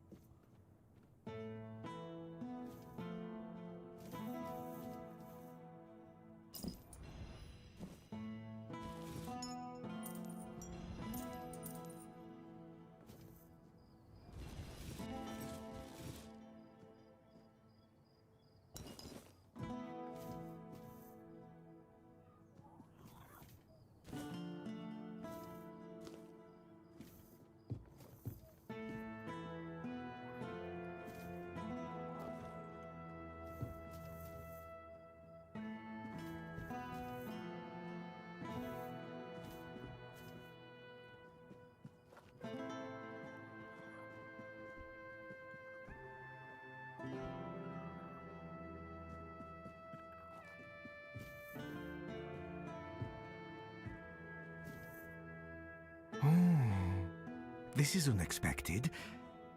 You look beautiful, you know, and you have a beautiful soul. Maybe even more than just one. I can hear them fluttering. I see their soft shimmer. Will you show me?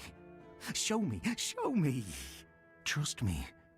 Even though filth is filth, I can be generous. I want to be generous. I want to be good. And you should feel special. That could happen.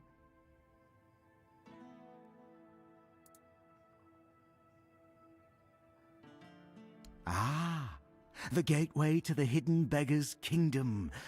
To open it, you'll need a royal scepter. A truly fancy old key, which, lucky for you, I happen to possess. I haven't been there for quite some time. I'll lend you my key, but only if you promise to retrieve something that was left behind for me. A curious cube. It has symbols and moves, and it tinkles delightfully. Very interesting and amusing. The first time I was there, I was too afraid to bring it to the surface. Didn't want others to look at it. But now, I want to have it here. Here. Take the key. Bring the cube to me. Make me feel nice.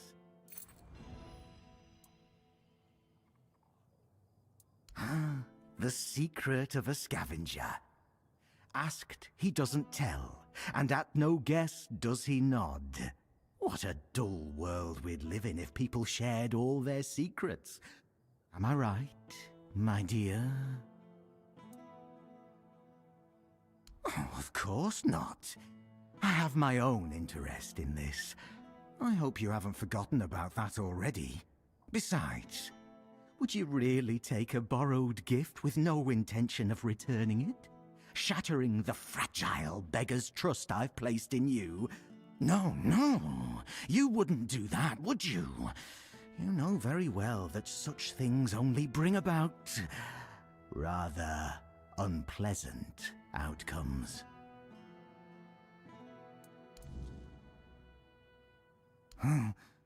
Nothing more than a mongrel. Filth. Yet I could just as well be a lord, reigning over the streets of Kuanacht. But no, that would be too much. The streets belong to everyone, along with their mud, sorrow, and cold. Filth. Both a name and a title. One cannot forget about titles. There were people who made filth aware of my own filthiness. Good people. People who showed me the right way. Let it feel special and beautiful.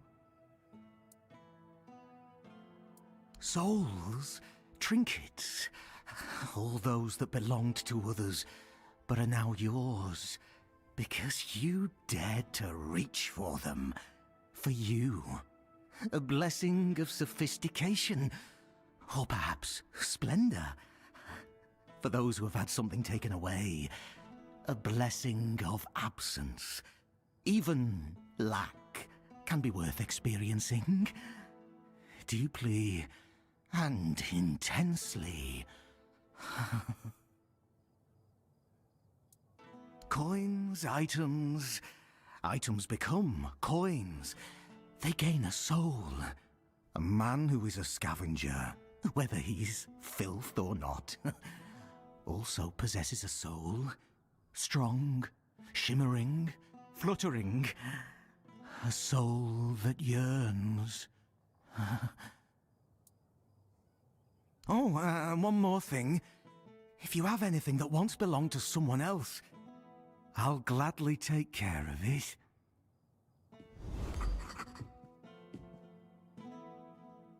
First and foremost, I am filth.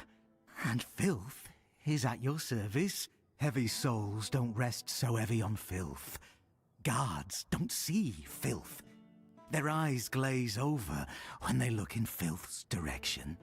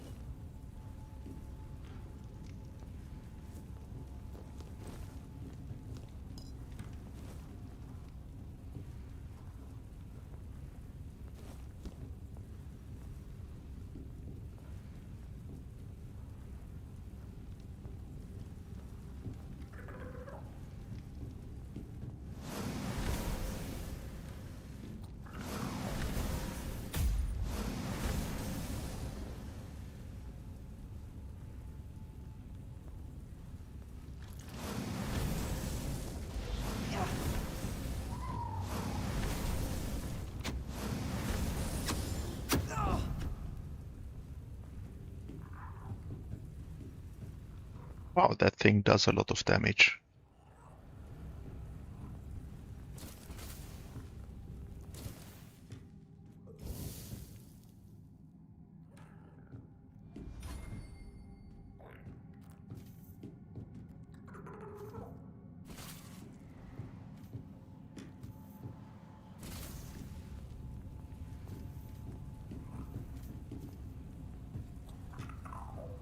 How do I get up?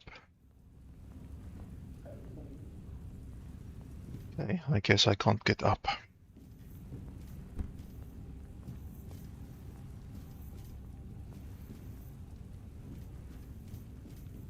Down we go then.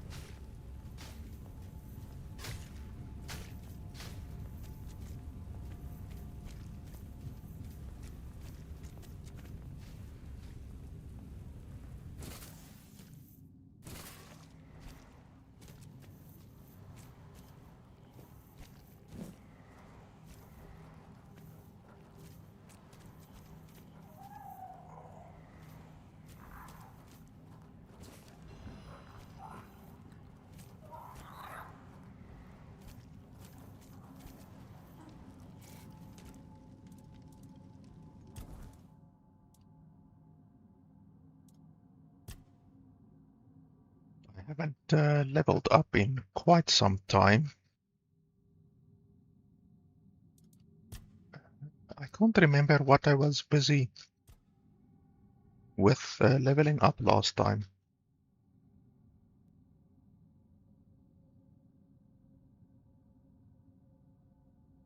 A bit more mana will be nice.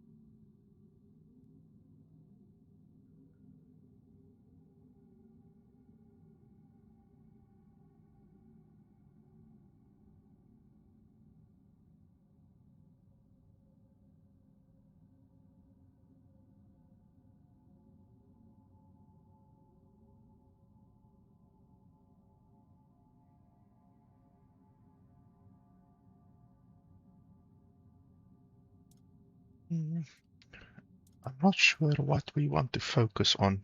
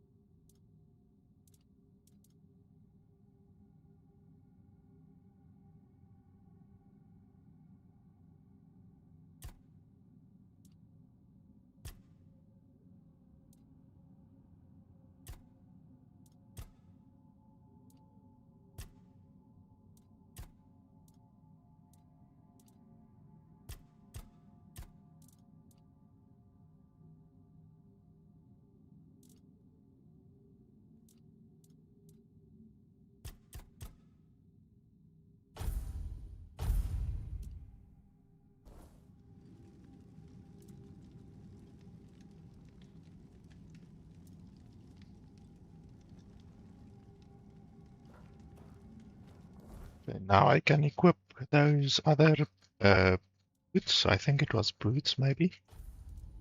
Let's have a look quickly. So basically all that I get from these boots is 12% spell power. It's not very good.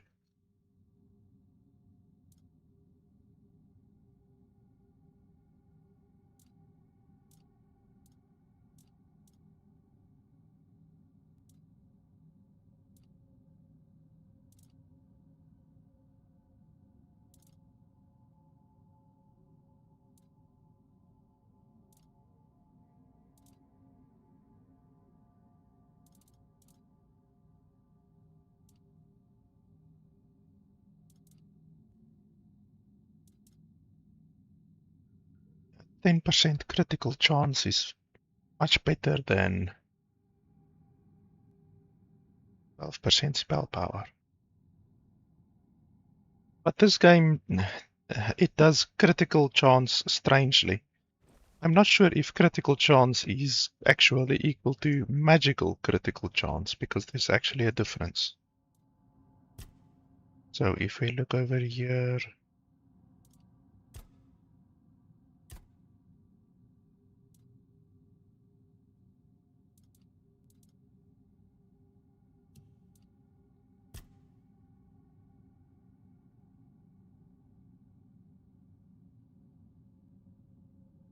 so there's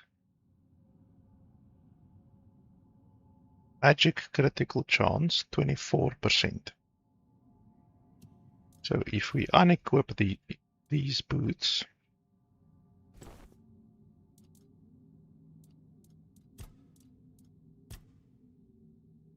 %14%. Okay, so it does increase it. Because some items say magic critical chance and others just say critical chance, others say ranged critical chance. So this affects everything. It basically affects magic and melee and ranged. So that's good. So those will give us 10% extra critical chance. This ring isn't very good. Can maybe get a better ring. Let's have a look.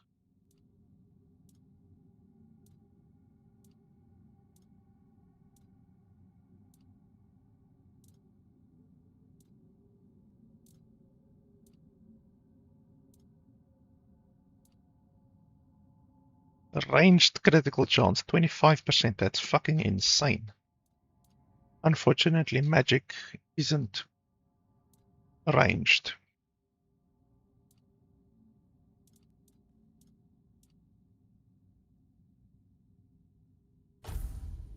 There was another item that I saw earlier that I wanted to equip.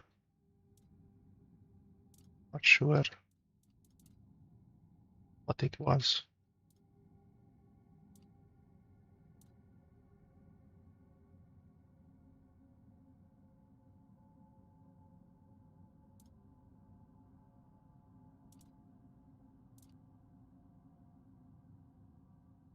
That one is very good. 10% critical chance, 10% critical damage. So I need 8 perception for that one. Holy shit. This one gives 15% critical chance. That's very good.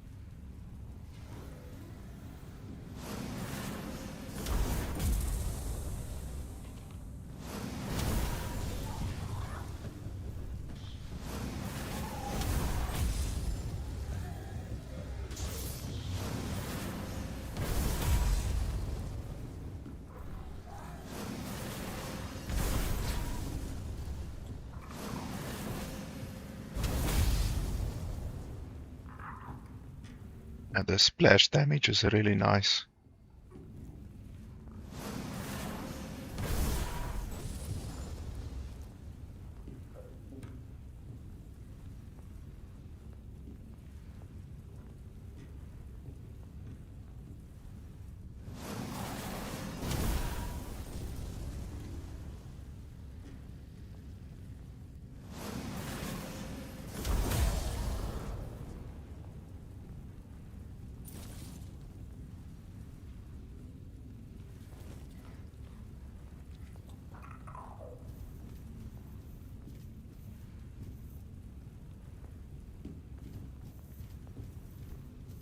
Be prepared for anything.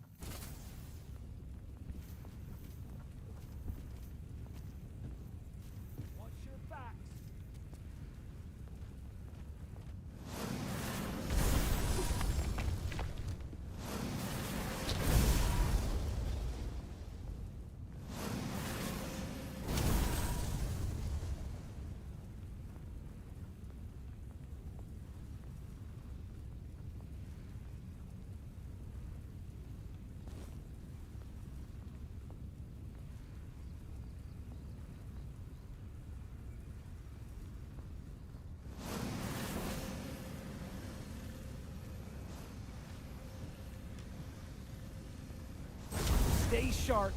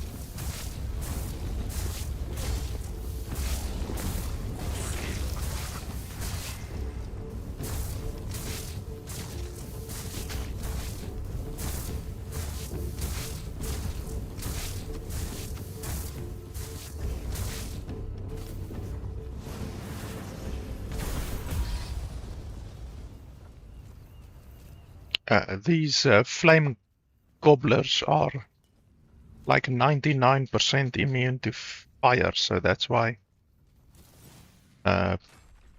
you need to then switch to something else, like another element. And the problem is with melee, if you attack them with melee, then they explode. So fortunately I'm not melee, but they're still a little bit irritating to deal with.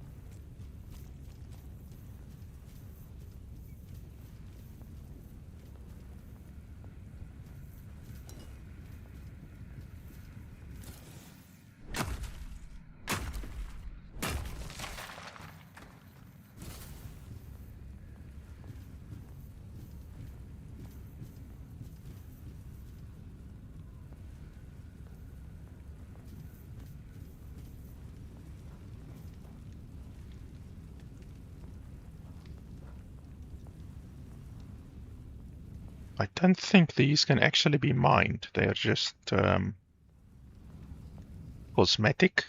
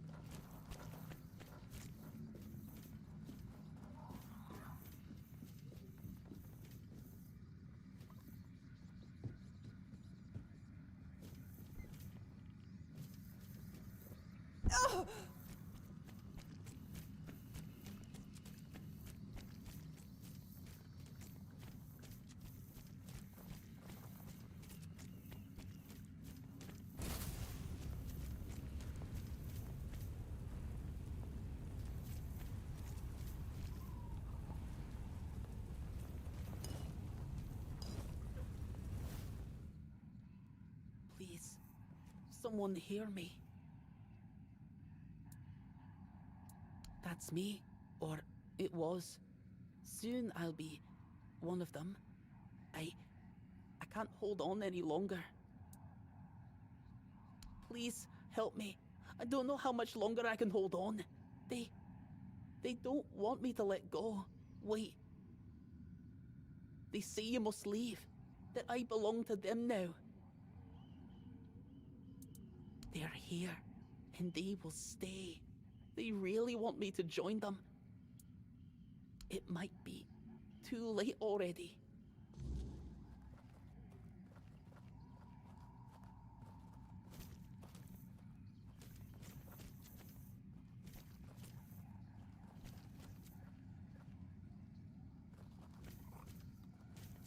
Yeah, so these can't be mined.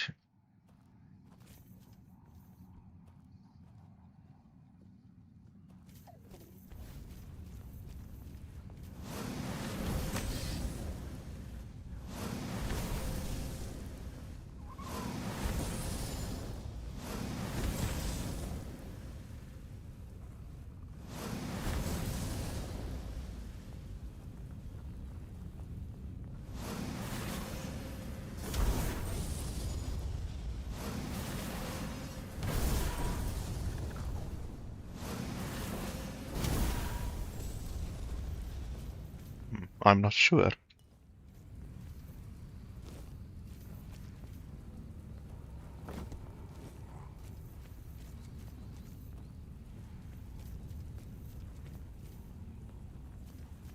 Ah.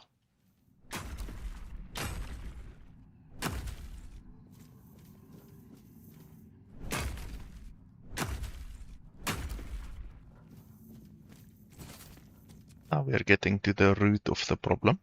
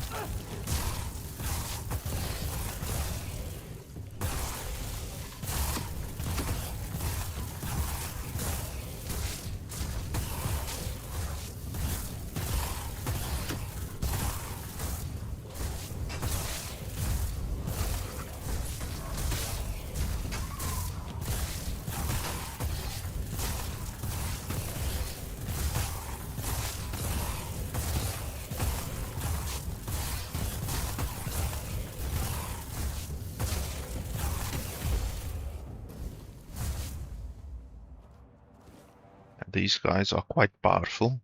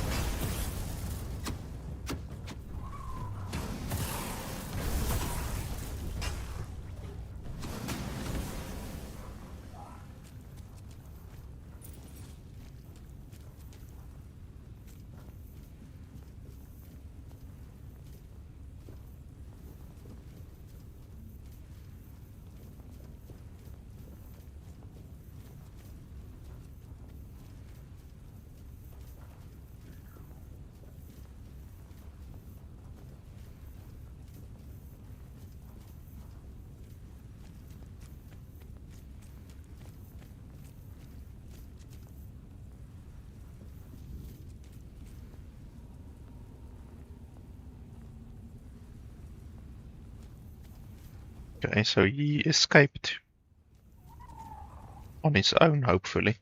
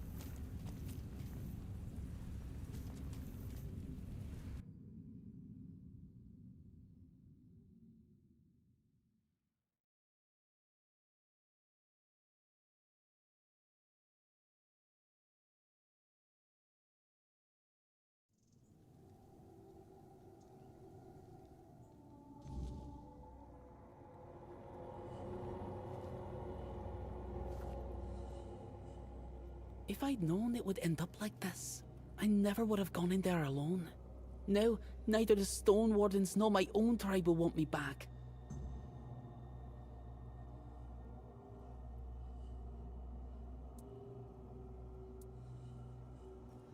I think they were old miners. Maybe someone cursed them, or perhaps the weirdness got to them. I have no idea. I just hope to forget about them quickly. I don't want to remember. If it weren't for you, I'd be one of them by now. I owe you my useless life.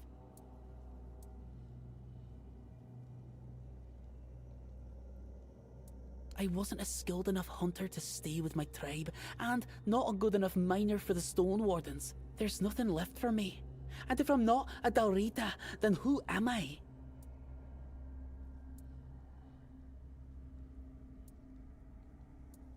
Freedom, huh? That's a pretty foreign concept for us, Dalrita. You know, we're used to knowing what to do and who we're doing it for. And now, I'm just supposed to make my own decisions. Don't answer that. I'm just talking to myself. It's not worth talking to me. Even I'm sick of it.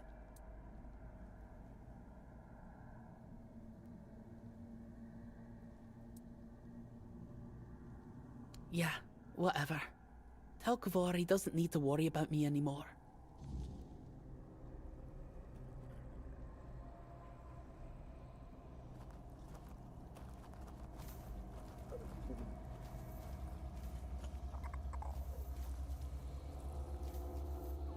Okay, so to hand in that quest, it's over there. That's quite a distance away. But we can do it, I guess. I also need to put down a campfire and then empower the campfire.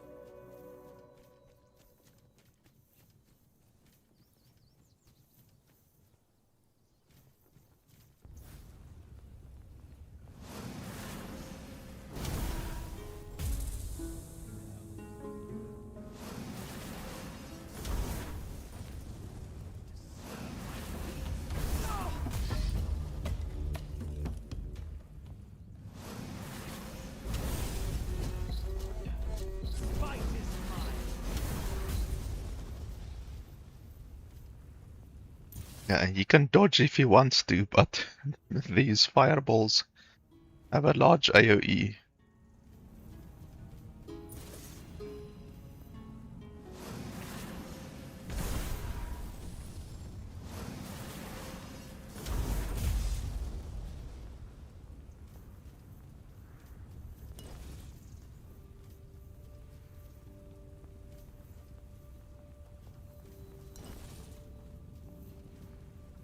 There's one more corpse around here somewhere. Now the issue is to find the corpse.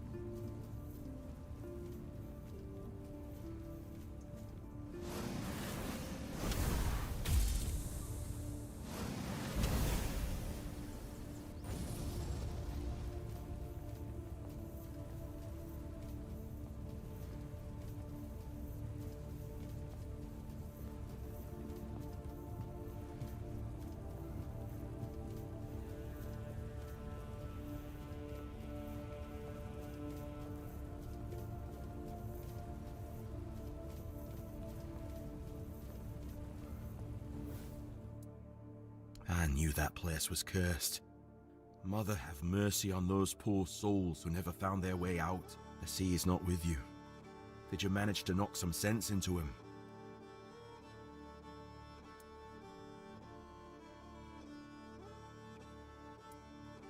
As all men should. Well, I'm not sure how that'll work out for him. Kid has a knack for biting off more than he can chew. But his future's not his to worry about now. Let's focus on yours. To start your path in our brotherhood, you'll need a talisman sung from Weirdstone. We carry it from the moment we join, and it's our only companion when we fall into the stern dream. I'm sorry, but that's knowledge I can't share with you. Not here, and not until you've spoken with our leader at the Forlorn Swords. One that will allow me to see if Oogway was right to send you my way. Here, follow this design, and when you're done, show the talisman to me. Shoddy work would be an insult to both me and Darvan.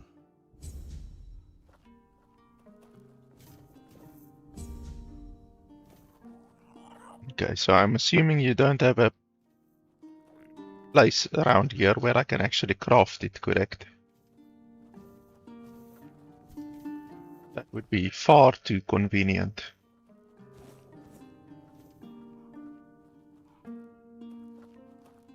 Oh, holy shit. I take back everything I said. Crafting.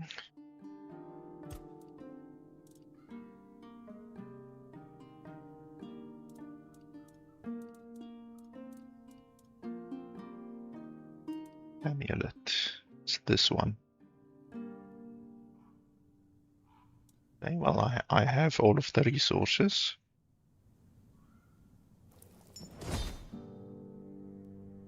Okay, that's successful.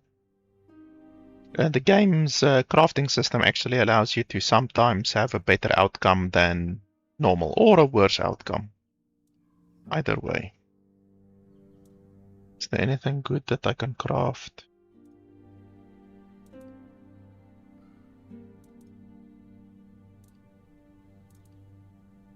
That amulet is actually pretty good, 10% crit, that's not bad. I might wear it actually.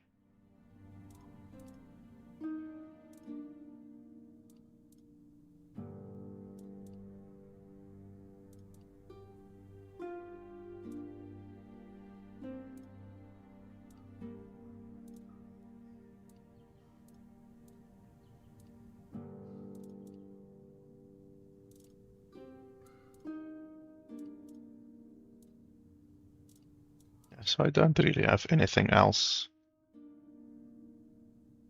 interesting to craft. I can upgrade if I want to, I can attach relics if I want to. I see they added transmogrification to the game. The last time that I played the game, like whatever, 6 months ago, whatever, I don't believe there was transmogrification in the game back then. Oh, I have the 5 gold amulet thing. I would actually prefer the 5 gold amulet over a 10% crit chance. Maybe when I fight a boss or something like that, I will equip the critical amulet. But for now, the 5 gold amulet is nice, I think. Gives me a nice amount of money.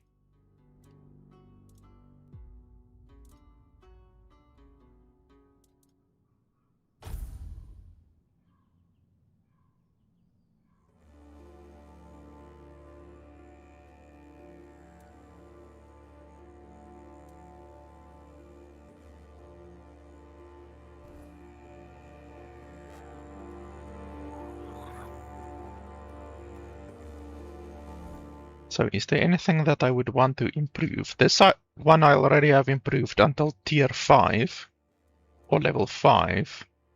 This one is level 4. This one I haven't improved at all yet. It's actually a very good one. I can maybe improve that. And then this one I would also like to improve. The health regen one. Let's see if we want to improve some of our stuff quickly.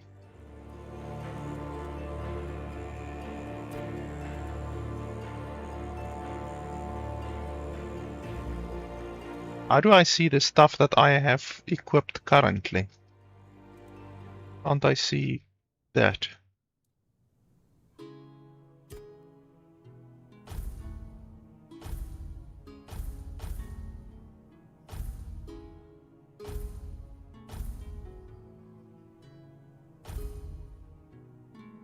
Oh, that's stupid. Why don't they allow you to sort according to what you have equipped currently?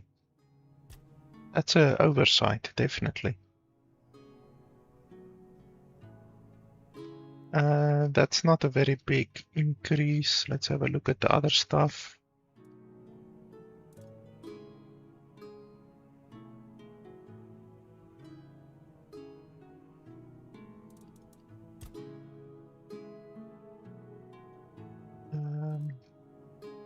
That's a pretty good increase, but it costs 2 meteorite ore. That's expensive.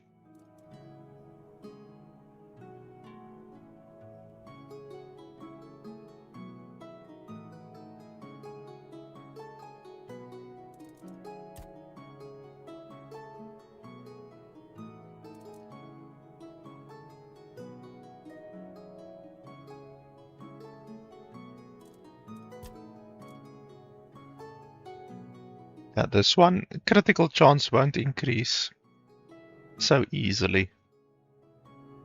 You probably need to add like 2 or 3 levels to this thing before the crit chance will increase by 1. The same on this one. The noise will increase, but the crit chance won't increase easily. I don't know if it will increase at all, to be honest. This one as well. 1% of mana regen per second is already very good. Ah, that's fine. So I don't really have anything to do. And then attach relics. I don't think I have any relics to attach, to be honest.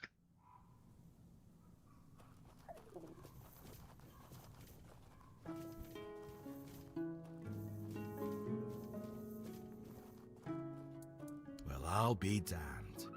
Next time I see Ugwe, I might even hold off on punching him in the face. Sending you here was a rare gift from him. He knows how grateful I am for every new pair of hands skilled in our craft. Take the talisman to Darvan at the Ulfar tribe. He'll know I sent you. But, well, don't get your hopes up.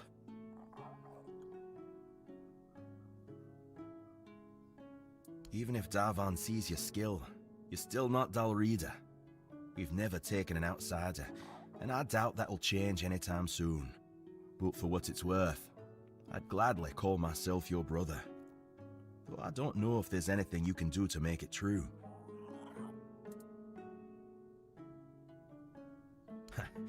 I like your spirit. Good luck then. May Mother guide you through the dark.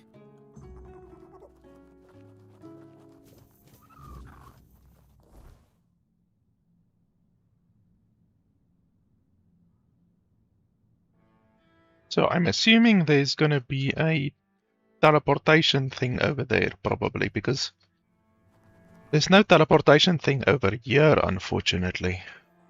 And I want to get the teleportation thing before I move on.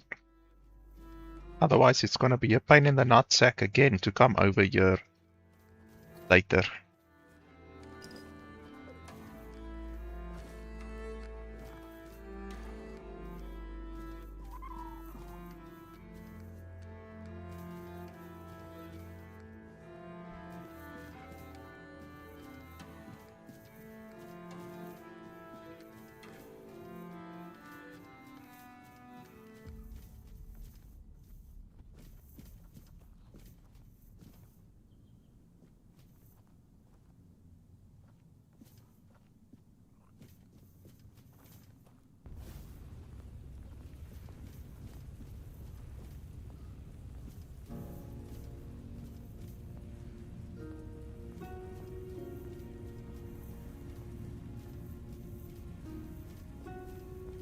I was already here, I remember this place, but how to get inside there is another question.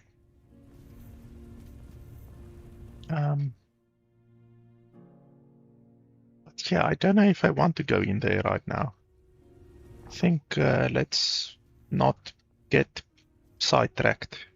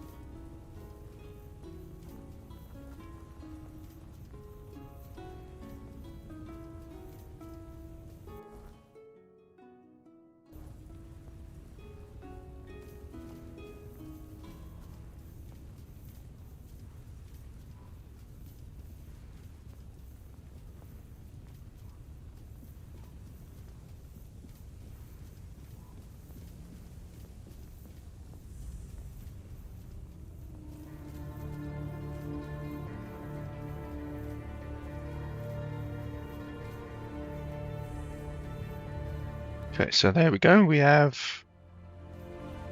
the waypoint.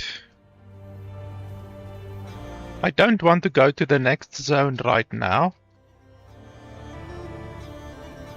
I just want to start the bloody DLC. So let's go over there.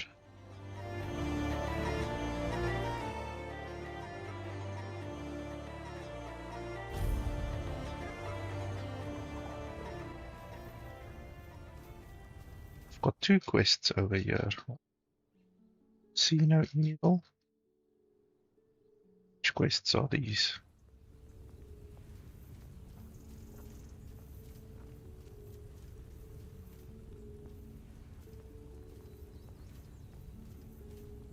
Don't bother.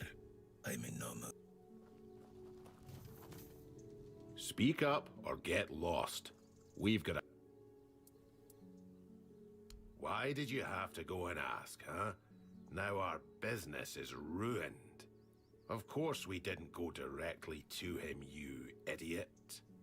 We're not stupid enough to approach a Camelot legate in the middle of an occupied village. We're Dalrita.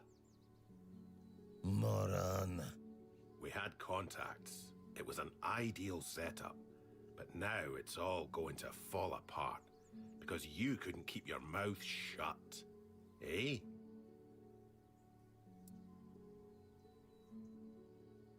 Ah, so you've met Emery.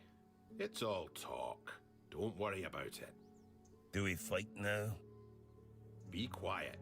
I don't know yet. You wouldn't be asking if you didn't think there was something in it for you. Well, You don't say anything to anyone, and we won't kill you. We might even let you in on a share of the goods that we happen to collect during this noble work. So, what's it going to be? Gold or a fight? Well, how about the fight and then I take your skulls back for gold? I think that works well. Be my guest.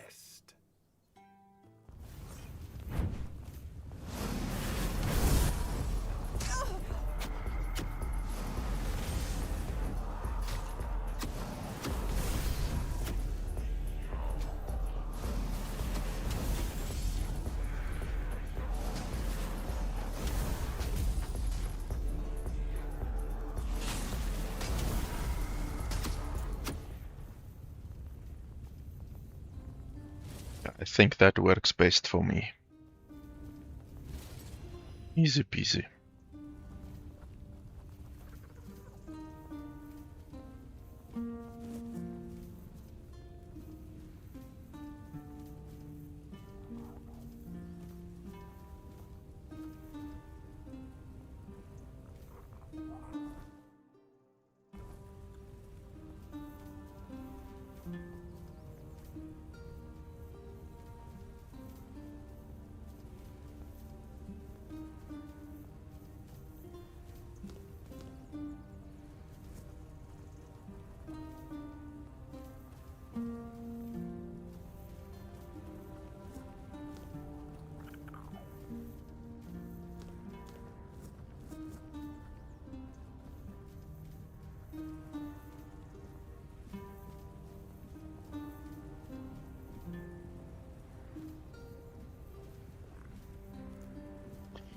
Okay, how do you set a campfire?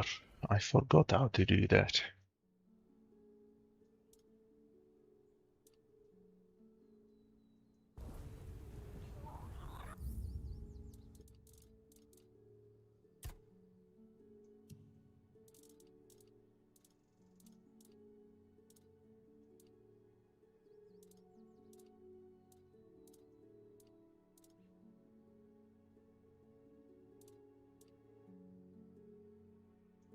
Q, I think. Q, and then campfire. Mount. Do we have a fucking mount? Sketching. Spyglass. Why don't I remember any of this stuff? Is it something that I added to the game?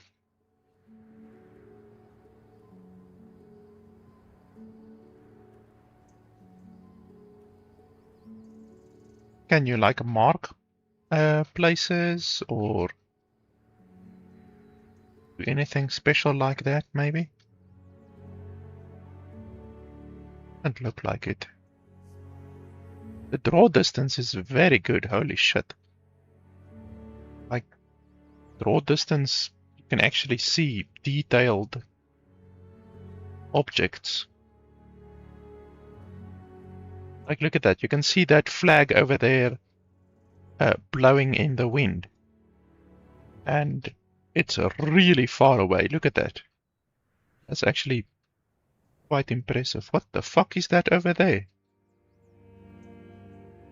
What the balls is that?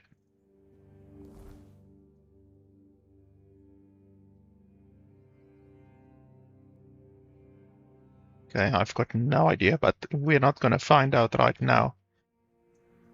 We will leave that for another time. I want to just start with the DLC now. A sketchbook. What's a sketchbook?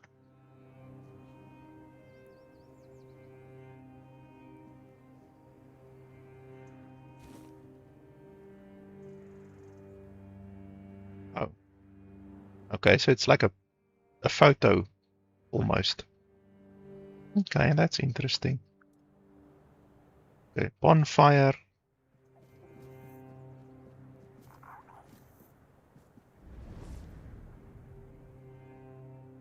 And then we talk to her. Okay, well, let's level up first. Was it perception that we needed for that other piece of gear, or practicality? I can't remember exactly. Skill 3, spirituality. Did we want a little bit more mana, or what do we want?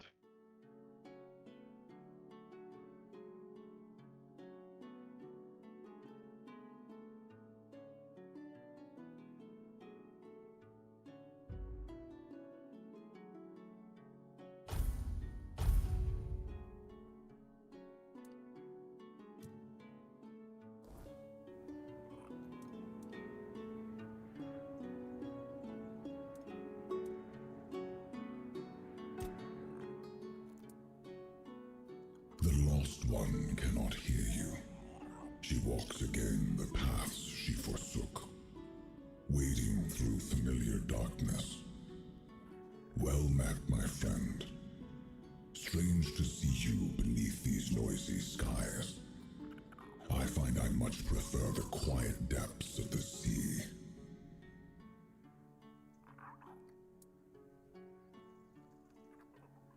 There is a place in the depths that calls you. A domain both mine and not mine. Lingering on the seabed for centuries. I have a certain fondness for it. I once helped it grow. Yet from the beginning, it has been stagnant. Its beginning was your doing, Arthur. Now that you have returned, help it move at last.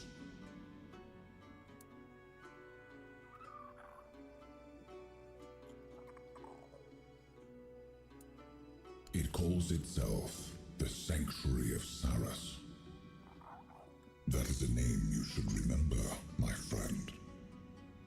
After all, you would not be here without it. Quite so. Though it would do you good to show some respect for your king. By descending into the coldest depths of the sea. How else? Do not fear. You will not drown. I will not permit it. But there, my part ends. What follows is yours to shape. I trust you will not keep me waiting too long, my friend.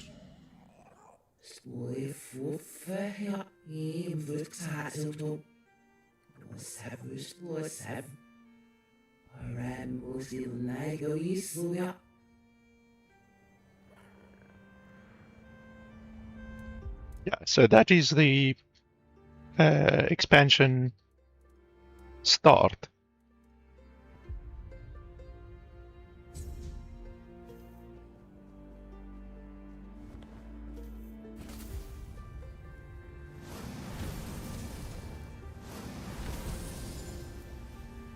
So where is it?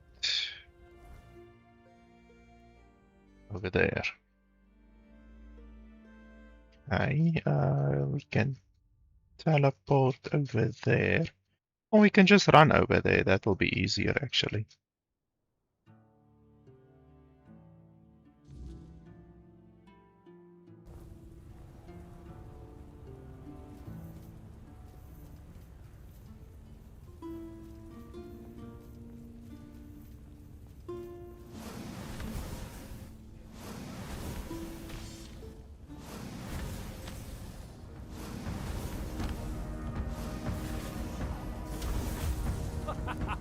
You are nothing but a peasant!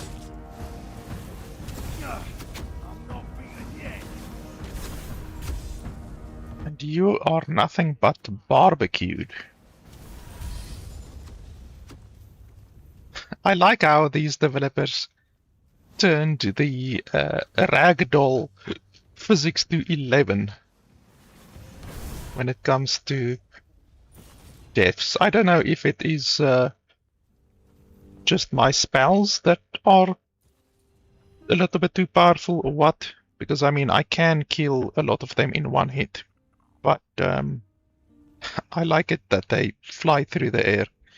It reminds me of a game which I reviewed a long time ago, like probably 3 or 4 years ago. And it's like a small indie game, a very janky, extremely janky game. And that game was something gods. I remember it had gods in the title, something gods. That game was really bad, but the one thing that I really liked about the game actually is the fact that the developers had ragdoll physics in the game,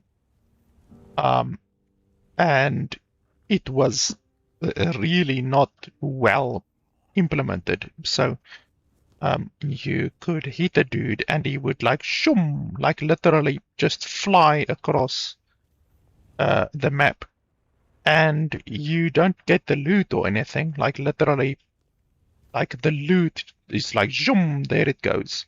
You don't get the loot from the guy, so it's obviously not good. You know, it's not efficient because you lose your loot. But I literally was laughing because of that. You know, like just hitting a dude and choom, one guy flies off like that, other guy flies off like that. It's just like funny.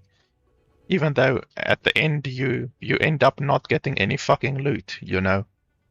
So it's not good, and I believe they actually cancelled that game. Like it was in early access, but they just cancelled the game. Which, yeah, it wasn't a good game, but the best part about the game was the absolutely broken physics that was in that game.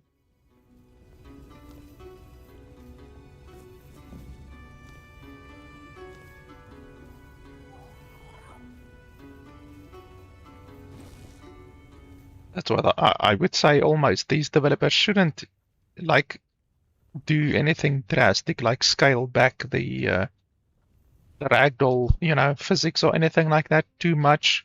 What they could do is, like I said, implement a thing where it shows you the corpses on the ground. So on your mini map at the top, it shows you the corpses. Because that way you won't lose corpses. Because I like the ragdoll physics and all of that. The only really irritating thing is when I lose a corpse. I really don't like that because you then lose the loot. You lose all of the loot, obviously.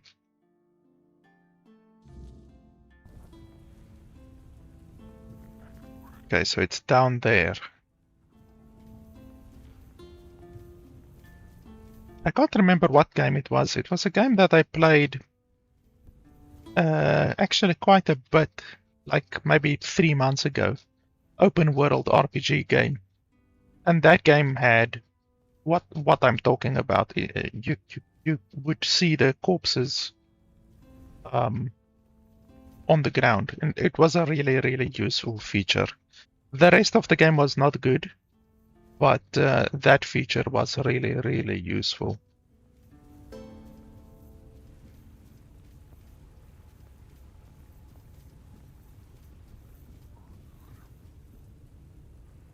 It was a game on Xbox Game Pass, I remember.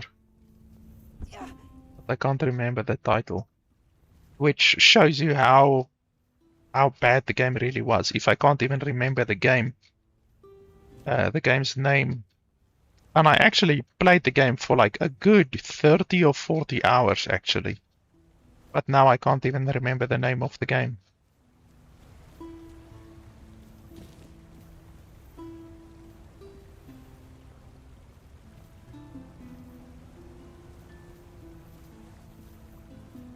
Okay, so this is the Temple of Sarras. This is where we enter the expansion.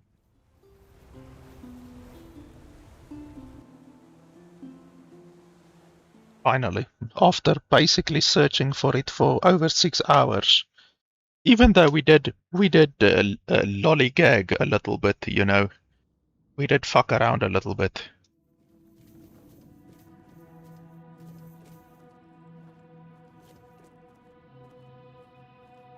It's very pretty.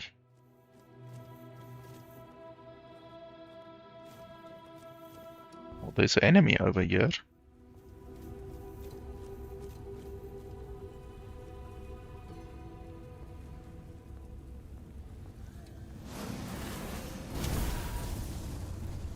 Holy shit. Okay, he's not taking any damage.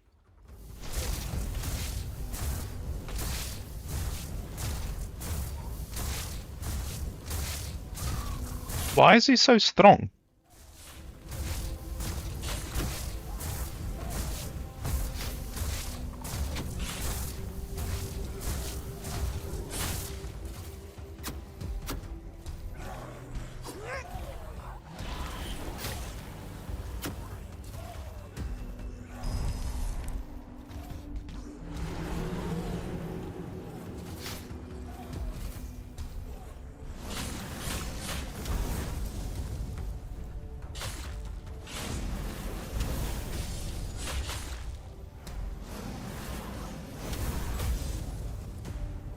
Holy balls, that guy is strong.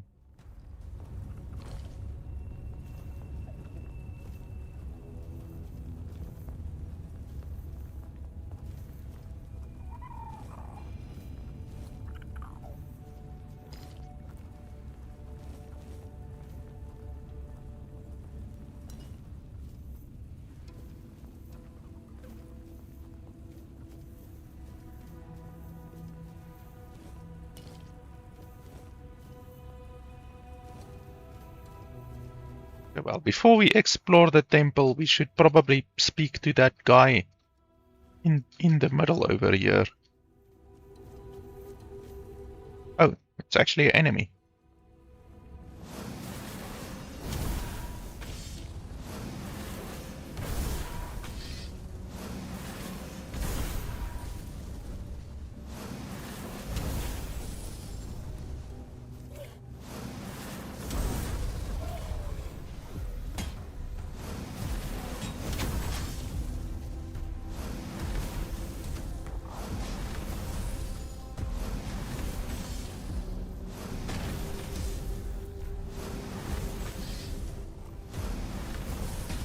The AI of the game really needs a little bit of work because, like, look at these guys. They fucking just stand here. Like, the AI is not particularly good, unfortunately.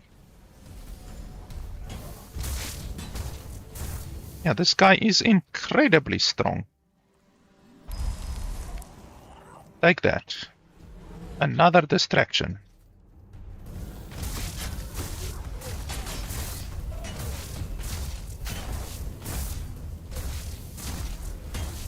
This guy is stronger than some of the bosses I've fought. Why are the enemies in this DLC so powerful? Maybe I'm too low level or something? Because I've been kicking anything that I've encountered so far right in the fucking face, but now perhaps I'm a little bit under-leveled for this DLC. Wow, that guy gave 1,100 experience. So they give quite a bit of experience. I like that. If I get 1,100 experience per enemy, then it's actually worth the effort which it takes to kill them. That was a good hit. This guy is not so strong.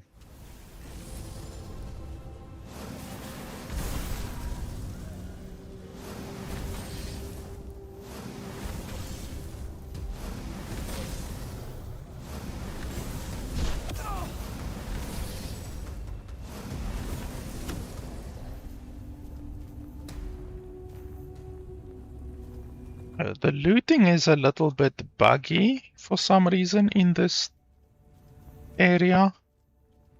That's the first time that I've seen the looting be so buggy. I hope that's not gonna be a constant thing, because so far in the entire game I haven't seen any bugs like that.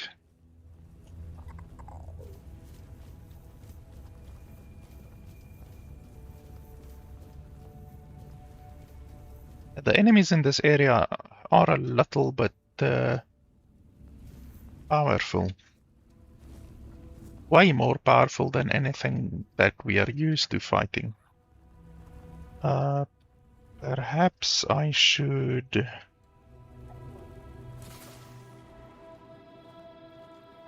do something like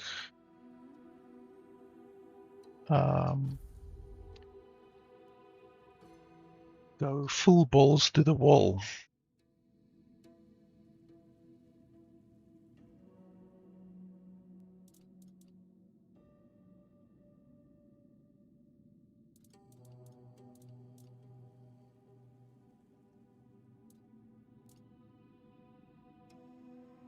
I just want to remember, so this one, Scorching Blaze is very, very powerful.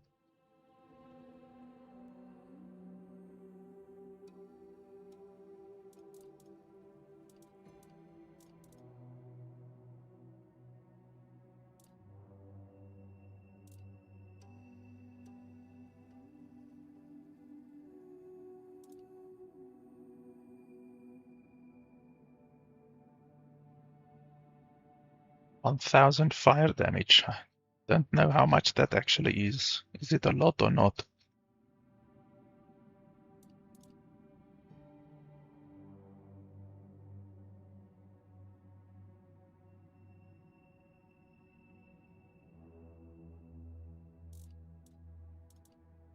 I can do double Thunder Lash.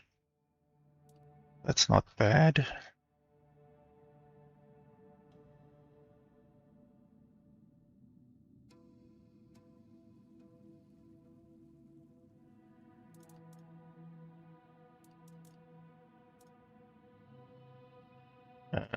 This spell was powerful. I remember this one.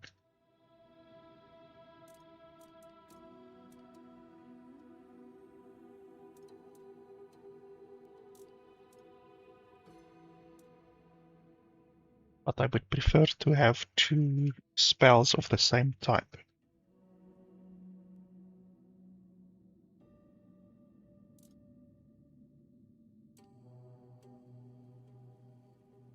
Instead of having two separate spells. But this spell is very powerful.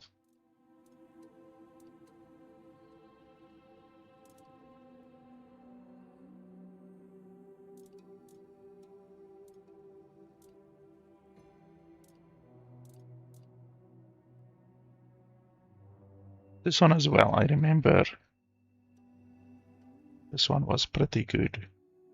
And it has AoE damage as well.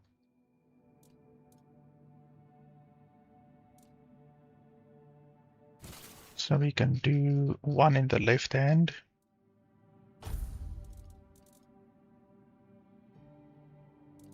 Then one in the right hand. So this will deal a lot of damage. Can I double charge? Oh, was that correct? Oh no, this might not be correct. Oh yes, okay. Yeah, I remember now. I used to use this combo for quite a while. It's very powerful. I won't get gold from killing the enemies, but the speed at which I kill them will be a lot better.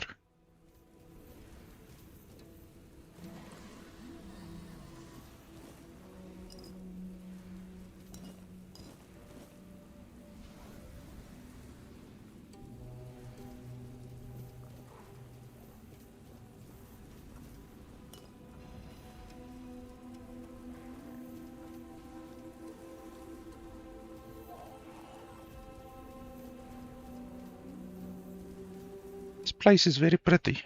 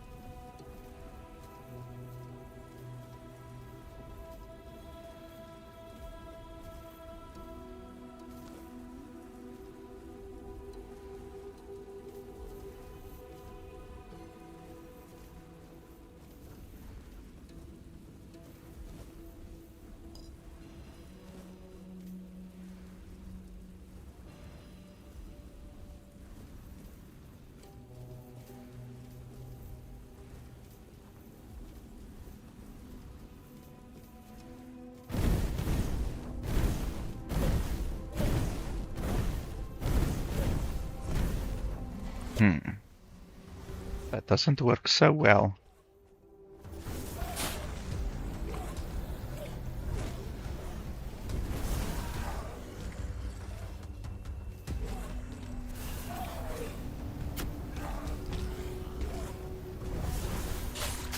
I know, we need to think about something else. These dudes are really a lot more powerful than anything we've fought previously. Hailstone.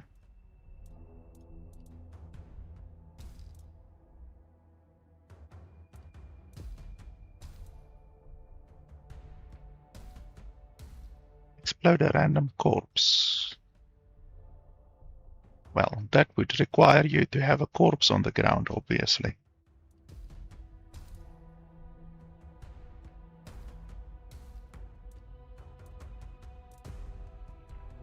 Double Thunderlash will do a lot of damage.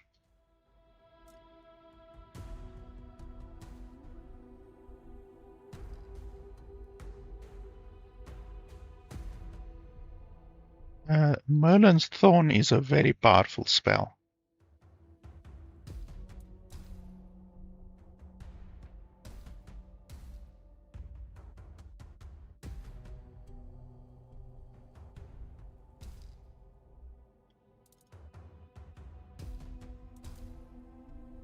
Let's try Merlin's Thorn. Then in the other hand, what do we want in the other hand? I'm not sure what the mana consumption looks like.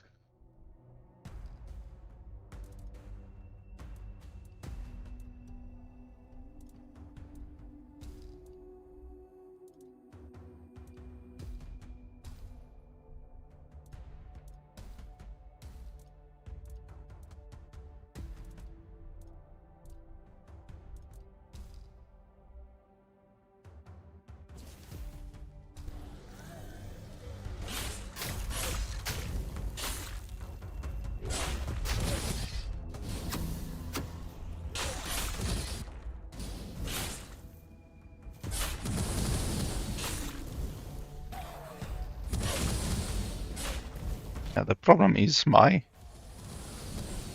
dudes are getting in the way.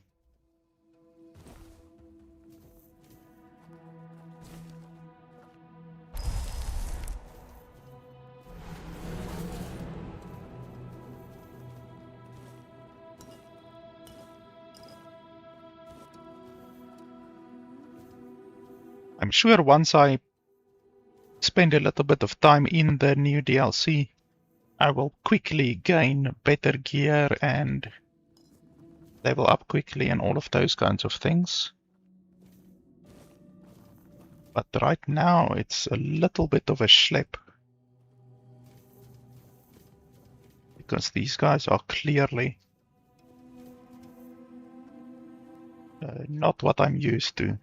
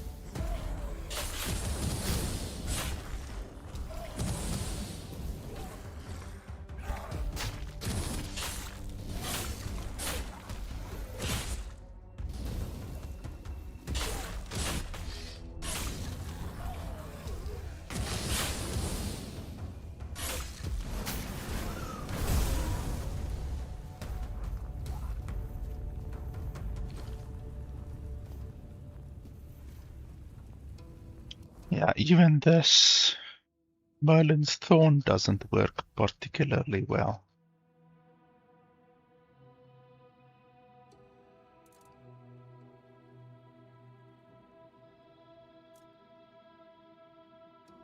$1,000 fire damage. How much is 1,000 fire damage actually? Is it a lot?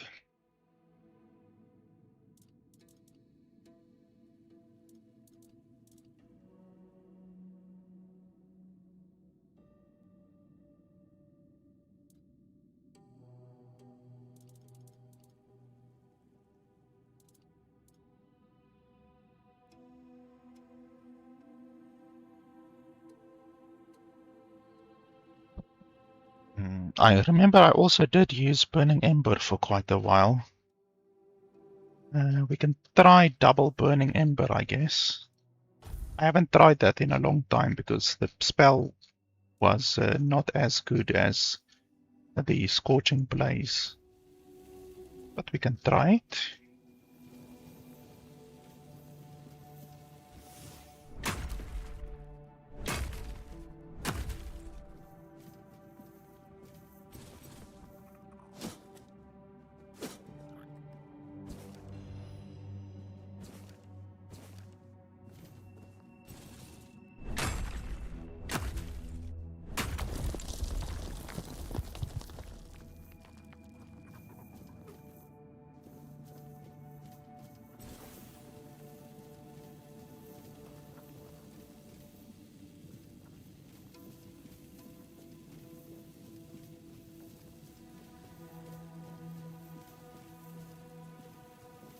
Holy schmoly.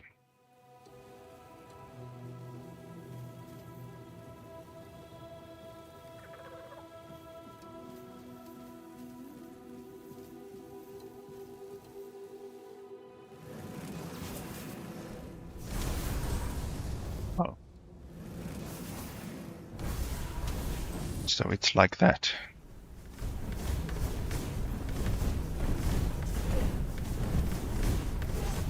This is pretty weak.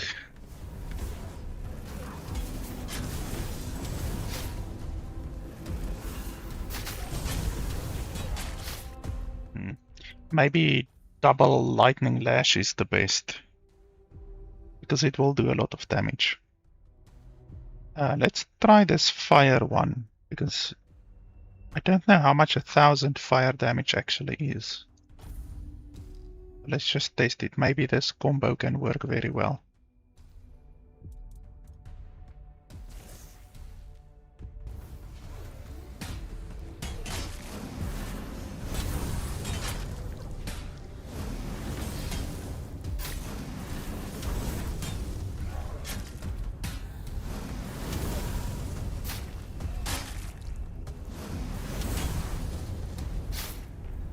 You can see it's building in my left hand.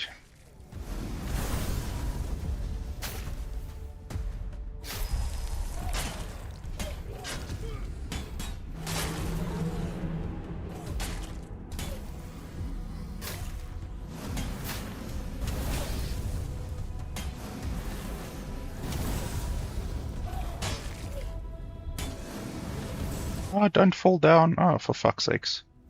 There goes the loot.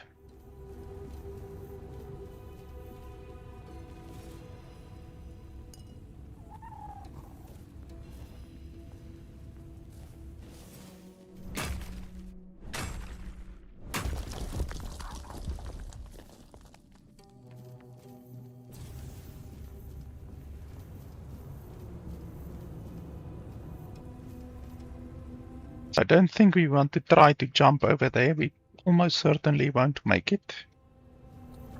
I guess you're supposed to go over here. I guess you could jump into the water, but let's not do that.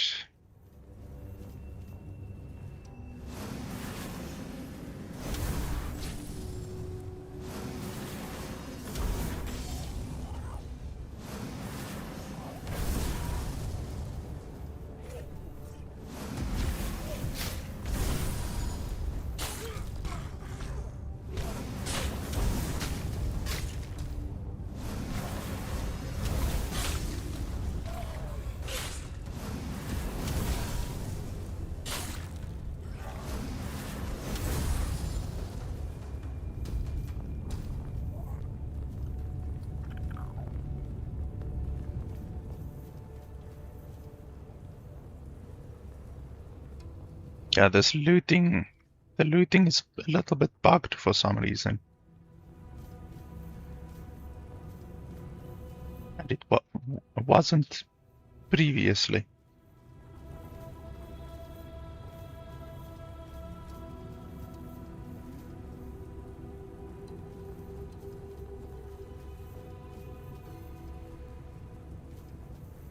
I want to test out this core thing.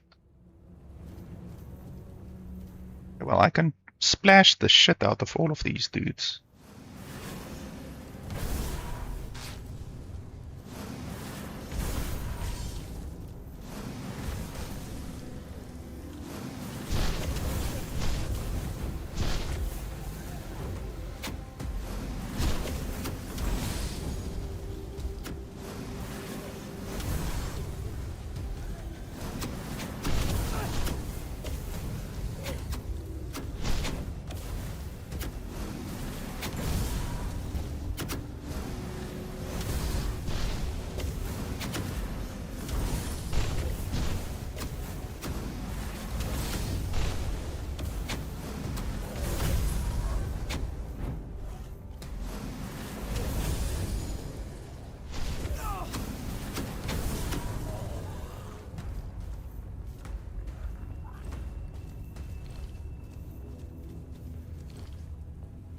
It's difficult to see how much damage this thing does.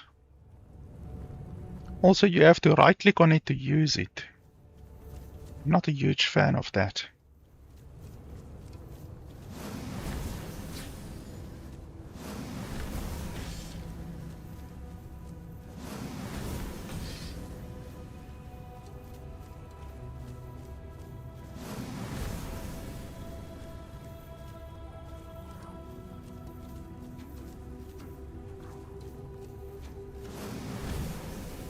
Oh, that was almost a fantastic shot.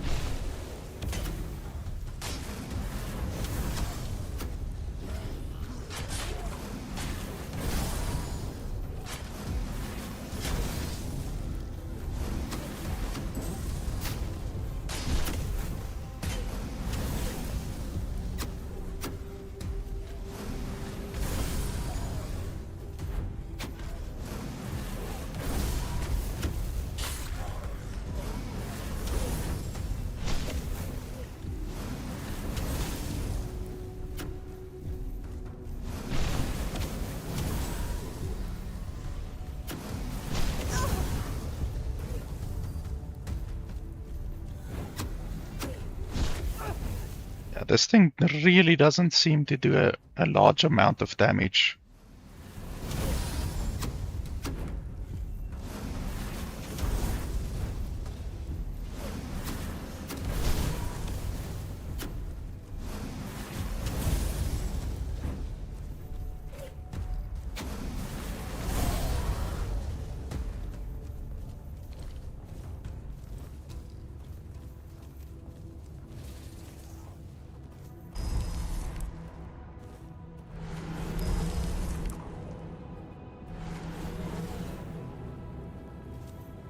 So I think double lightning will probably be the best.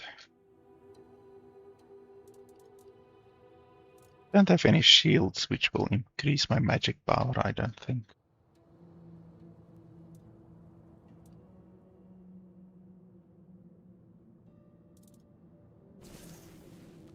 A double lightning, probably the best.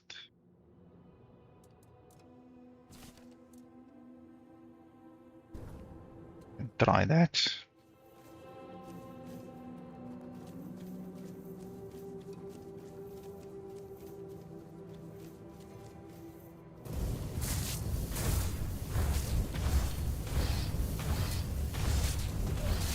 Yeah, you see that is very good with a single target.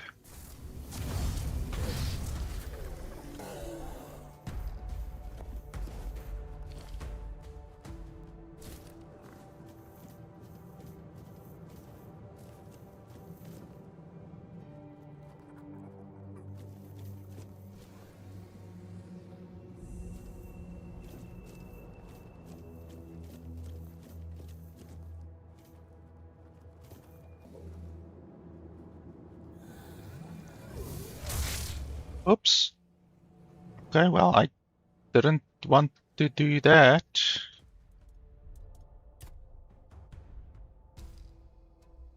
I'm very sorry, Sir Lorgrain. I didn't mean to do that.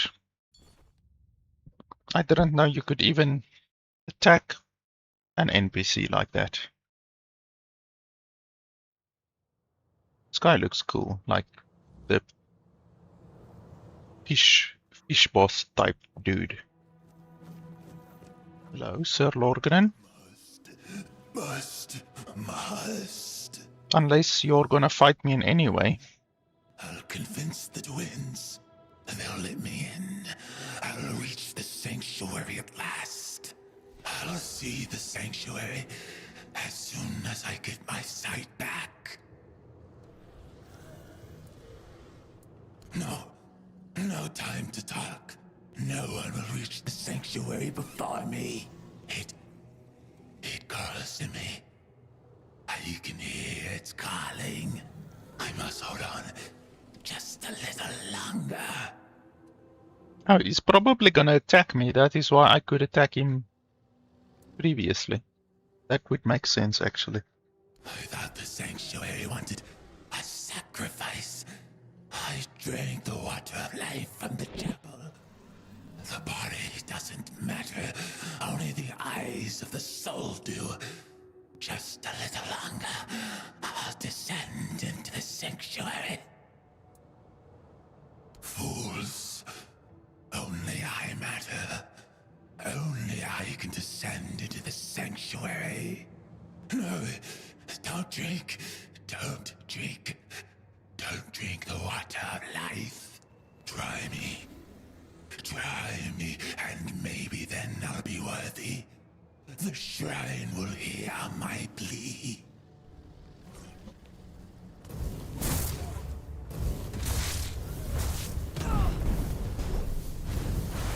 Okay, this fucker has magic as well.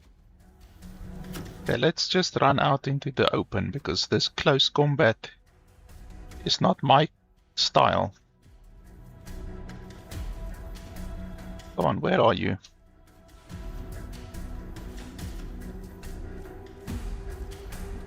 Are we playing a ring around a rosy, or what's going on?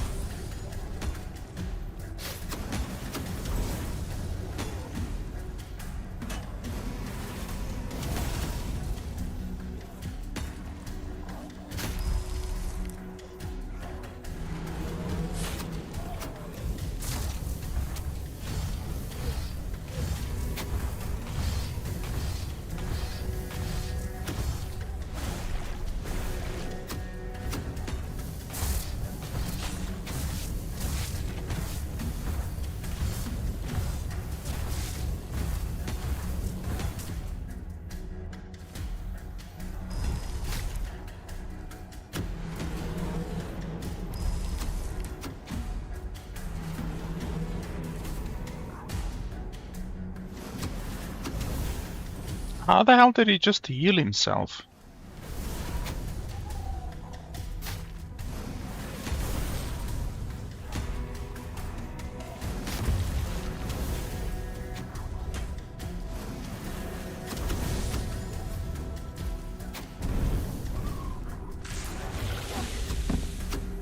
What the hell? I apparently can do some kind of an immobilization spell.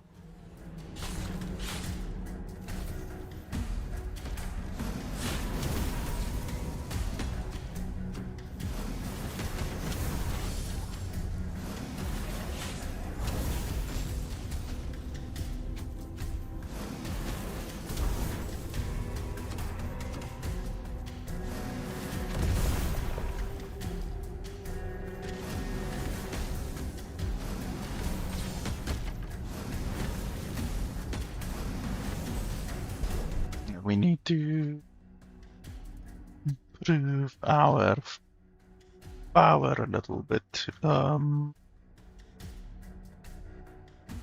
problem with the lightning is that my minions get in the way.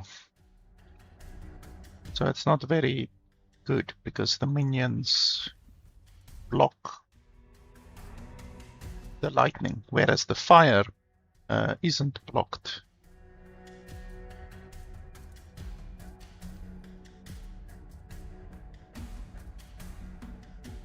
So we can take the fire and then we can take a mana reduction perhaps.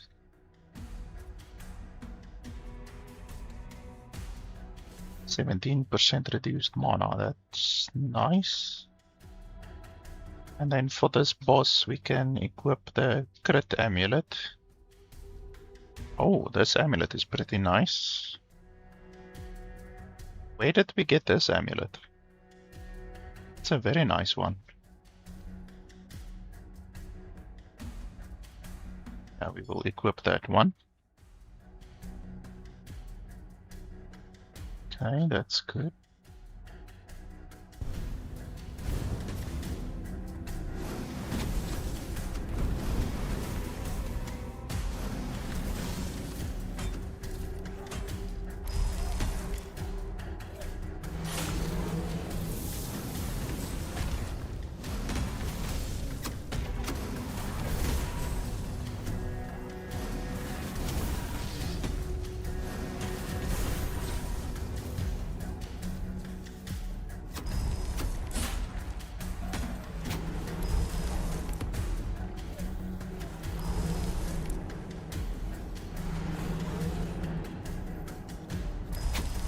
And he healed himself again.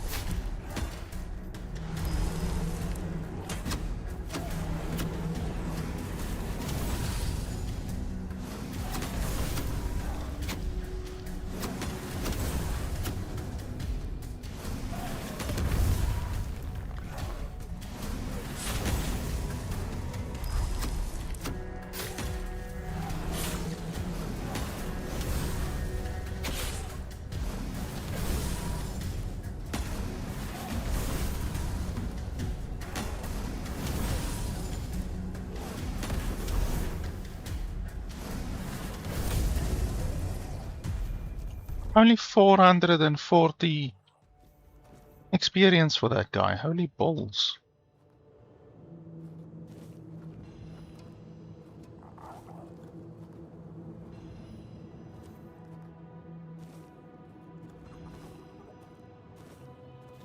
Fucking crazy.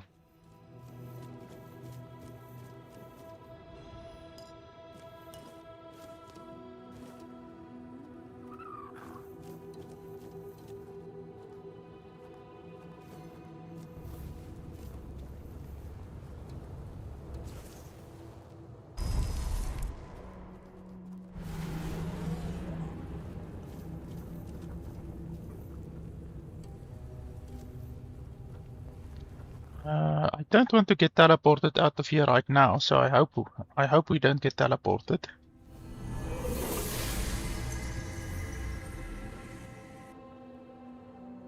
You have received a blessing of Sarras. Creatures of the Sanctuary are hostile to outside their scale with your character level, but the blessing weakens them, making them easier to defeat. It also grants you points to spend in Sarras skill trees. Pray at any Sarras shrine to learn new powerful abilities.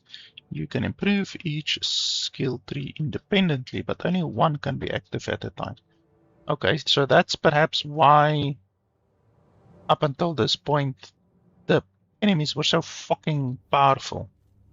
Like it's kind of like a test of strength, kind of. So they should be easier now, hopefully.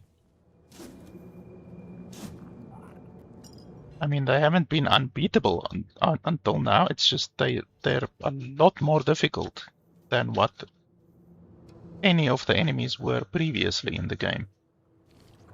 And I mean, I'm 50 hours... Oh, shit. I'm 50 hours into the game. And here, all of a sudden, there's enemies that are, like, stupidly powerful, you know? So it's just a little bit strange. So where to now?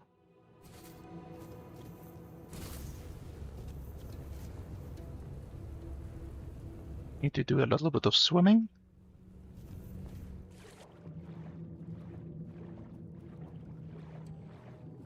I did see from the screenshots there will be a lot of swimming in the game, in the DLC. So, oh, we need to go over there probably. Yes. Yeah, that's much more like it.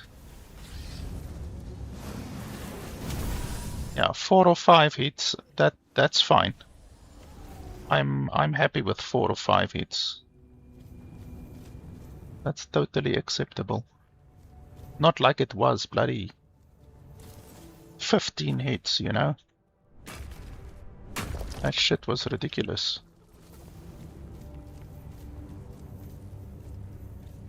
But these guys respawn now.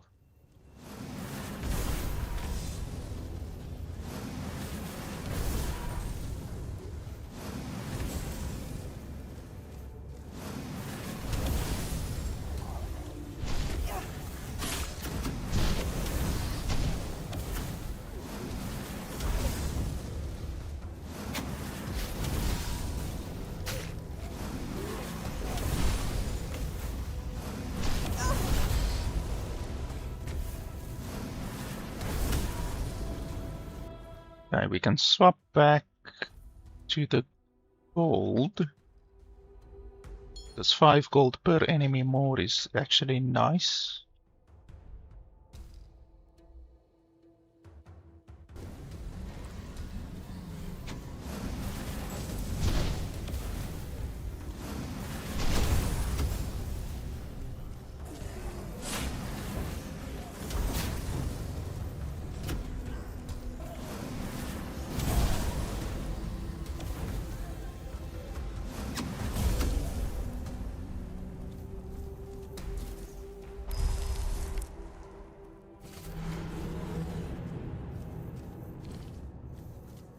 I wonder what this yellow thing is on them. I've never seen that before.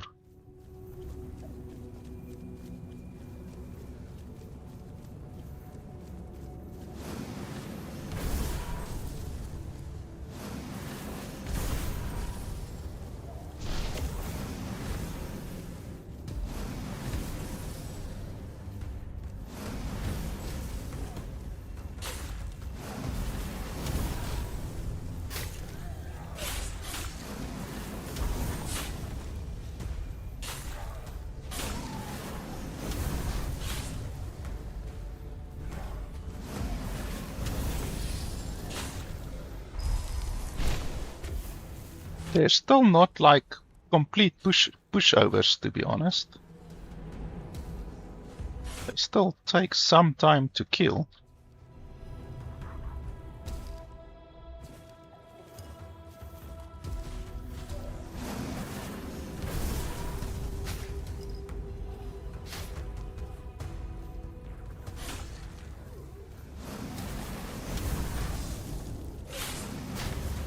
Don't run away, my guy. Don't you dare regenerate health, because the enemies in the game actually do regenerate health, which I hate.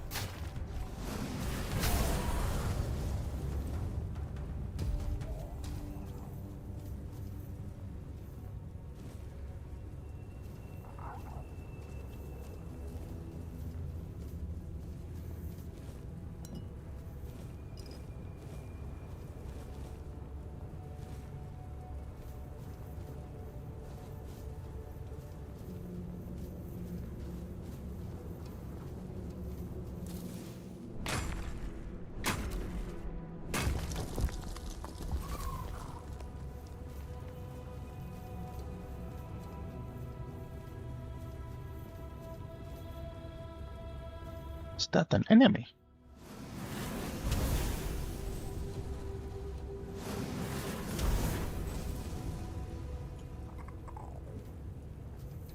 So what would this be for?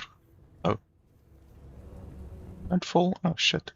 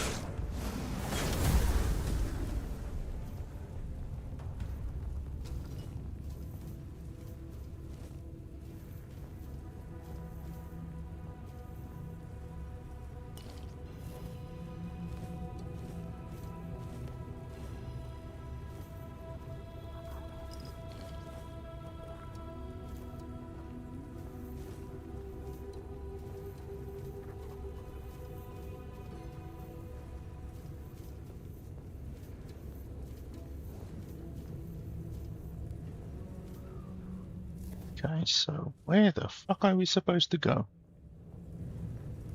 This place is a little bit of a maze.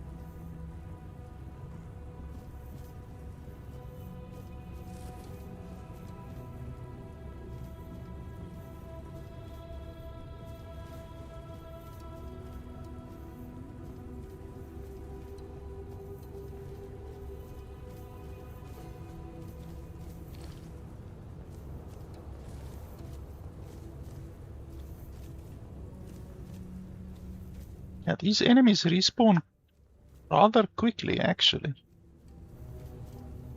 Like, I've never seen a place in the game where enemies respawn this quickly. Like, I would say it's not even 5 minutes and then they are respawned, where normally enemies don't respawn that quickly.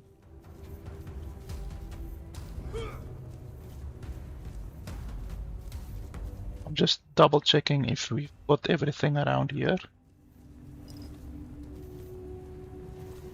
And then we can probably move on to explore the temple.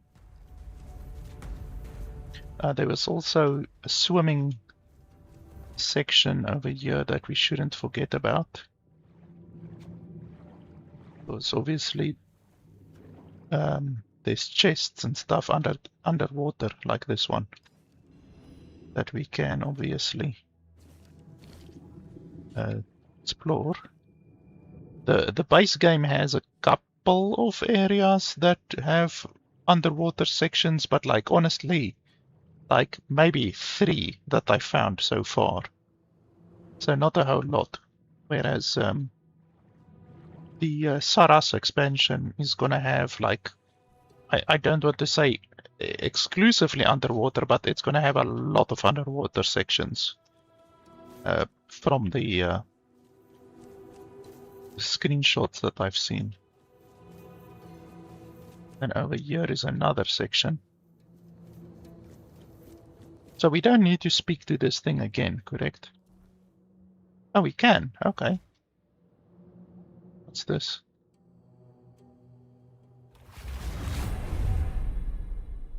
Okay. Sarras skill trees grant powerful abilities, but only one can be active at a time. You can swap between them even during combat using B. Okay. That's cool. So how do you gain them? Like, how do you gain points? I'm obviously going to be Mystic. That much is almost certain. Regenerates 2% of the last damage dealt as mana over 6 seconds. That's stupid. Each of your consecutive hits increases your summon's physical damage. That's stupid. You and all friendly units deal increased damage by 5% for each friendly unit in combat. That's okay. Your summons leave mana essence. That's stupid. Your summons apply curse to the enemy that killed them, dealing 400% of their attack damage over 8 seconds. That's okay. Not very good. Spells that deal damage in an area have 20% increased damage. Spells that do not deal damage in an area apply a stack of frailty. Increases non-status damage received by 1% per stack up to 66% for 8 seconds. So it can stack up to 66%. That's okay. I mean, the 20% more damage for area skills is nice because my fireballs will benefit from that. So I guess that's nice. Holding fully charged spells up to 4 seconds increases their base maximum damage by 40%. 4 seconds is a long time. Each stack of frailty on the enemy increases the speed of applying a status element by 50%. That's nice. When an enemy dies, when burning, poisoned, chilled, or frozen, they explode, spreading the status element to nearby enemies. That's okay. Enemies with an active elemental status spread it to nearby enemies within 4 meters. That's good. Because it spreads it even when they are alive, so that's good. Even though I don't really use status elements. Having a wand, soul cube, shield, or melee weapon equipped increases mana regeneration by 20%. That's good because I do use a melee weapon, even though 20% mana regeneration is not a huge amount. Every melee attack is magically empowered, dealing increased damage by 50% of your spell power, but also costing you mana equal to 200% of its stamina cost. That's not good. Its socketed relic in your equipped items increases spell power by 7% and max mana by 2%. That's good, because eventually I will have all of my gear socketed with relics. Currently I don't have any relics, but eventually I will have all of my gear socketed. Using a cell cube decreases mana cost by 50% for 6 seconds. That's not good. Melee weapons and shields are considered as ones. That's... yeah, I don't know what the benefit of that would be. So overall, not very good, I have to be honest. Little bit of a disappointment. Obviously, these things won't really benefit me at all. I don't see how I would really benefit from these. Let me just read through these quickly. See if there's any benefit that we can gain from them at all.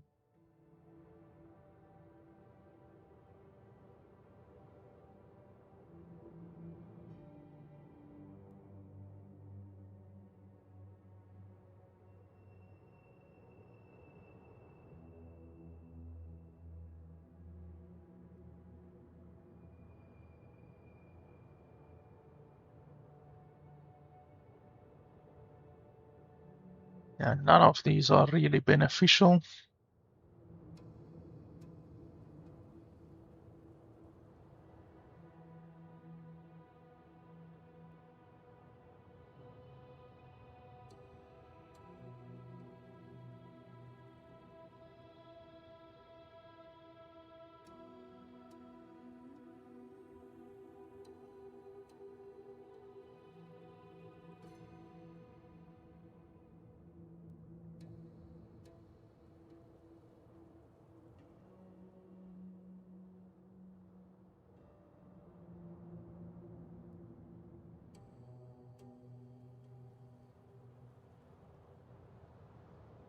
Yeah, nothing really good. I mean, the Mystic gives a couple of benefits, but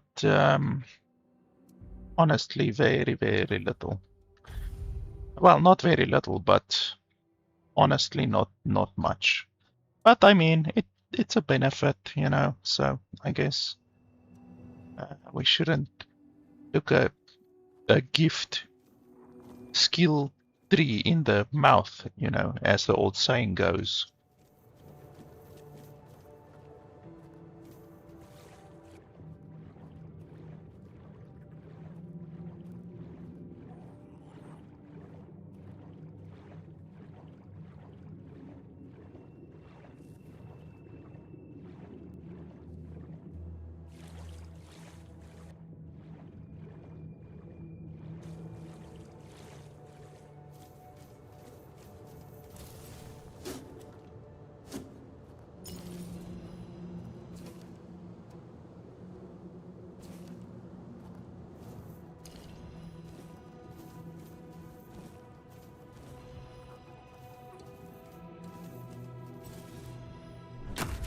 Titanium.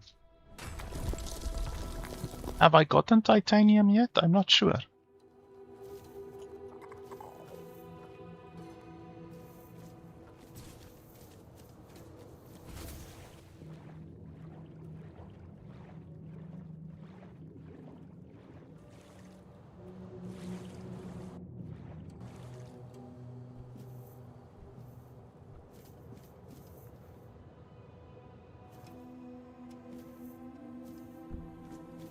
Okay, so that's pretty much all around here. These guys haven't respawned yet, which is surprising.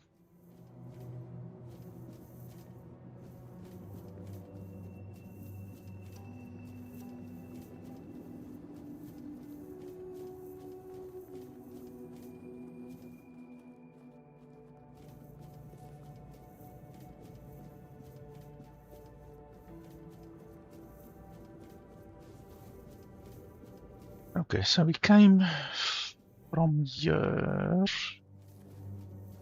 over here, and then over there.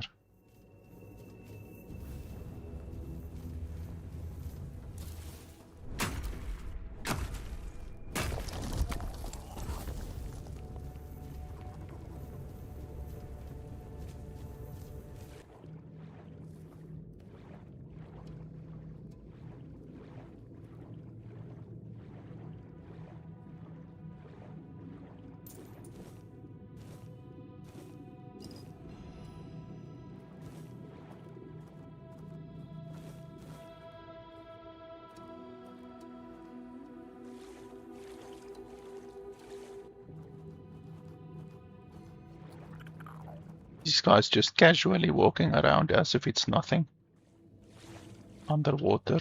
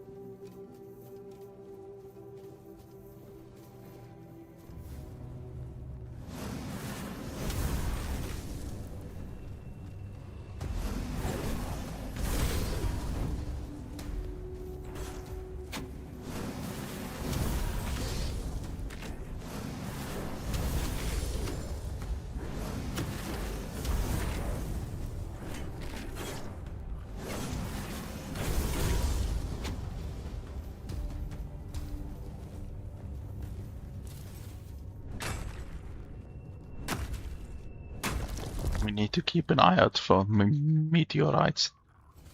They're not very easy to spot sometimes.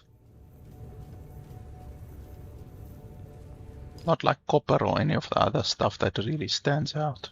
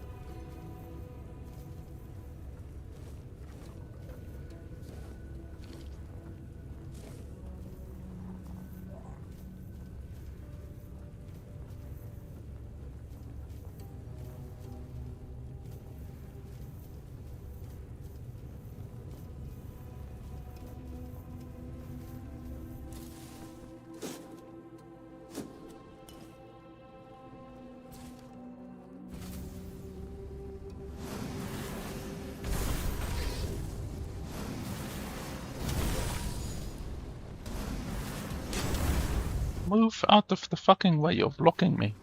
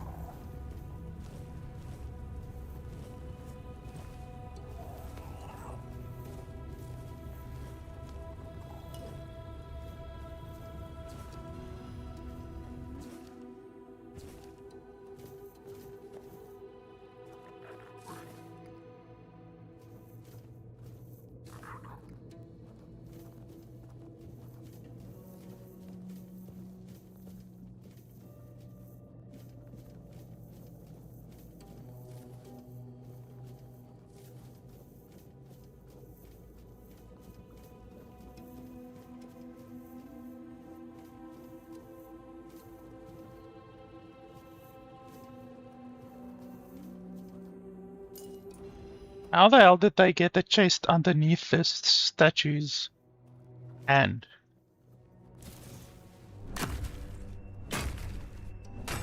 Not like they could pick the bloody statue up.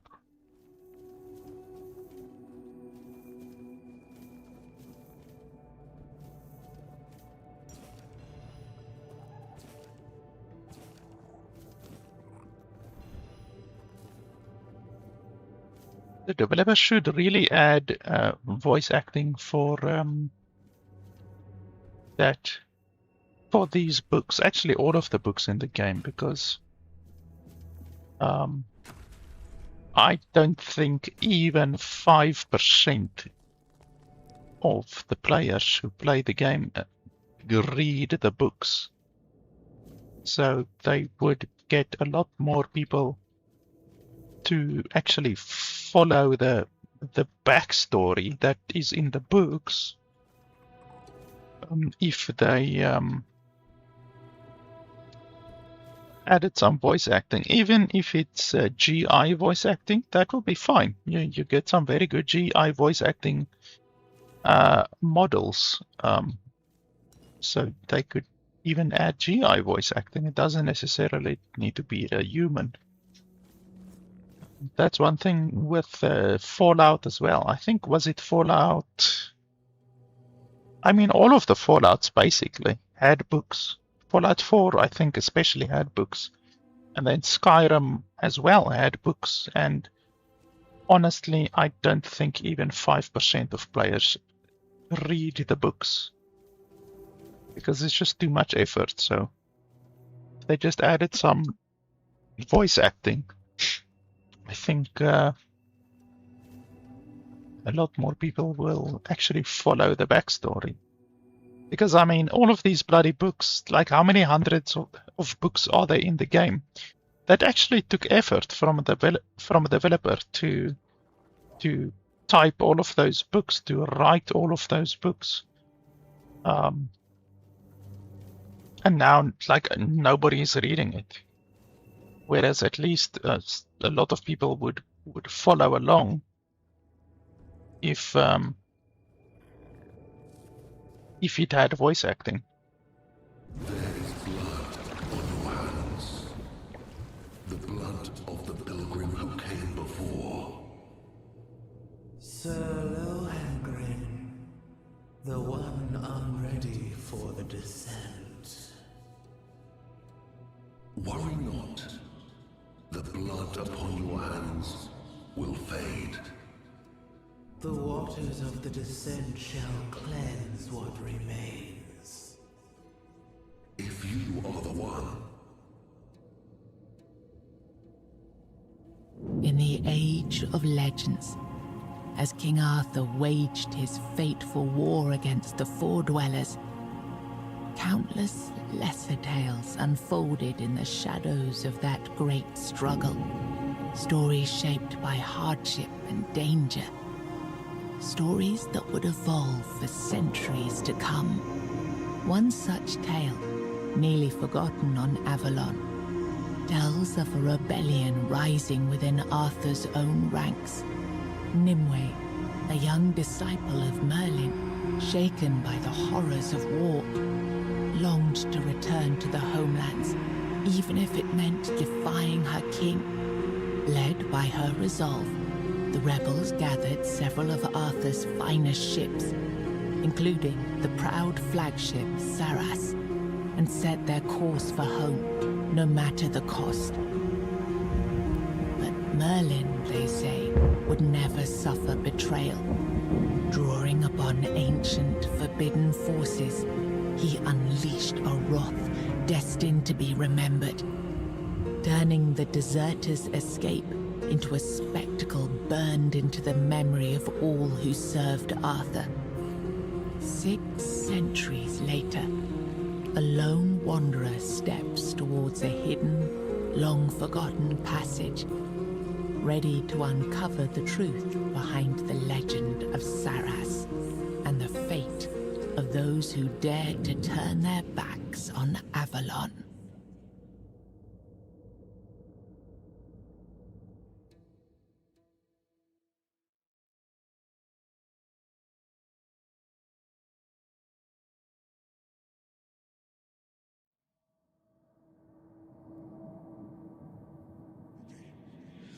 She's impatient.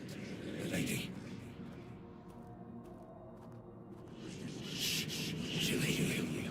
You must not invoke the lady's name in vain. She calls for change. We must accept it.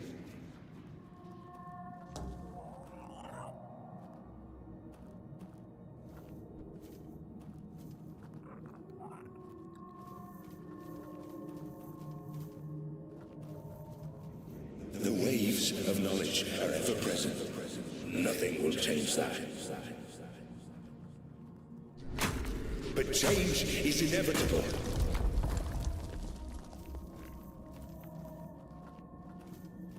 Yeah, so we are actually now underwater. It might not look like it, but we are actually underwater.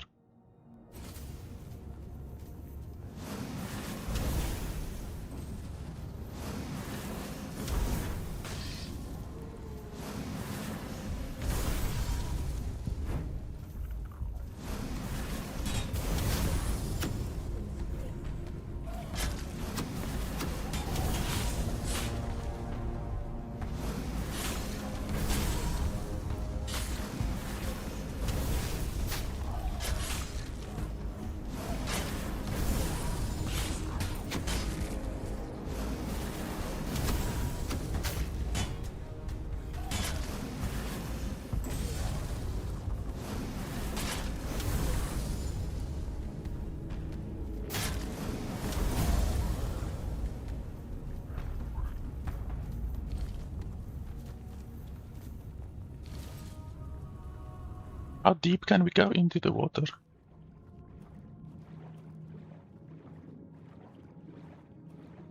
I wonder, will we die if we go too deep or what?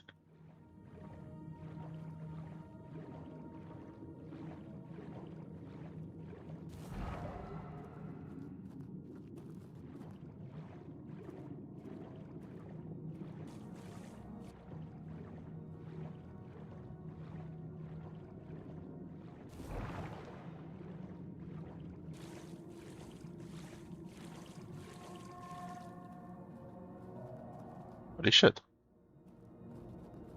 What was that game? Metal Gear Solid, where there was also a whale. I haven't played that game in ages, but I remember the whale.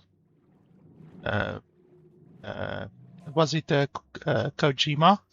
It wasn't Hironobu Sakaguchi, because he's the guy who does Final Fantasy, I think. I think it was Hideo Kojima.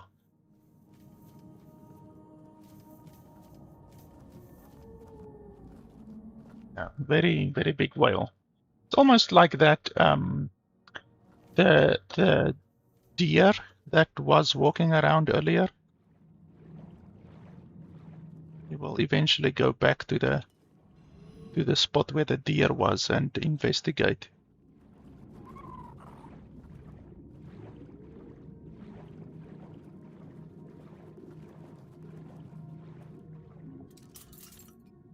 Very hard.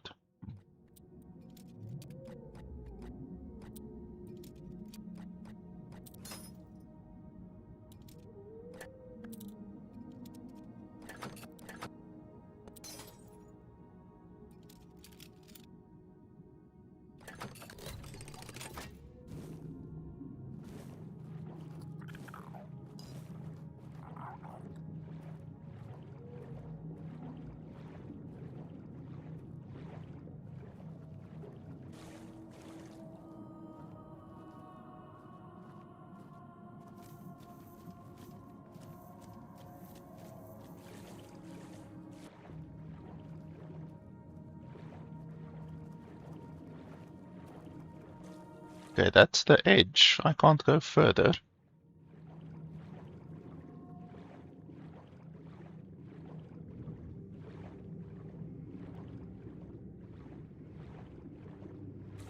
Fortunately, I don't suffer from thalassophobia. I know some people do suffer from that, and they would not like this.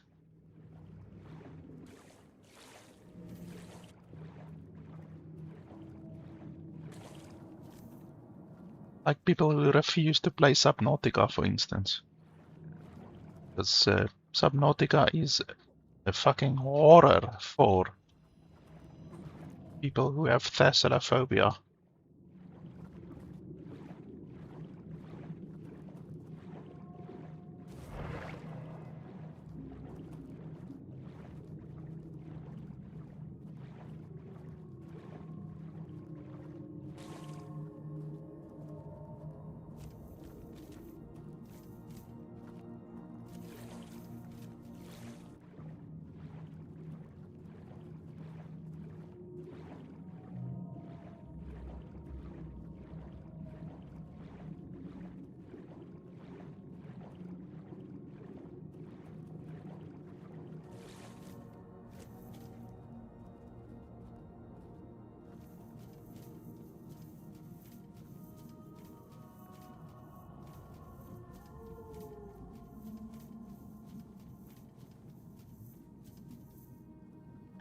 ambergris sickle?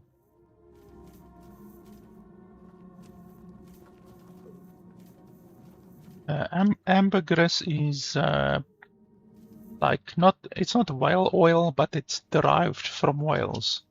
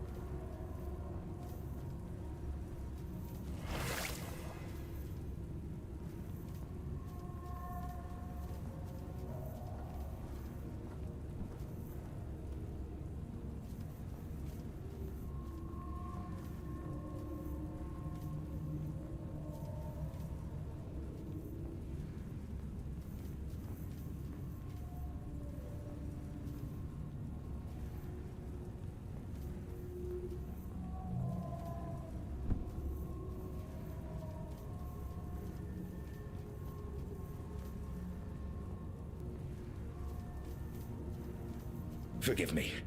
All these thoughts at once. I feel as though I'm drowning in the waves of knowledge. But you're here. You're here, just as it was foretold. The wave of change follows you, and soon it will spread across all of Sarras. He is here with you, isn't he? The song I heard was true. A song given to me by a messenger who has already met with you twice. This messenger, he came to me. Twice. The first time, he kindled hope. The second time, your meeting was far more direct. By then, he was certain the king truly returned. And this time, for good. And with that, I dared to think even this place might be changed. Names. Names. I know I should have them. Yet I don't know them, or perhaps I simply don't care. What I should care about is purpose. Purpose and meaning. Those are brought to me by the mighty messenger. Although I don't think that's his proper name. Naming names! What a horror! I only know this. You're here because you're meant to be here. You have your purpose. A place of torment. A place of deliverance. Our place. But to be precise, right now, we stand before the Tower of the Depths. And you stand among us, unthinkable. Wondrous beyond words. A need. Everyone has something they need, don't they? I know well what yours is. The head of the Carnix, that once rested above on the upper floor. Now stolen by a wretched thief. Where was I heading? Anyway. Ah, yes, thoughts. Whirling memories. Rise up, but wither at once. That is your need. Yes, do that. At once. Now, go. Deal with the thief. Bring back what was lost. And then we shall speak again. But wait. Where are you supposed to go? There's a cave nearby. I can hear the Carnix faintly calling from within. Someone wishes to keep me out. But they do not expect you. You won't face the same problem.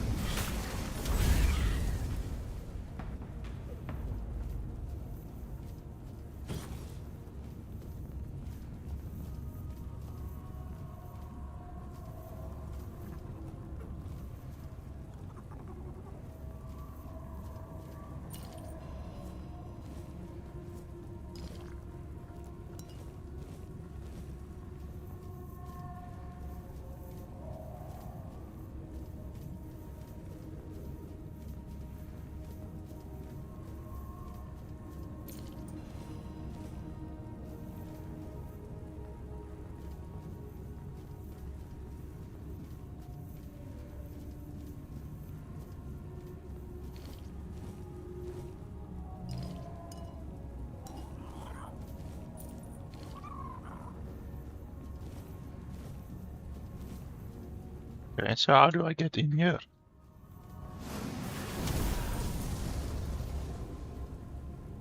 Another one of those shrines.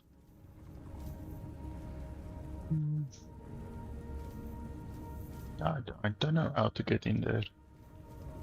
Where am I supposed to go? Over there.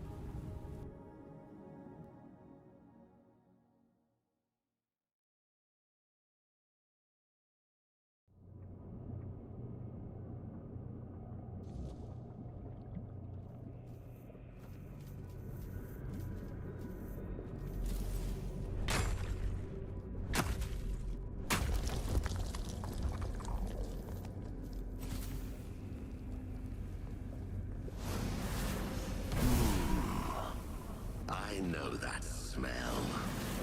The stench of a landlubber. Better turn back while you still can. This is no place to lose your way.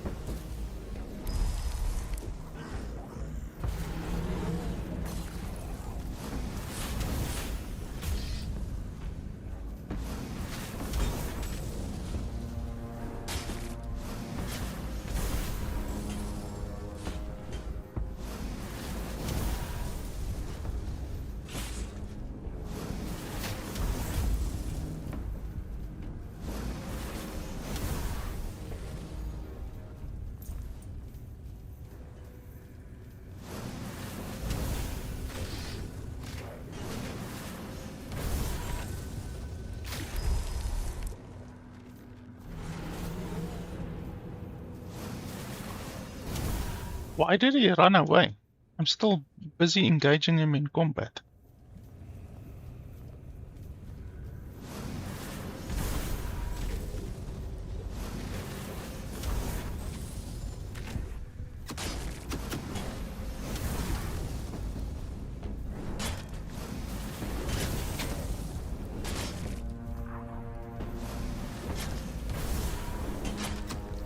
This fucker is evasive.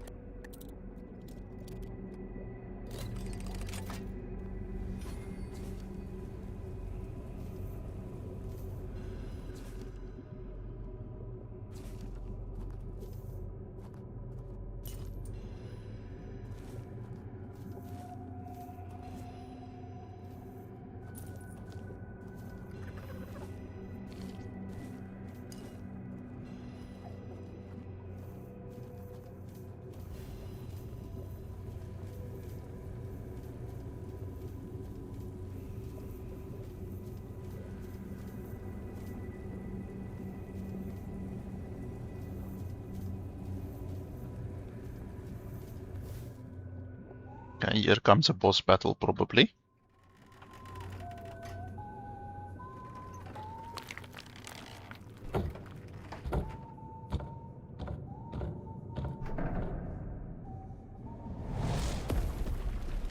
Superhero landing. Well, well. Look what crawled into this filthy hole with me. I haven't seen a live one down here in, never. Come to roll in the muck with us?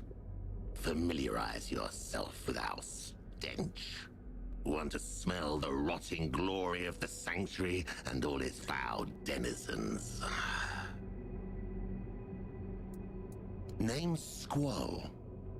I run my own den. I carve it in the likeness of the seas I sailed and the shores I saw on the surface. The outside, this Sarras. It is a foul mockery, an insult to true sea dogs. This isn't a place for the likes of you, with your sun-kissed skin and fresh air in your lungs.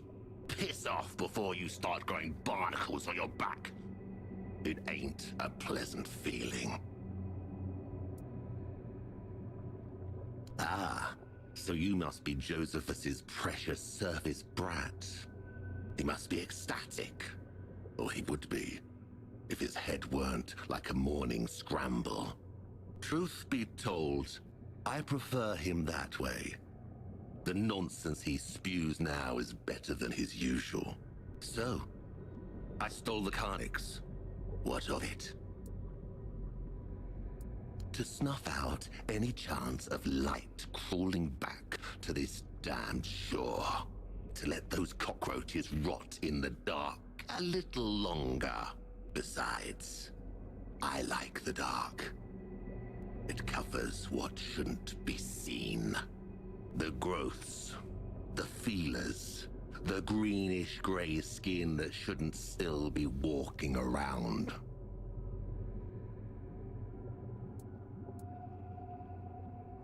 You don't say. They betrayed the sea, robbed us of a sailor's death. They put their faith in that horrible thing, and what they built out there, it is an abomination. Traitors and oathbreakers, the lot of them. I stole the Carnix, so Sarras could be true to itself. You've walked into a graveyard, surface brat. And graveyards deserve darkness. They deserve quiet. They deserve to be forgotten.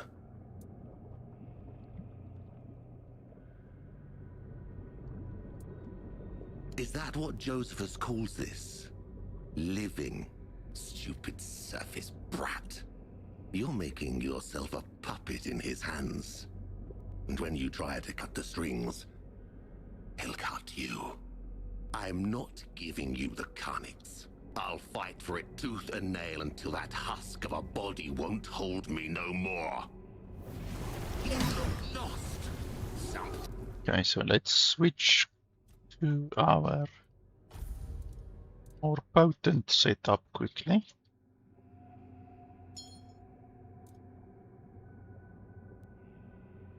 Yeah, like that, and then we can do double lightning again. Or yeah, we can just do this one, I think.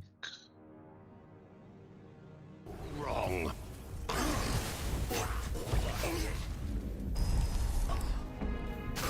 Fish has got more bite than you.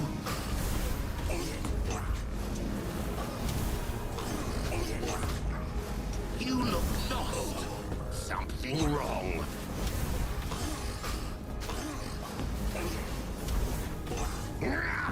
Damn you!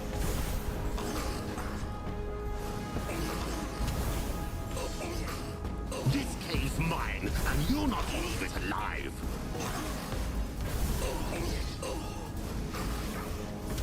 I bled worse on deck.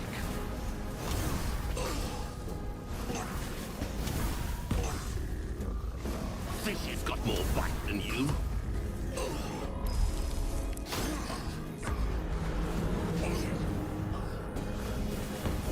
You look lost. Something wrong.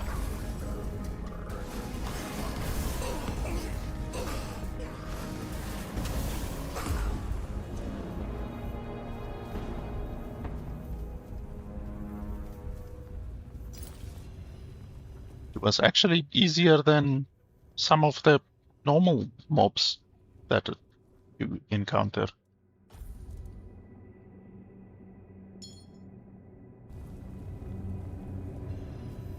Just stood there slapping my summons around.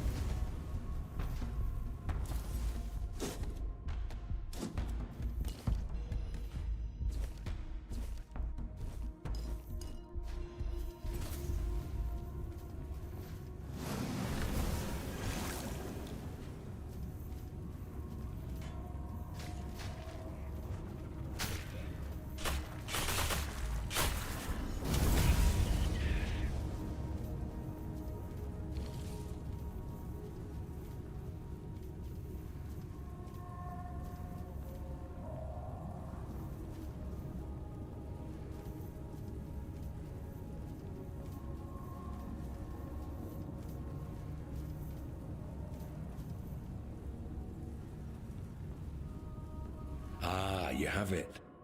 You know what to do. When everything is done, we shall speak of what comes next.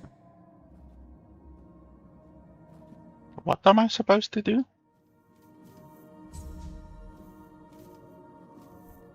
Okay.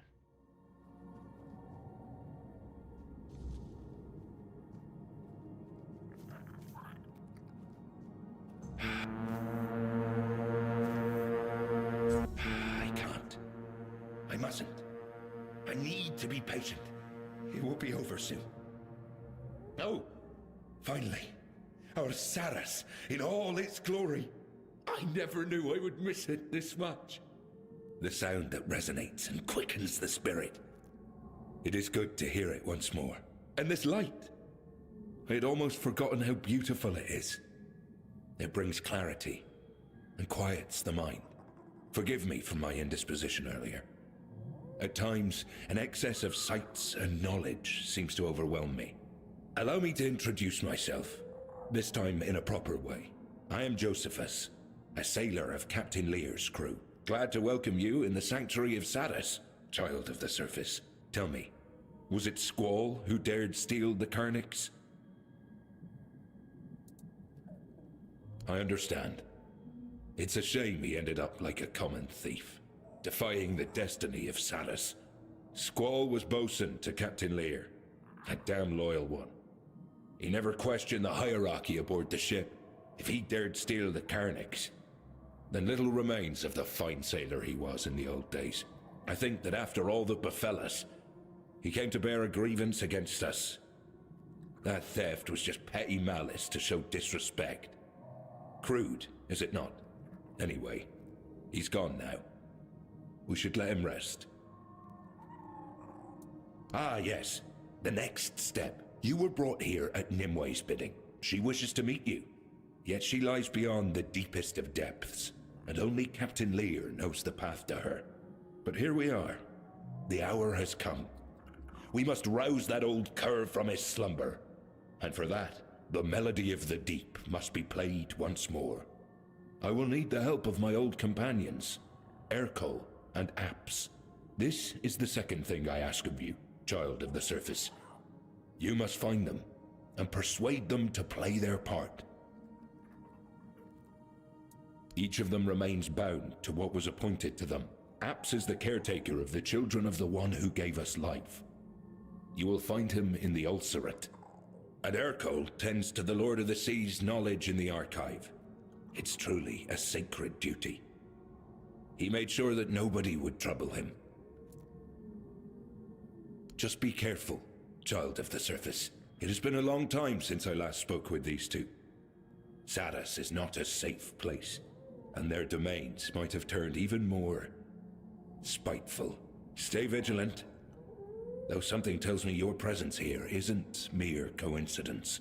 When you convince them, we'll meet at the chapter house, and consider yourself invited, of course. Trust me, you won't want to miss the moment we play the organ.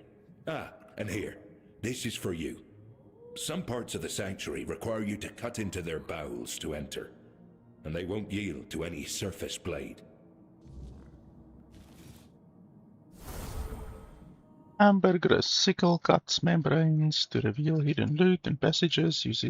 Using it consumes charges that you can regenerate by killing enemies, gathering bulbs, and more. Okay.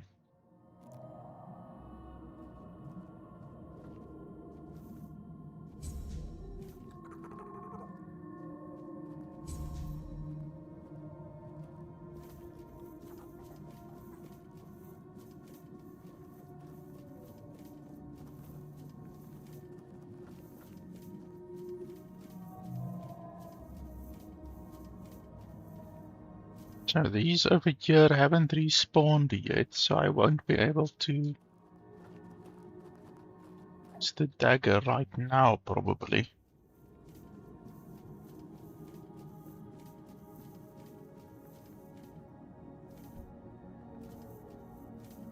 Ah, over there.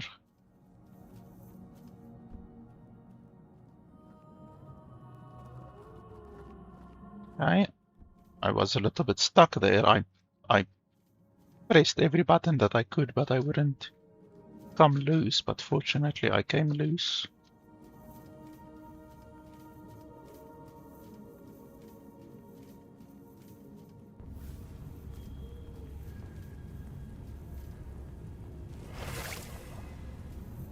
Oh, okay, I see there at the bottom right.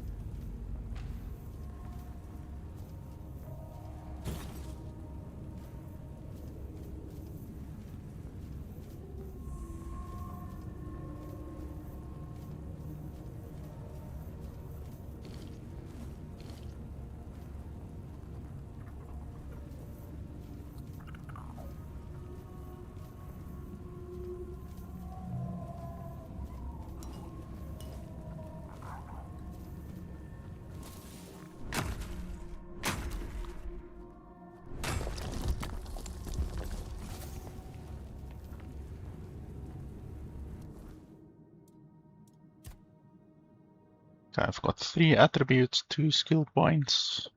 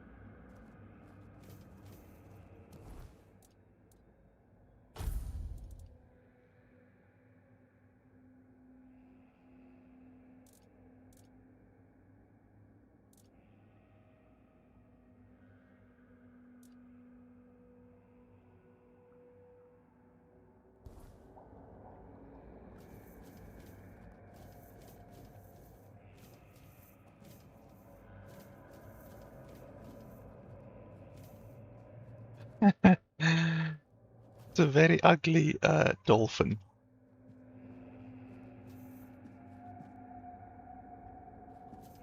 Oh dear. Oh dear, oh dear. A faithful. A live one at that. Not scaly, not fin-bled or reef-bound. Oh, you don't have an ugly mug like one of the scions of the depths. Truth be told, you're quite pretty, aren't you? Damn. I mean, welcome to the First Church of the wonderful Congregation of the Saving World of the Prophet Above the Roots. I'm so glad to have you here, First of the Faithful. I'm Magdalene.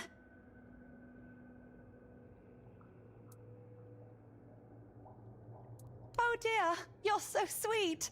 Well, if I'd known you were coming today, I'd have tidied up a little. The altar's a bit dusty and my things are all lying around. Oh, this is so embarrassing. I'm sorry, Faithful. I swear it doesn't always look like this. It's just no one's been here for quite a while. Well, truth be told, there was no one here apart from Boz. Ever. Oh, right, Boz. Do you know her? Well, she lives in the nearby village, Tumbo. You two should get along. Boz is great. Yup, she's my friend. Well, sometimes at least. Boz is a Finbled, like me. She lives in Tumbo. There's always something happening there. If you're ever bored, I'm sure she can find you something to do. Boz always has the best ideas for adventures. We're from the same litter in the Ulcerate. You could say we're sisters, in a way, even though she hatched from a different egg. My true brothers and sisters were eaten by the Scions of the Depths. It happens sometimes. Yes, a church of the Prophet, I think. I hope I haven't garbled it. I'm still so new to this. There weren't many useful instructions in that coffer, only a strangely written handbook. The Bible of the Red Church, I think it was called. There was also some historical books and a few prayers. I'm glad the Prophet chose red. I like that color. The Red Church sounds really good, but I've decided I won't use the ready-made name that fell into my fins. You need to prove yourself in a church, right?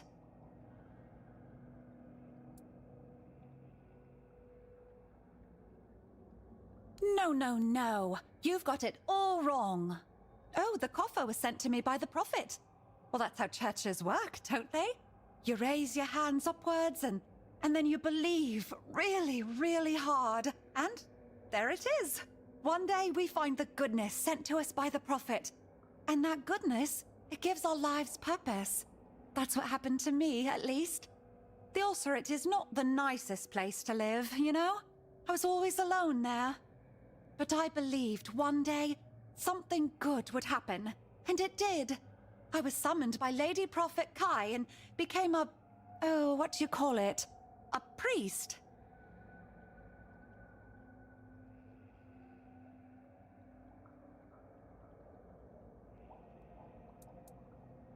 I know, but I thought about it for so long and I just couldn't decide. At first, I thought the First Church would be a good name, because we don't have anything like that here in Sarras. And then I thought, no, it will be the Wonderful Congregation, because we don't have that in Sarras either. But it felt silly not to mention what the church is about, so I added the saving word of the Prophet Above the Roots, to be clear. In the end, all three sounded fine, so I just combined them. But since you think it's too long and not very catchy, the First Church Saving Roots, you're right. It is a lot of words. And truth be told, I don't even understand some of them.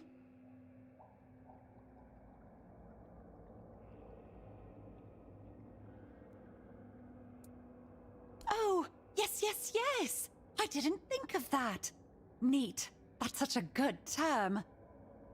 The Wonderful Congregation seems to best reflect what this place is meant to be. Even though there are only two of us, so it's not much of a congregation, but we're both wonderful. Yes.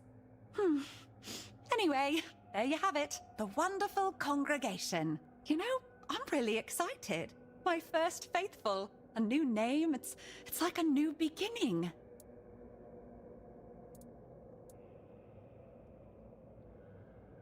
Oh yes, quite a lot actually.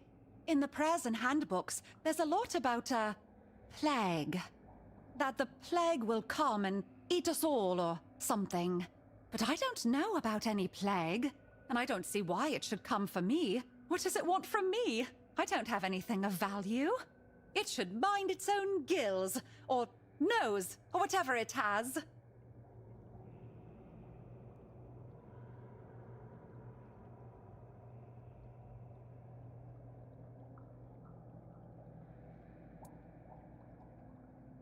Oh, I'm so sorry. Back in the Ulcerate, we'd get sick sometimes. Usually it was brought by tadpoles, or young Finbleds that escaped to Sarras for a moment. Sir Apps and his helpers always got really mad when that happened. Sometimes it was just stupid parasites, but other times, entire eggs would die. My Red Church will protect and cure those who come here in need. Thank you, faithful. Sometimes, even a shepherd can learn something from her flock. It was cold and dark, dampness and slime everywhere. The ones who hatched close to Sir Apps had it best. Boz and I hatched deep in the Ulcerate. Older Finbleds and tadpoles often sneaked in there. They bullied the weak. The tadpoles, well, they were the worst. Sometimes, they even ate some of us. Usually, they grew into the scions of the depths. They're insatiable. Not when it comes to hunger, but entertainment. That's what the hunt is for them. Not at the beginning. When we're big enough, Sir Apps and the carers decide who to let out into the world. But some of us choose to escape. The rest stay in the Ulcerate, waiting to be let out, or searching for a chance to run.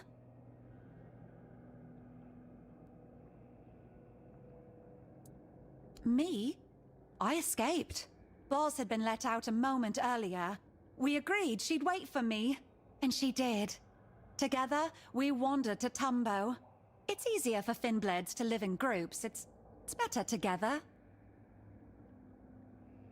We start a church, or we collect knowledge, like Boz. And sometimes we turn feral.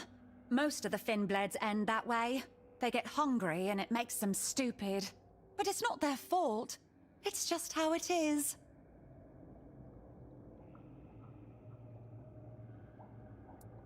Usually I read the Prophet's word and try to listen to what's inside me. That's what the handbooks tell me to do. It's very hard, listening to what's inside you. Sometimes, when I focus too much, I start hearing my heartbeat and get anxious that I'm going to die. It's the same when I breathe in too much bulb fume. If I ever heard voices speaking to me, I'd keel over for sure. Apart from that, I knit and sometimes make trinkets. Everything for the Prophet. Searching for salvation in the Word. Oh, I'd love that. That sounds like something you'd do in a church. I'd love to see what you have for exchange. May the Prophet watch over our exchange.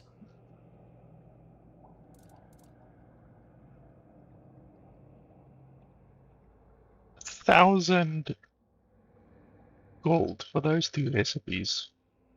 That's a little bit rough. Yeah, I'll take that one.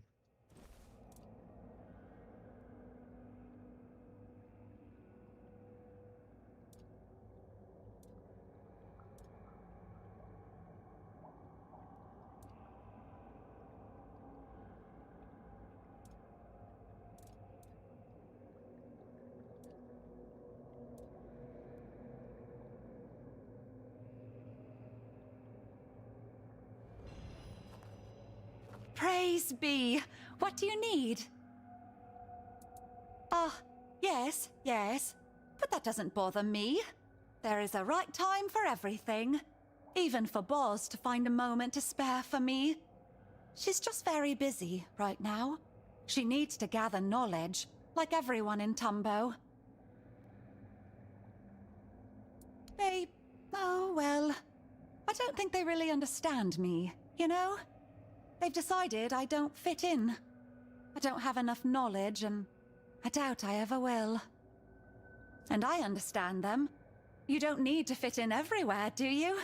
Truth be told, I got used to not having my own place. But I'm here now, in my church, my very own place. And you are here too! Ha! It's really amazing. I'm not alone. May the word shine upon your path. Yeah, she's a weird one.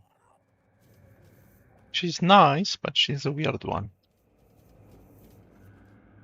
Okay, so is there anything else?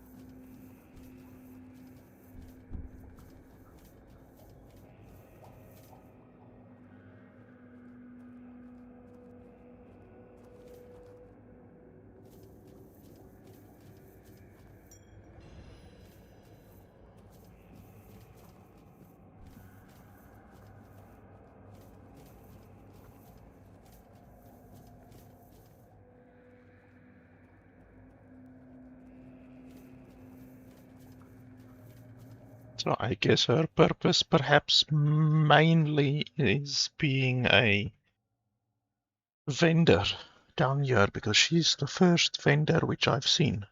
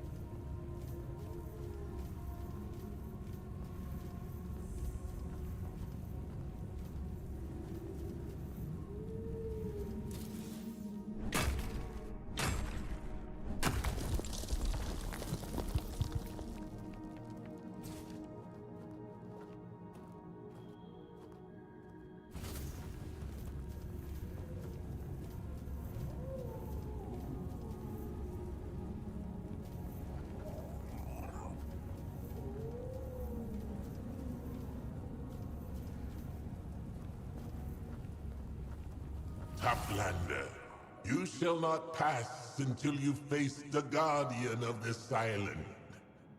Defeat the Guardian, claim the power it protects.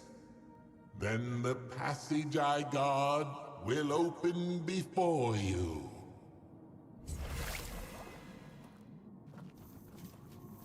Hey, that sounds fun, the Guardian of this island.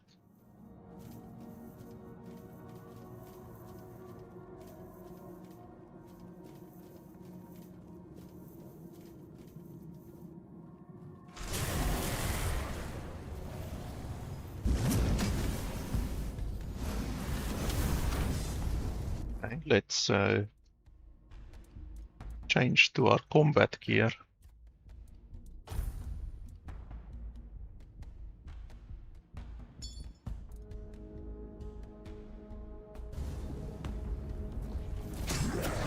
Ouch.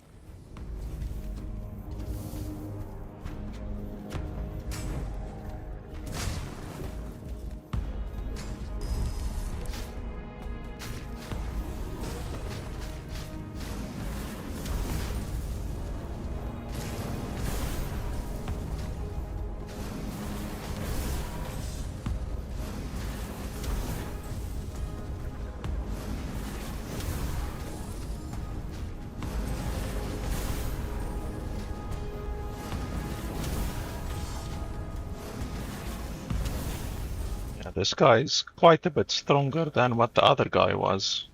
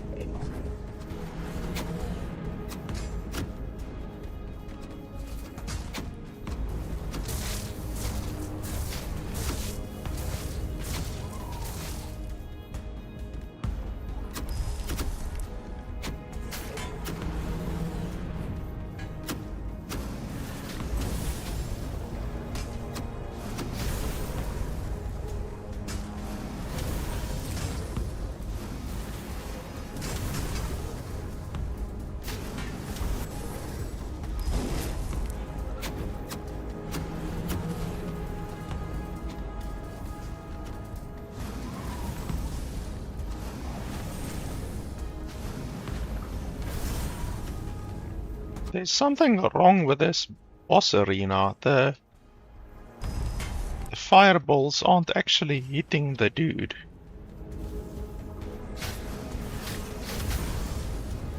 Like, the boss arena is a little bit broken.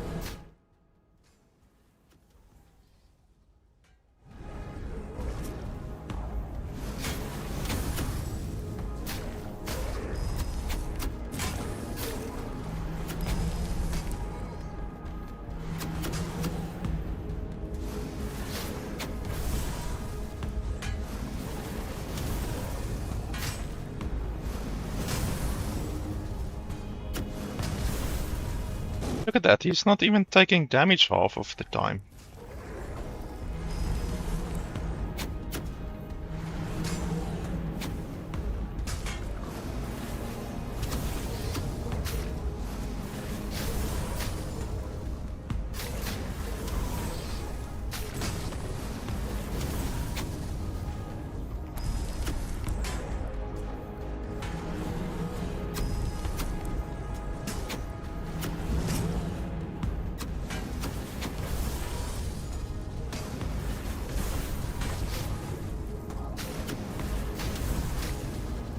There again, he didn't take any damage from that hit. The fireball, the hitboxes is broken in this arena. He didn't get any hit there. Didn't get hit there. Didn't get hit there. Didn't get hit there. Didn't get hit there.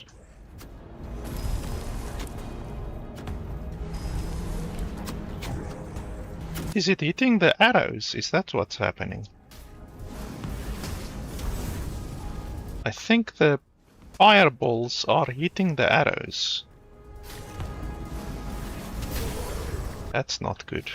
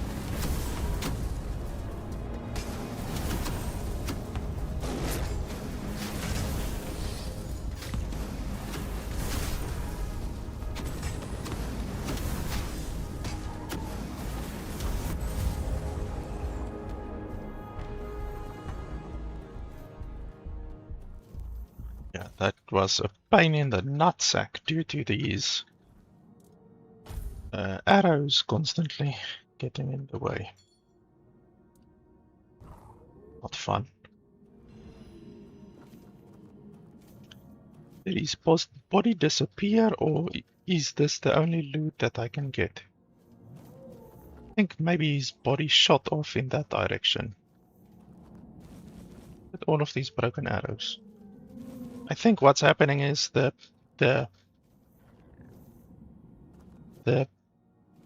fireball is hitting the broken arrows. And then it is not hitting the boss, which is a really big bug. I will have to send that to the developers because that's not good. Very bad for my build, obviously.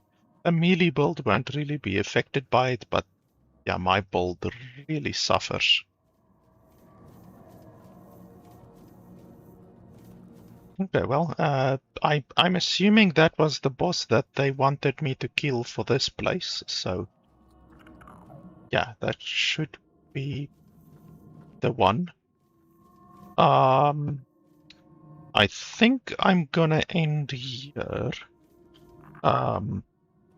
I firstly can't do a live stream longer than 12 hours because YouTube doesn't save a live stream longer than 12 hours. So that's the first reason why I want to stop before 12 hours. And the other reason is that I'm hungry. So I'm probably gonna munch something and then take a little bit of a break, maybe, I don't know, 30 minutes to an hour or so. And then I will be back later. So I definitely want to play the games more still today, so I will be live again later, definitely. So yeah, I think that is it for right now. Yeah, you guys know what to do. If you want to support the channel, you can head over to my Patreon page. That is it for now, and I will see you guys a little bit later. Thanks for watching.